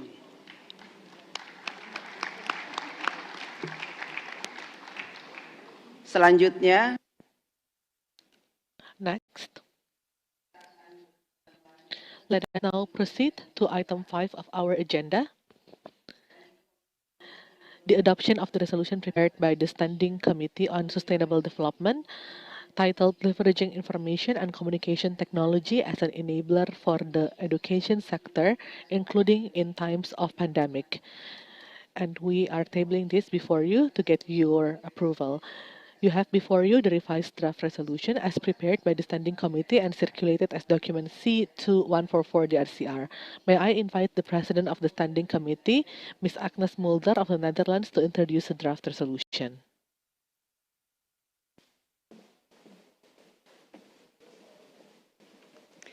Honourable Madam Chair, dear fellow parliamentarians, ladies and gentlemen, this week our Standing Committee on Sustainable Development deliberated on a draft resolution on leveraging information and communication technology as an enabler for the education sector, including in times of pandemic. The co-rapporteurs were Ms. Heli Järvinen from Finland and Mr. Sasmit Patra from India. And they prepared a draft resolution and an accompanying explanatory note. I take this opportunity to express my thanks to the rapporteurs for their great work on preparing this draft resolution and for all of the work by Mrs. Järvinen during the meetings this week. After the presentation of the draft resolution, there was a plenary debate after which the committee considered 64 amendments submitted by 13 member parliaments and from the Forum of the Women MPs. The consolidated draft resolution was examined yesterday and it was adopted by acclamation. The committee was very united on the draft resolution. The rapporteur was open for so many amendments which aim to improve the draft resolution. And the goal of the draft resolution was to build on the experiences with remote learning that we were forced to have because of the COVID. The resolution addresses different aspects, such as ICT literacy, teacher needs, and infrastructure. And special attention is paid to the needs of the marginalized and vulnerable populations, and how parliaments can promote more inclusive education through their legislative and also budgetary functions. I hope that this resolution will be tabled in our parliaments and help us guide efforts in this most important area. And as Mrs. Järvinen stated from the heart, no computer can ever replace the importance of the teachers. The teachers, they are the ones making the difference for our children. The committee also approved that we work to plan, and during the next assembly meeting in Rwanda, that we have a debate on the next resolution on forests and climate change. This is a proposal by our German colleagues. Furthermore, we have a panel debate on the theme Reconnecting Local Communities with a Local, Sustainable, Inclusive Economy to achieve the targets of SDG number 8. Because as we now can see, also here on Bali, many of the small firms have been hit very hard, and we want them to reconnect and have a sustainable future. And last but not least, we will also have to make our preparations, of course, for the parliamentary meeting at the United Nations Climate Change Conference in Egypt later this year at the COP27. And we wish us all today further a very blessed day, and I thank the Indonesian delegation for hosting this terrific conference. Thank you very much.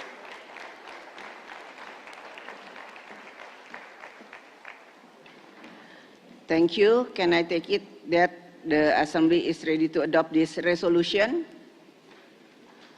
Okay.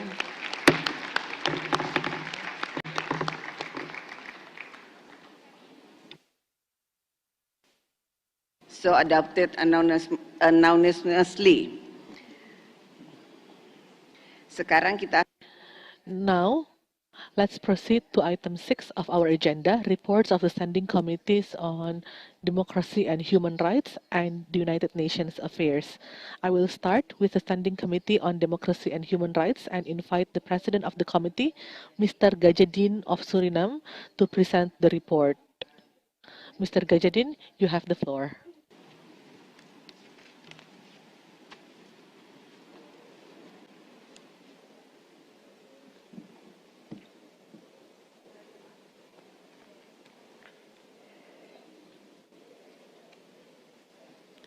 Thank you, Madam Chair. The Standing Committee on Democracy and Human Rights held two very rich debates. The first debate was to prepare the ground for a resolution that will be finalized at the next Assembly on an important issue, namely parliamentary impactors to local and regional development of countries with high level of international migration, and to stop all forms, including state-sponsored, of human trafficking and human rights abuses. The debate was opened by the rapporteurs from Indonesia, Mr. Son, and from Germany, Mr. Lechter. We had the privilege to hear comments from two distinguished expert Parmila Parton, Special Representative of the UN Secretary General and former honorary IPU President, Mr. Saber Chowdhury. The rapporteurs and panelists outlined the poverty and inequality were major drivers of migration, alongside war, conflict, and political tensions. Over the decades to come, climate-related natural disaster will also become a major cause of migration. The global phenomenon of migration requires concerted responses that are grounded in human rights. Delegates recall the need to support and implement the global compact of migration. We should pay particular attention to multiple forms of exploitation and abuse to which those who are migrated, neither voluntary or forcibly, may be subjected. Human trafficking and labor and sexual exploitation affects migrants and refugee women and girls in disproportionate and differentiated manners, especially as sexual violences and child marriage increase in times of conflicts. So it should go without saying all states has shared duty to combat human trafficking. Delegates also insisted the borders should remain open to everyone who is fleeing conflict, regardless of their nationality and religion. Parliamentarians must ensure that migration is not held hostage to national, regional, and global politics. The protection of those who are marginalized and disadvantaged need to be always put at the center. The rapporteurs will prepare the draft resolution, which will be finalized and adopted at the 145th Assembly. The second debate examined the role of parliaments in reconciliating health measures during a pandemic with preservation of civil liberties. The debate was introduced by Senator Gisle Jorda of France, along with Mr. Yves Leterme, former Prime Minister of Belgium, and Professor Laurence Gostim, Professor of the Global Health Law at Georgetown University. Participants observed that during the COVID-19 pandemic, restrictive measures were taken in almost every country in order to preserve public health. These measures were frequently off of scale that would have seemed unimaginable before the pandemic, such as lockdowns and school closures. They had a serious impact on individual freedom. Meanwhile, the situation also required parliaments in many countries to adopt normal legislative procedures. The discussion focused on how to find the appropriate balance between preserving civil liberties while responding to a pandemic. Professor Gostin drew out 5 principles to guide decision makers that delegates recognize to be particularly important. Don't interfere with individual liberties unless there is a significant risk to public health. Take an evidence-based approach that is based on science and data.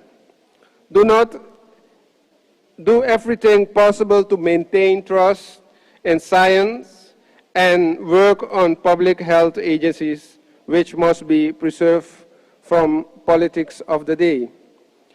Only impose measures to the extent that is needed to achieve a legitimate public health objective. When there is a choice between different measures that could be taken, take the one that is least enormous of society. Last but perhaps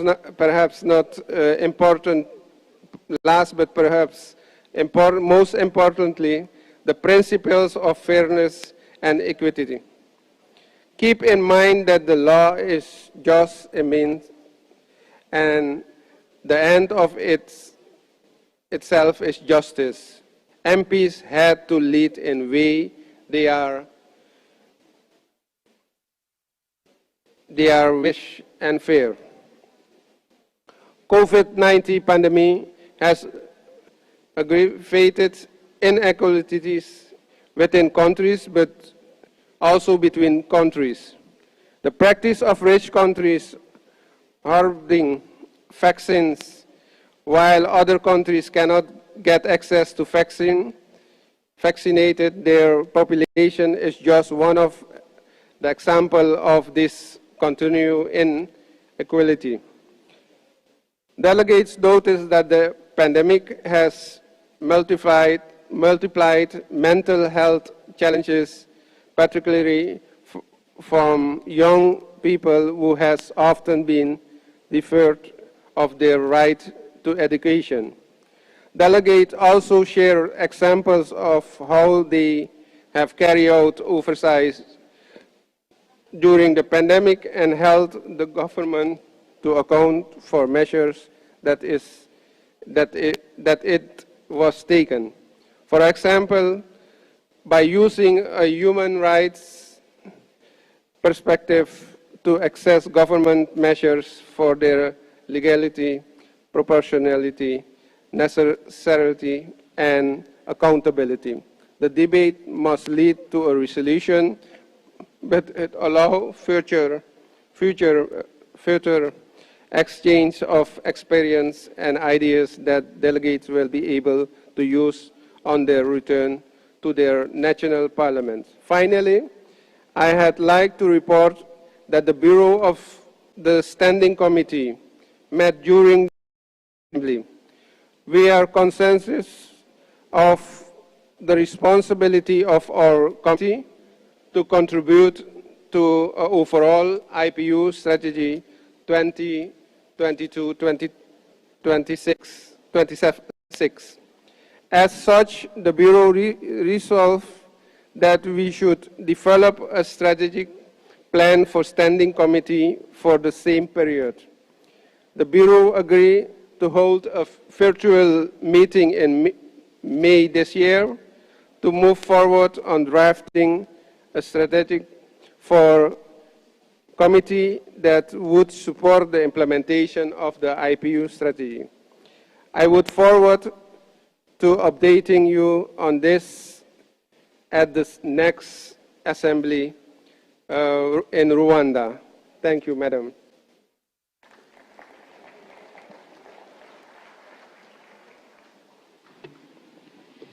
Thank you. Can I take it that the Assembly take notes of this report?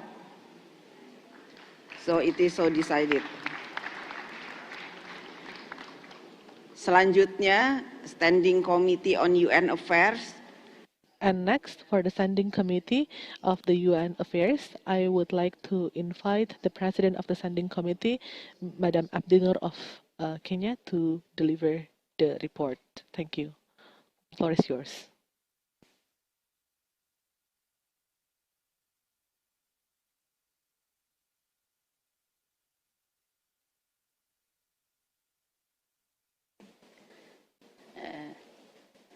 Thank you, Madam President. I have the pleasure reporting to you on the meetings of the Standing Committee on UN Affairs. Madam President, my name is Sophia Abdinur from Kenya, the President of the Standing Committee on UN Affairs.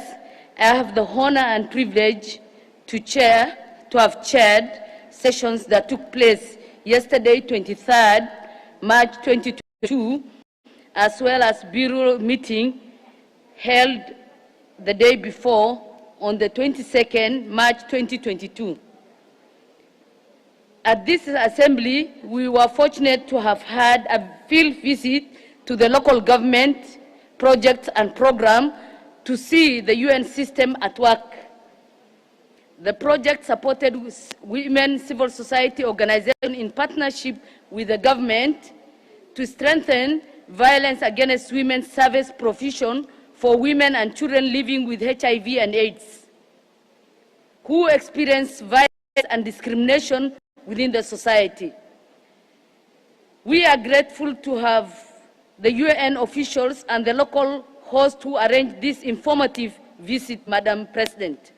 Not forgetting His Excellency the Governor of Bali, who welcomed the delegates to the city and was with us throughout the visit. The committee session consisted of 2 panel discussions with high-level UN officials. The first panel focused on the UN work in Indonesia. We heard from the representative from the resident coordinator, Mr. Kazi of UN Women, Ms. Tina of UN AIDS. 24 panelists, parliamentarian delegates were in attendance. 7 took to the floor during the debate. Members were very interested and committed to work and have deeper engagement of their parliaments with the United Nations team on their return to their homes, countries. The second panel focused on the discussion on the upcoming high-level political forum, which will examine the implementation of sustainable development goals. As IPU members, we advocate for greater parliamentary engagement and involvement in the process. Mr. Charles from UNDP Bangkok and Ms. Paddy, our IPU permanent observer in New York, and MP Honorable Cynthia made presentation. After the presentation, members were very involved and very happy to contribute. 9 delegates took to the floor and acknowledged their role in ensuring their countries' implement the Sustainable Development Goals and emphasize their desire to fully participate in the process leading to their nation's reports to the high-level political forum in July 2022. Finally, we had election and we had a new member elected to our committee bureau, Dr. Hamda Hassan, representing the Arab countries. Thank you to our host and all the members who attended to our committee meetings, and be blessed, all of you. Thank you so much.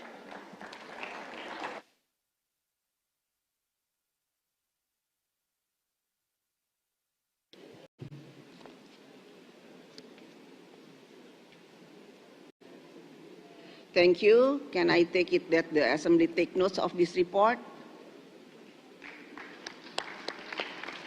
It is so decided.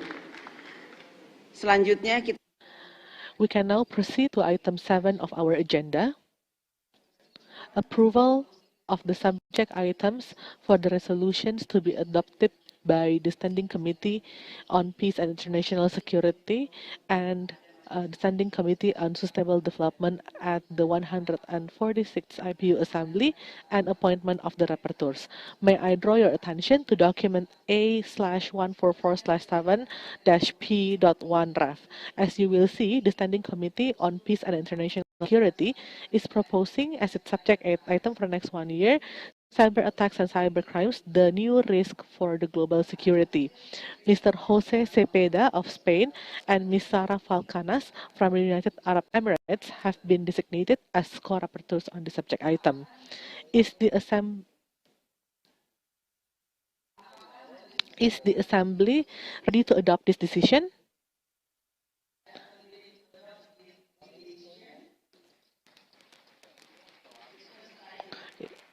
It is so decided. The Standing Committee on Sustainable Development is proposing as its subject item for the next 1 year the theme of parliamentary efforts in achieving negative carbon balances of forests. Ms. H. Gravitz from India has been designated as rapporteur. The IPU president will pursue a consultation with geopolitical groups to identify the second co-rapporteur with gender and regional balance in consideration.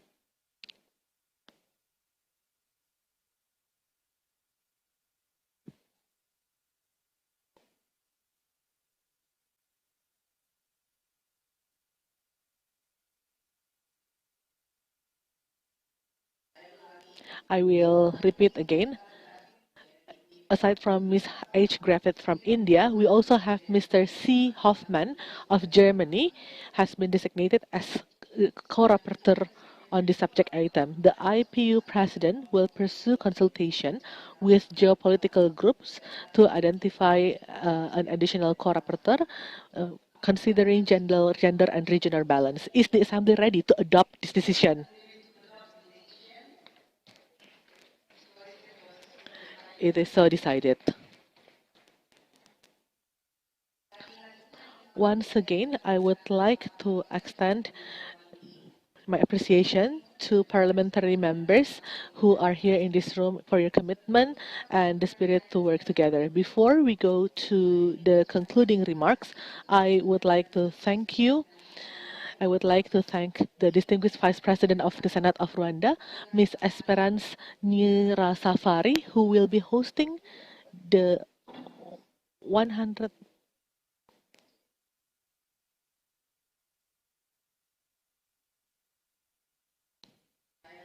Let me repeat. Before we deliver our concluding remarks, before I invite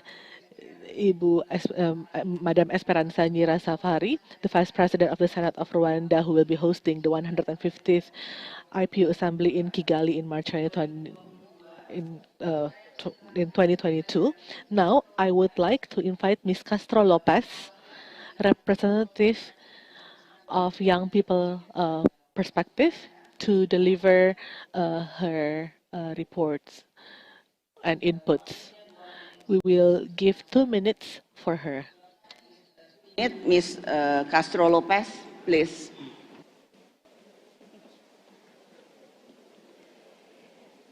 Thank you very much. I would like to talk a little bit from the heart and from my passion as a young MP of this experience in Nusa Dua. I think, and I am totally agree, that Nusa Dua has changed our minds. Now, I will return as you to my country to act, to focus on climate change, to change the budget that we have, and to make actions so we can make the difference. We need to improve the legislation on climate change immediately in our countries. We need appropriate budgets to really increase the money that is going to this topic. We have to make sure that the population more vulnerable is protected.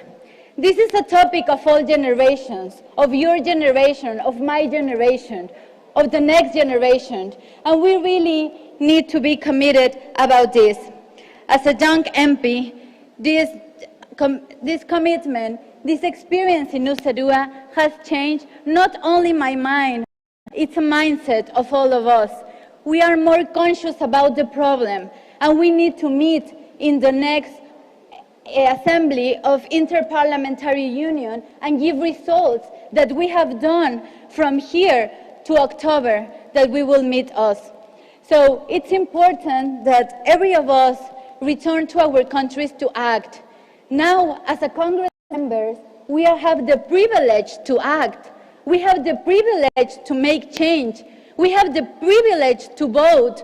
We have the privilege to talk with our presidents, with our prime ministers, with the authorities, with another Congress members to do something for our country.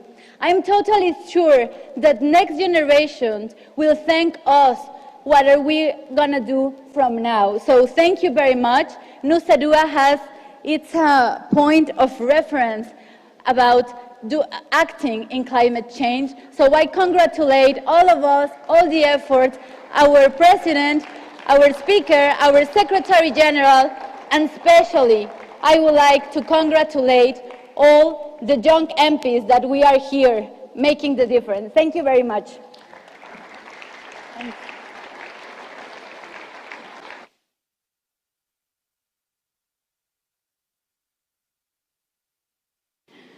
Thank you. Thank you. Now, allow me to invite the Vice President of the Senate of Rwanda, Ms. Esperance Nyirasafari, who will be hosting the 145th IPU Assembly in Kigali.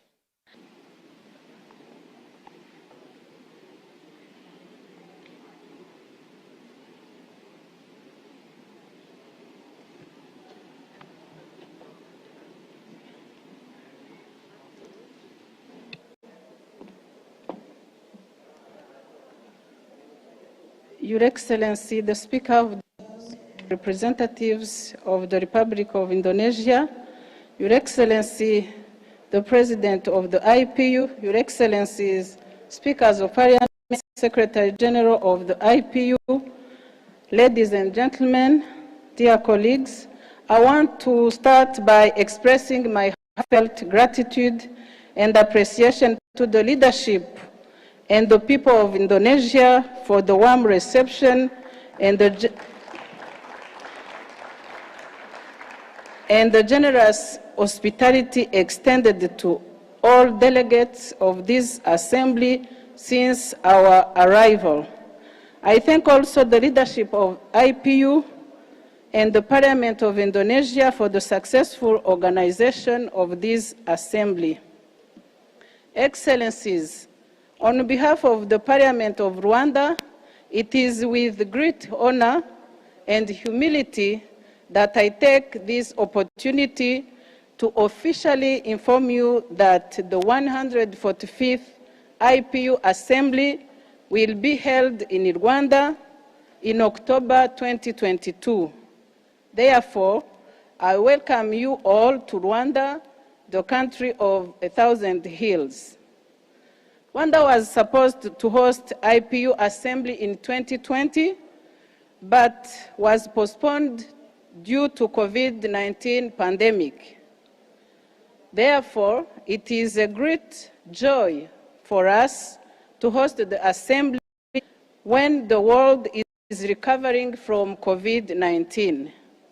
Currently, 68% of the Rwandan population have received at least one dose, while 61% are fully vaccinated. The target is that 6% of the population will be vaccinated very soon. In this assembly, we have discussed important issues. One of them is climate change, one of the greatest threats to global prosperity and development. We also debated an emergency item related to the war in Ukraine, a proposal submitted by the delegation of 145th Assembly. As parliamentarians, we will continue to express our views on different issues that the world is facing, and we will take resolutions for action. Today, more than ever, we are in a privileged position to make a significant contribution within our mandate to ensure that the problems that the world's population is facing are solved. The Parliament of Rwanda reaffirms its commitment to organize, in collaboration with IPU leadership, a successful and enjoyable assembly in the city of Kigali in Rwanda. Excellencies, on behalf of the Parliament of Rwanda and the people of Rwanda, let me conclude welcoming you all once again to the 145th IPU Assembly will be held in Rwanda in October 2022. And I wish you safe return to your respective countries. Welcome to Kigali in October. Bienvenue à Kigali en Octobre. Karibuni Kigali, mwezi wa Oktoba. Murakaza neza i Kigali.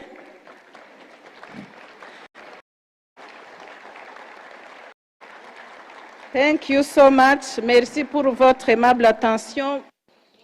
Thank you for your attention. Before leaving you, dear colleagues, I invite you to watch a short video in order to visit Rwanda in just a few minutes. Thank you very much.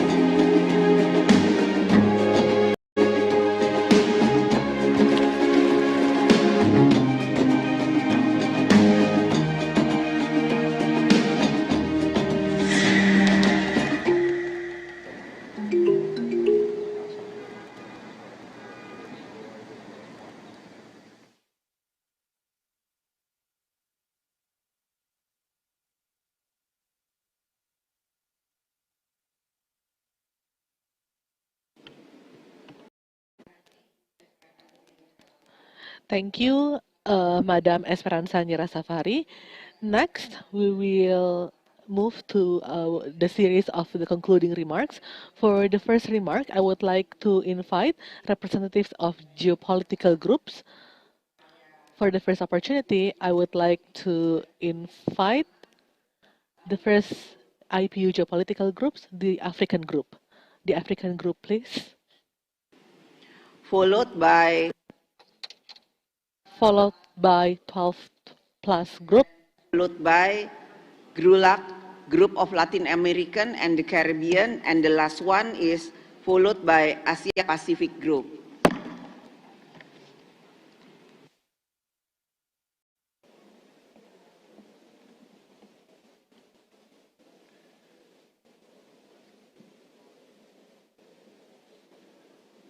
Monsieur le Président, Monsieur le Secrétaire Général. Chair, Secretary General, dear parliamentary colleagues, distinguished delegates, President of the session, I'm here on behalf of the geopolitical group of delegations sitting here in the 144th Assembly of the IPU to express my sincere congratulations and thanks to His Excellency Mr. Joko Widodo, President of Indonesia, and to the government. To our parliamentary colleagues, Ms. Puan Arani, President of the Chamber of Representatives in Indonesia, for her very considerable and participative contribution to our work. To all our parliamentary colleagues, including the organisations that have come with the IPU,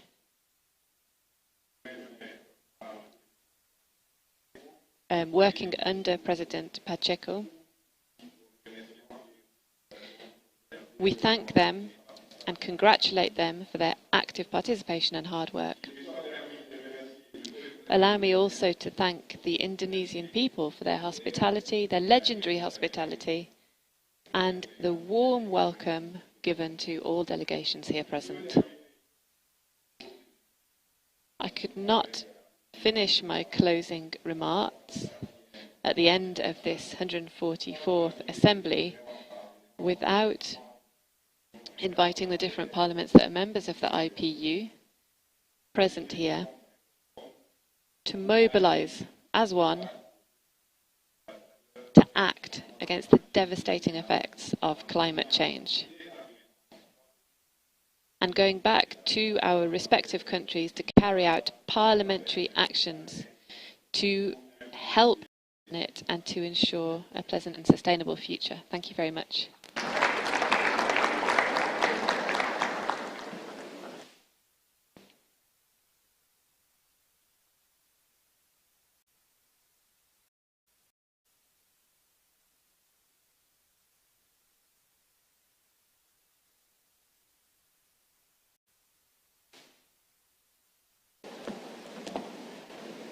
Honourable Speaker of the House of Indonesia, Mr. President, Mr. Secretary General.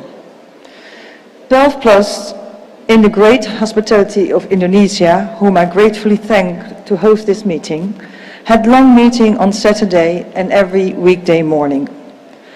As you can imagine, the meetings of the 12+ were overshadowed by the absence of one of our country members, Ukraine.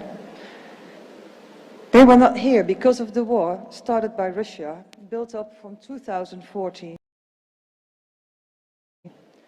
It's very hard to realize that some of our own parliamentarians are finding themselves in a war that is so devastating that it's uncomfortable of. But we have to think of it. And I would like to express my gratitude to Indonesia, who acknowledged the situation by proposing an emergency item next to the proposal of Ukraine itself. It emphasizes that this is a concern with global impact instead of regional. And the 12+ group is glad with the adoption of this resolution. I also heard very well the objections of a few countries to the adoption of the final text, as they are convinced that this is a conflict. They are convinced because they think the war was triggered by actions of Ukraine. And I would like to ask them to review that information, as there's absolutely no proof established by impartial organization that supports those allegations against Ukraine. But what we do see, and what is confirmed by impartial organizations and journalists, is the bombing of hospitals, shelters with women and children, kindergartens and fleeing civilians. WHO has documented 64 attacks on hospitals. A theater in Mariupol, which clearly indicated there were children inside, was bombed. People are dying. Civilians who never asked for this war are dying. Soldiers on both sides are dying. The war must stop. I have also heard Belarus stating and assuring us that they are not part of this war. And I would like to ask them that if they are not participating, then please close your borders for troops so that they cannot enter Ukraine from your country, keeping it open for the refugees.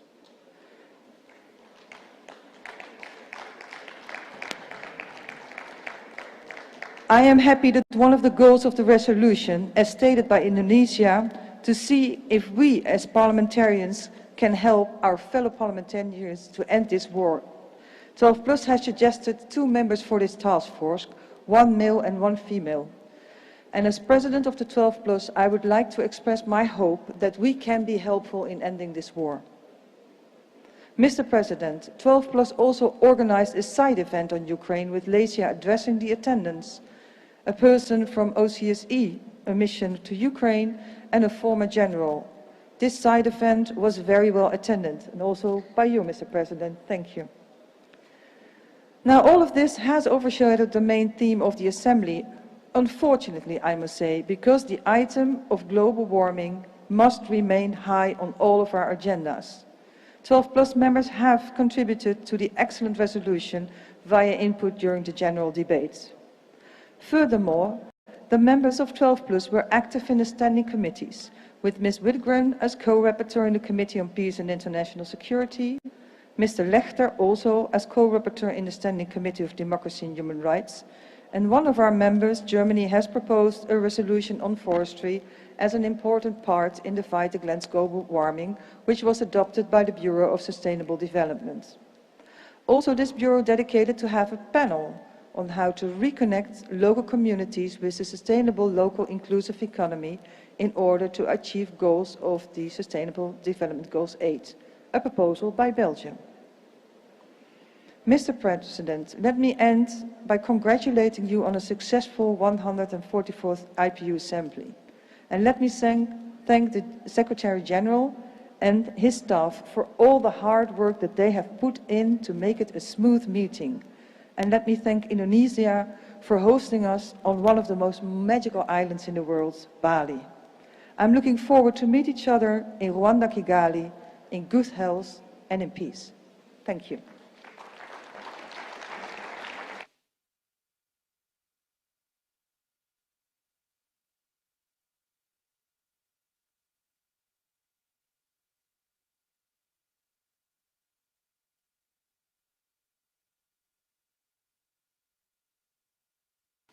Next is from GRULAC, Group of Latin American and the Caribbean.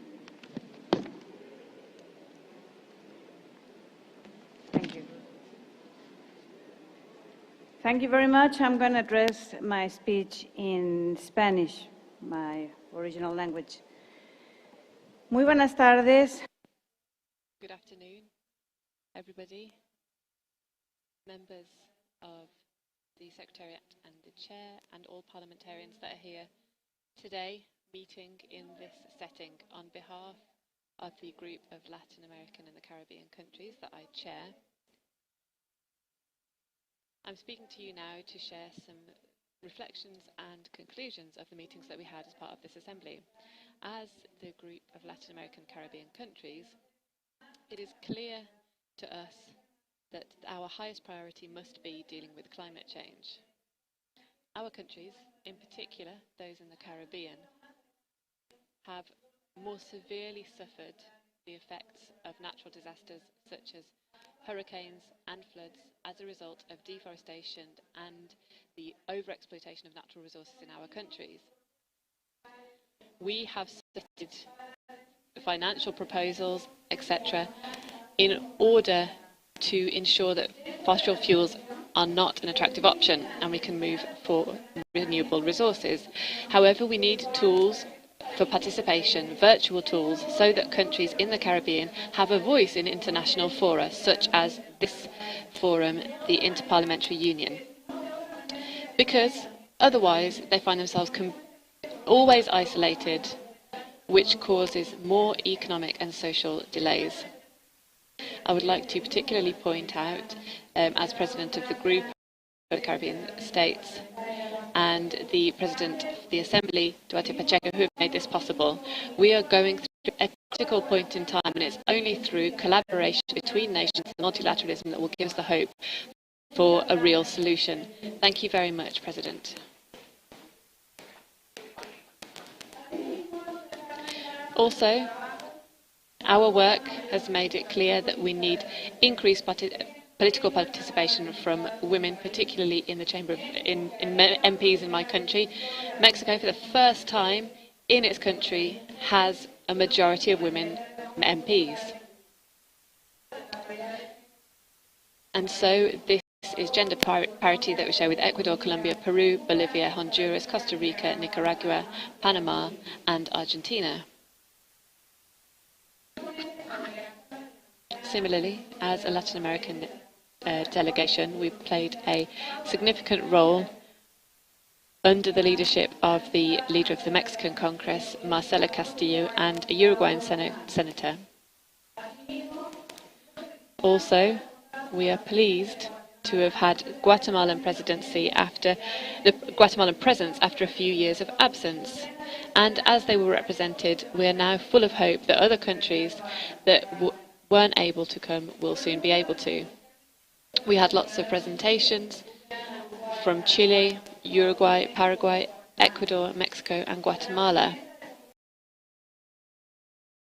In Congress, Ms. Mahrani, I would like to finish by deeply thanking you on behalf of GRULAC at the IPU for your hospitality, but in particular for the hospitality of the Indonesian people, especially those in Bali who have allowed us, who have cared for us with such warmth and respect and an approach based on a culture of peace. And this, ladies and gentlemen, parliamentarians, I believe this is a lesson that we need to each take with us when we go back home to our houses, to our parliaments. Pacifism and the solidarity of the Balinese people is something that we should admire and something that we should recognise. I hope that I see you all again soon. Thank you very much.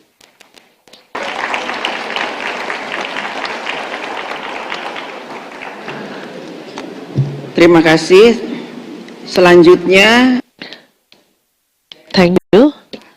And next, we would like to invite the Asia Pacific Group, followed by Arab Group. Madam President of the Assembly, Mr. President of the IPU, Mr. Secretary General, at the friendly request of Vietnam, the current chair of the Asia Pacific Geopolitical Group, or the APG, I am honored to represent the APG to make a brief remarks at the closing of this Nusa Dua Assembly. First, I would like to extend my deep appreciation to the House of Representatives of Indonesia, our host parliament, and the kind people of Bali for the warm hospitality and excellent organization of what has undoubtedly been a very successful in-person IPU assembly, held against the backdrop of the ongoing global pandemic. I wish to particularly congratulate you, Madam Speaker Puan Maharani, for your remarkable leadership, not only in providing high-quality arrangements and best possible conditions for a safe, rich, and fruitful assembly, but also for reaching out to all IPU member parliaments to come together here in Nusa Dua to find robust parliamentary solutions and to deal with many pressing challenges facing our world today. The APG is also extending our special thanks to you, Mr. President Duarte Pacheco, and you, Mr. Secretary General Martin Chugong, and the IPU Secretariat for your exceptional hard work and dedicated to follow up on the implementation by the members, as well as your commitment and active engagement in relentlessly foster parliamentary dialogue as bridges toward more robust parliamentary actions. Excellencies, the APG welcomes the Nusa Dua Declaration, the impactful outcome of this assembly, which underscores the urgent need for global parliament community to join hands in solidarity to tackle climate emergency, the biggest challenge of humanity. Lastly, Thailand and the Asia-Pacific Group look forward to working closely with the IPU and other 5 geopolitical groups to further contribute to our collective efforts in advancing parliamentary diplomacy, world peace, sustainable development, and the well-being of our peoples. Thank you so much, Madam President, Mr. President. Thank you.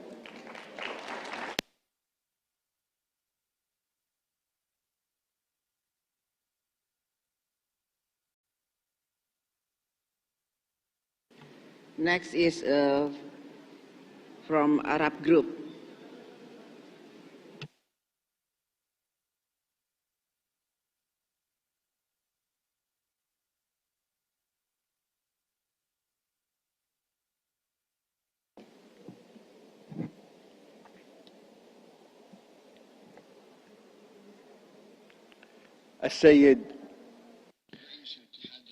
Mr. President of the IPU, Mrs. President of the Assembly, Secretary General of the IPU, heads and members of parliamentary delegations, esteemed gathering. On behalf of the Arab Parliamentary Group, it is my pleasure to extend to the Indonesian Republic, its government, its people, its parliament and government, my deepest thanks and appreciation for their warm welcome and for their excellent organization. It is not unusual for this country to organize such events. It has a long history of organizing and hosting a lot of the IPU's conferences. I would also like to thank the Secretariat of the IPU for their amazing professionalism and for their great efforts that we witnessed ever since preparations for this conference have started. We would like to thank you all and express our appreciation to you. Hopefully we will all meet in Kigali, Rwanda. Assalamu alaikum. Thank you.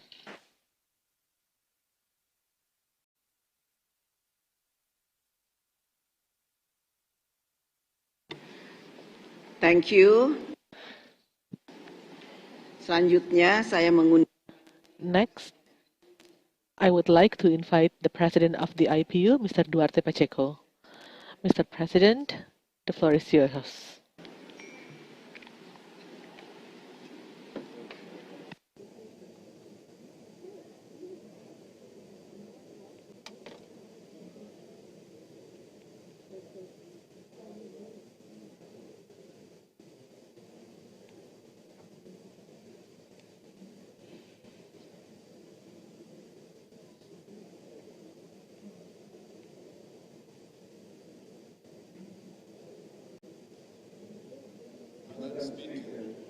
Ibu Ketua Maharani, pimpinan sidang majelis, para Bapak Ibu, Ketua Parlemen, rekan General,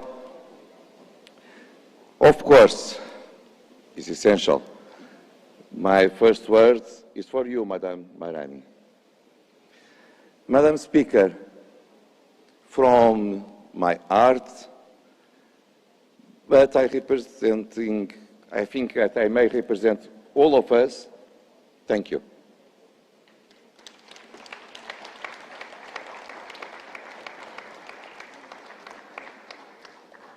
We may use other words, but the meaning is the same. Your compromise to realize the event against the wind, against all the storms. Your compromise is a success. We did it. We came to Nusa Dua, we came to Indonesia because you have a personal commitment to receive the Assembly of IPU. Thank you again. But I need to say thank you also to your Parliament, to your staff, to your colleagues in Parliament, because they did everything to feel us at home, receiving us as brothers, and so it was easy to be here for some days, working hard, because the cooperation of your staff was amazing. Thank you to all of them as well. And dear colleagues, we like so much to be here that we come here very soon again. And so, next October, we will come to the Speakers' Conference of the G20. And so, P20 will happen here in Indonesia on 6 and 7 of October in Jakarta, because of course, you invite and you are waiting to come back. And so it's a pleasure to come back to Indonesia very soon. But allow me to say that the responsibility is very high to the Speaker and the Deputy Speaker of Rwanda that talked a few minutes ago, and to the Madam Speaker of Bahrain, who will host the meeting in March next year, and you next October.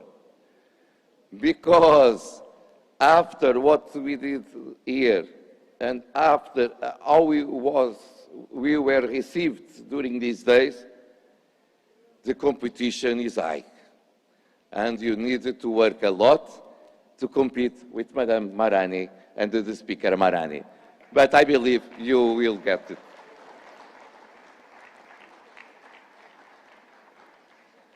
Allow me to speak in my own language speaking that is the language of 8 countries of IPU.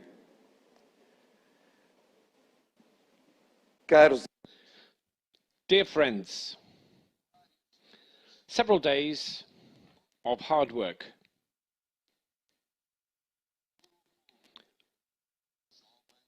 The group of young parliamentarians, the Forum of Parliamentary Women, all the committees, first, second, third, the United Nations Committee, also special groups, health, Middle East matters, Science and Technology Standing Committee, different side events. I highlight the side event of Ukraine because of the order of the day. We had a plenary session specifically dealing with accountability and evaluation of our work when we go back to our countries with all the treaties and all the resolutions which we approve in plenary. We looked at the situation of members of parliament whose human rights are denied in their own countries, which is unbearable and unacceptable. We approved the resolution in the Committee of International Security and Peace and in the Sustainable Development Committee. Intense work throughout the days. We all know that. Many times when we go home, we look at our colleagues and some of them think that all we came here to do was to come on holiday. But that is not true. And those of you in the room know that doesn't happen because obviously we're running around from committee to committee, from working group to working group, so that we have an excellent work on behalf of those which we are honored to represent. And so we are now reaching the end, and we are reaching the end with two documents which I want to highlight. I'm not talking about the resolutions of peace and international security and the Sustainable Development Resolution. Those are important. But allow me to mention the other two. Ukraine. More than a conflict, we have a war. A war in Ukraine, and people is suffering. And the role of parliamentarians to find a way to put an end to this conflict is essential. It's impossible not see, not hear the cries of people that are dying in Ukraine. And so, we approve a resolution. Yes, we condemn the invasion. Yes, we ask for a ceasefire now. And yes, we say that the only way to find a solution is with dialogue and diplomacy. And that's why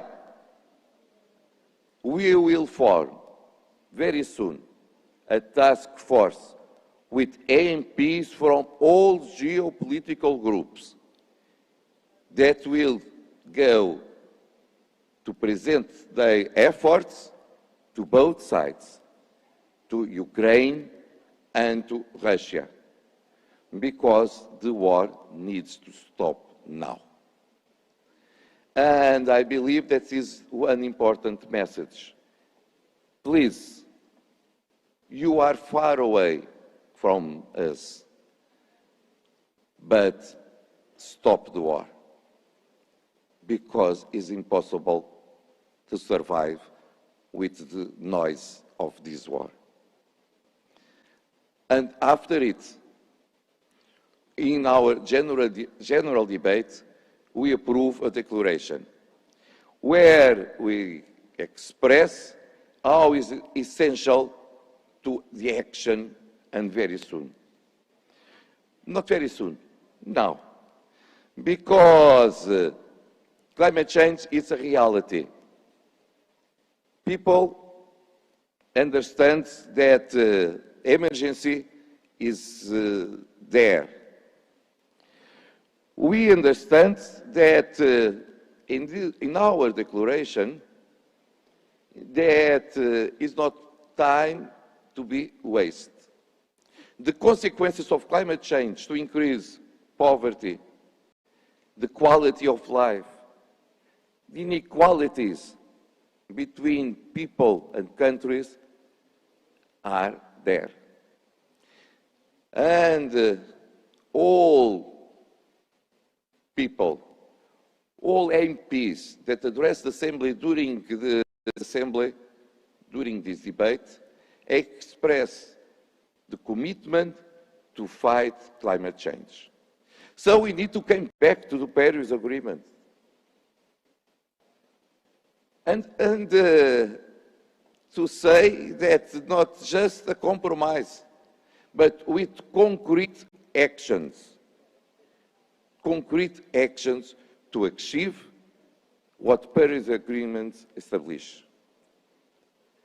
That's why parliamentarians has a special role to do that, because we approve the budgets in our own governments, countries. We may call our governments to do more to achieve the compromises of the Paris Agreement. And because, as parliamentarians, we have the power that the people gave us. So, dear friends, we represent the people, and the people wish action. This is the most important conclusion from our assembly here in Nusa Dua.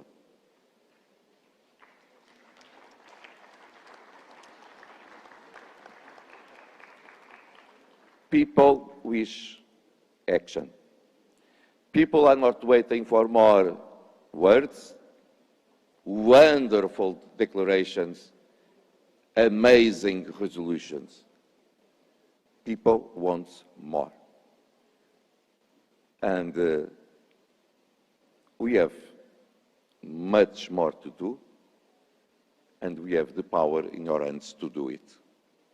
Please, do it at home, and we will come back to Kigali more happier, because we did what the next generation is waiting for us. Thank you so much.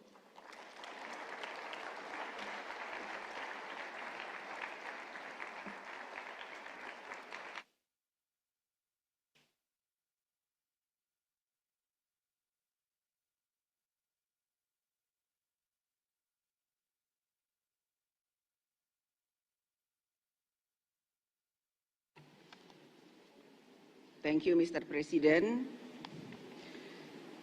Selanjutnya, saya akan menyampaikan. Now, I would like to deliver my closing remark.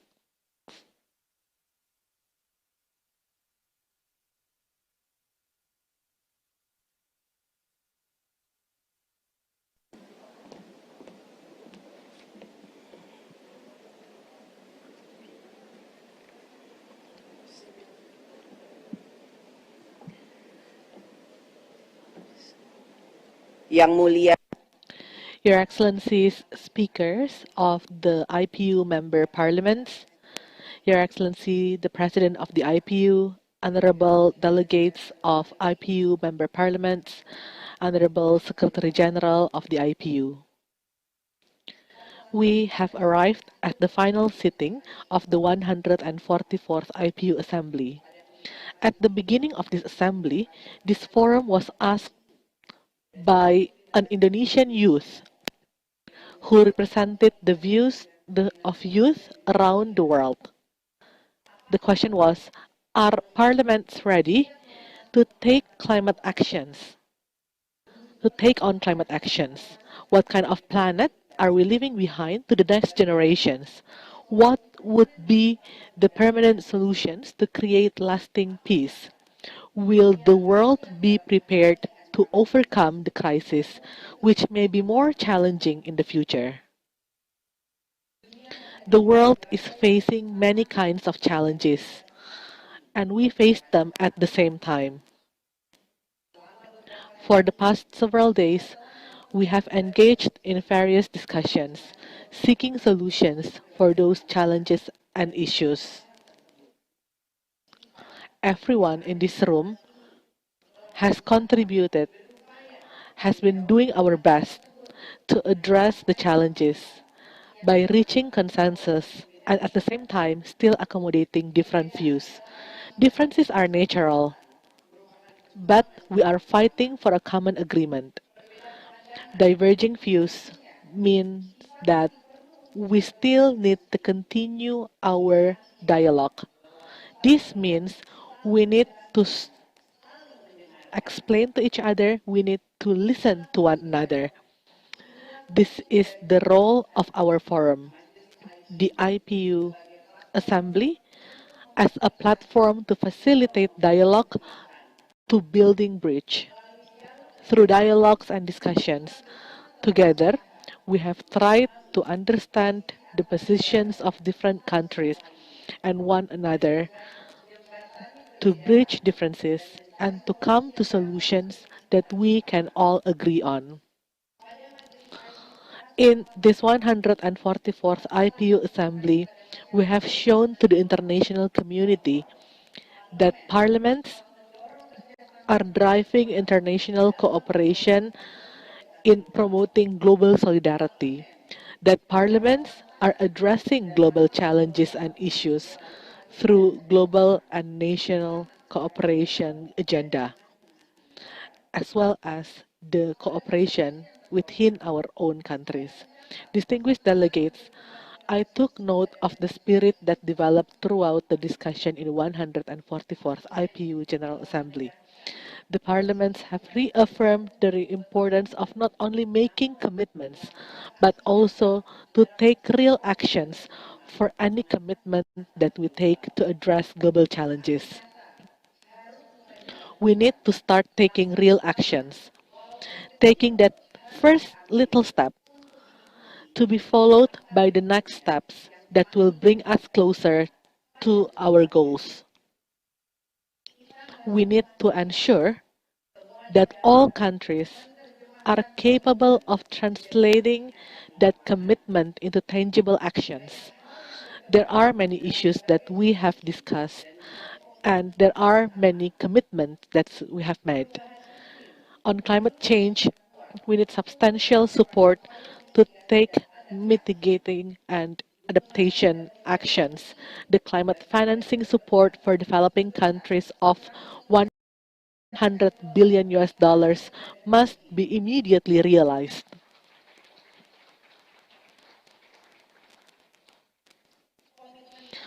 A strong commitment to resolve conflicts around the world, to achieve a global peace, and to mainstream peace culture in the lives of the global community.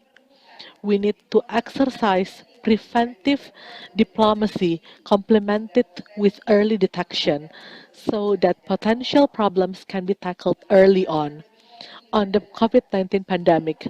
Aside from the importance of equitable vaccine distribution, there is also a need to strengthen country preparedness in facing future pandemics. We also discussed corruption issues and underline the role of parliaments in creating a more robust legislative framework to narrow the room and space for corruptors. Moreover, we talk about equitable economic recovery process between developing and advanced nations. In addition to those mentioned, the 144th IPU Assembly produced various resolutions. The Declaration on Climate Change accommodated aspirations that we are going to follow up, namely on strengthening national actions to realize global commitments. Aside from that, we have also adopted two resolutions with respect to the current challenges today. Resolutions of the Standing Committee on Peace and Security reaffirmed the principles enshrined in the UN Charter and the role of Parliament in promoting reconciliation and stability in conflict zones. Resolution of the Standing Committee on Sustainable Development called upon parliaments to increase the use of information communication technology in education sector. Meanwhile, Under the emergency item, we agreed on a document that underlined the role of dialogue and parliamentary diplomacy. We called upon mediation and conflict resolution in Ukrainian war. This resolution also recommends the establishment of a task force for implementation and follow-up. Distinguished delegates, today, history has given an opportunity to us, the parliaments, as the tool of history to build commitments and global cooperation. We do this because we want to build a safe, peaceful, and prosperous planet. Let us take this opportunity so that parliaments can leave a legacy for the future generations, a legacy of a world with a culture of compassion towards environment, peace, and humanity.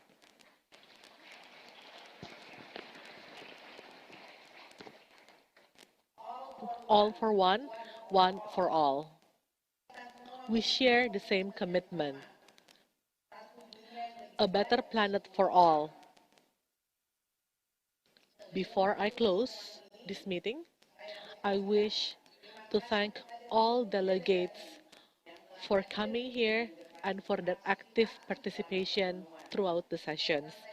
I wish to also express my utmost appreciation to the IPU President, Secretary General, and the staff of the IPU Secretary General for their hard work and their full support to this 144th IPU Assembly, making the event productive and smooth running. I also want to thank the government of Indonesia, the local government of Bali, and the people of Bali. Before you return to your respective countries, I would like to invite you to enjoy the natural beauty and the richness of the culture in Bali. I sincerely hope that our assembly in Bali will inspire us all in building a world that is safer, more peaceful, and more prosperous. To all delegates, I wish you safe travels, and I will see you in the next IPU assembly. All for one, one for all. Thank you.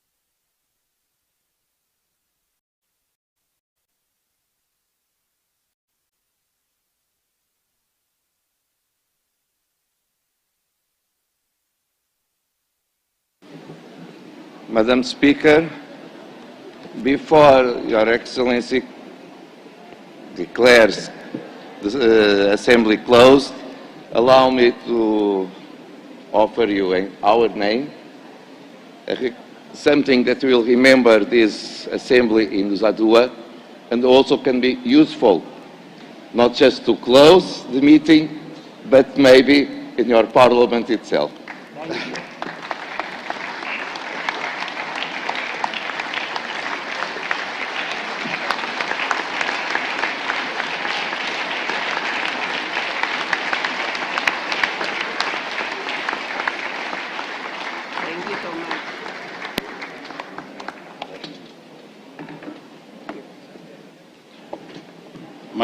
Madam President, I want to join the President in congratulating you on a very successful assembly. And I would also like to leave with you here a little bit of the IPU. And on behalf of myself and my colleagues of the Secretariat, we would like to offer you this piece of the IPU. This is a replica of the House of Parliament in Geneva, the headquarters of the organization, and would like to offer this as a token.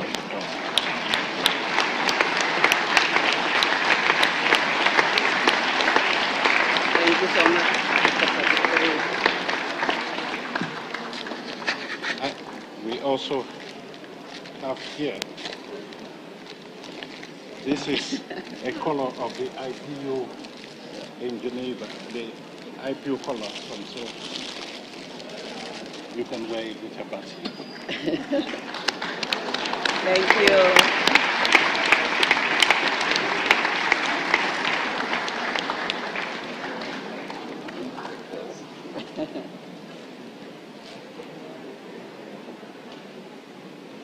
Akhirnya, finally, we have come to the end of our assembly. And once again, I would like to thank you, and thank you. Thank you for working together for the past 5 days in Nusa Dua. See you in Kigali.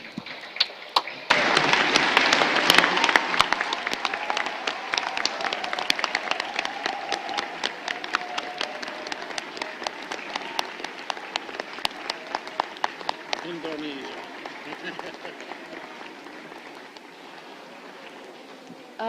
Dear colleagues, before the press conference, may I invite the Madam Speaker is kindly inviting the staff of the IPU Secretariat to the podium for a quick photo, group photo. Thank you.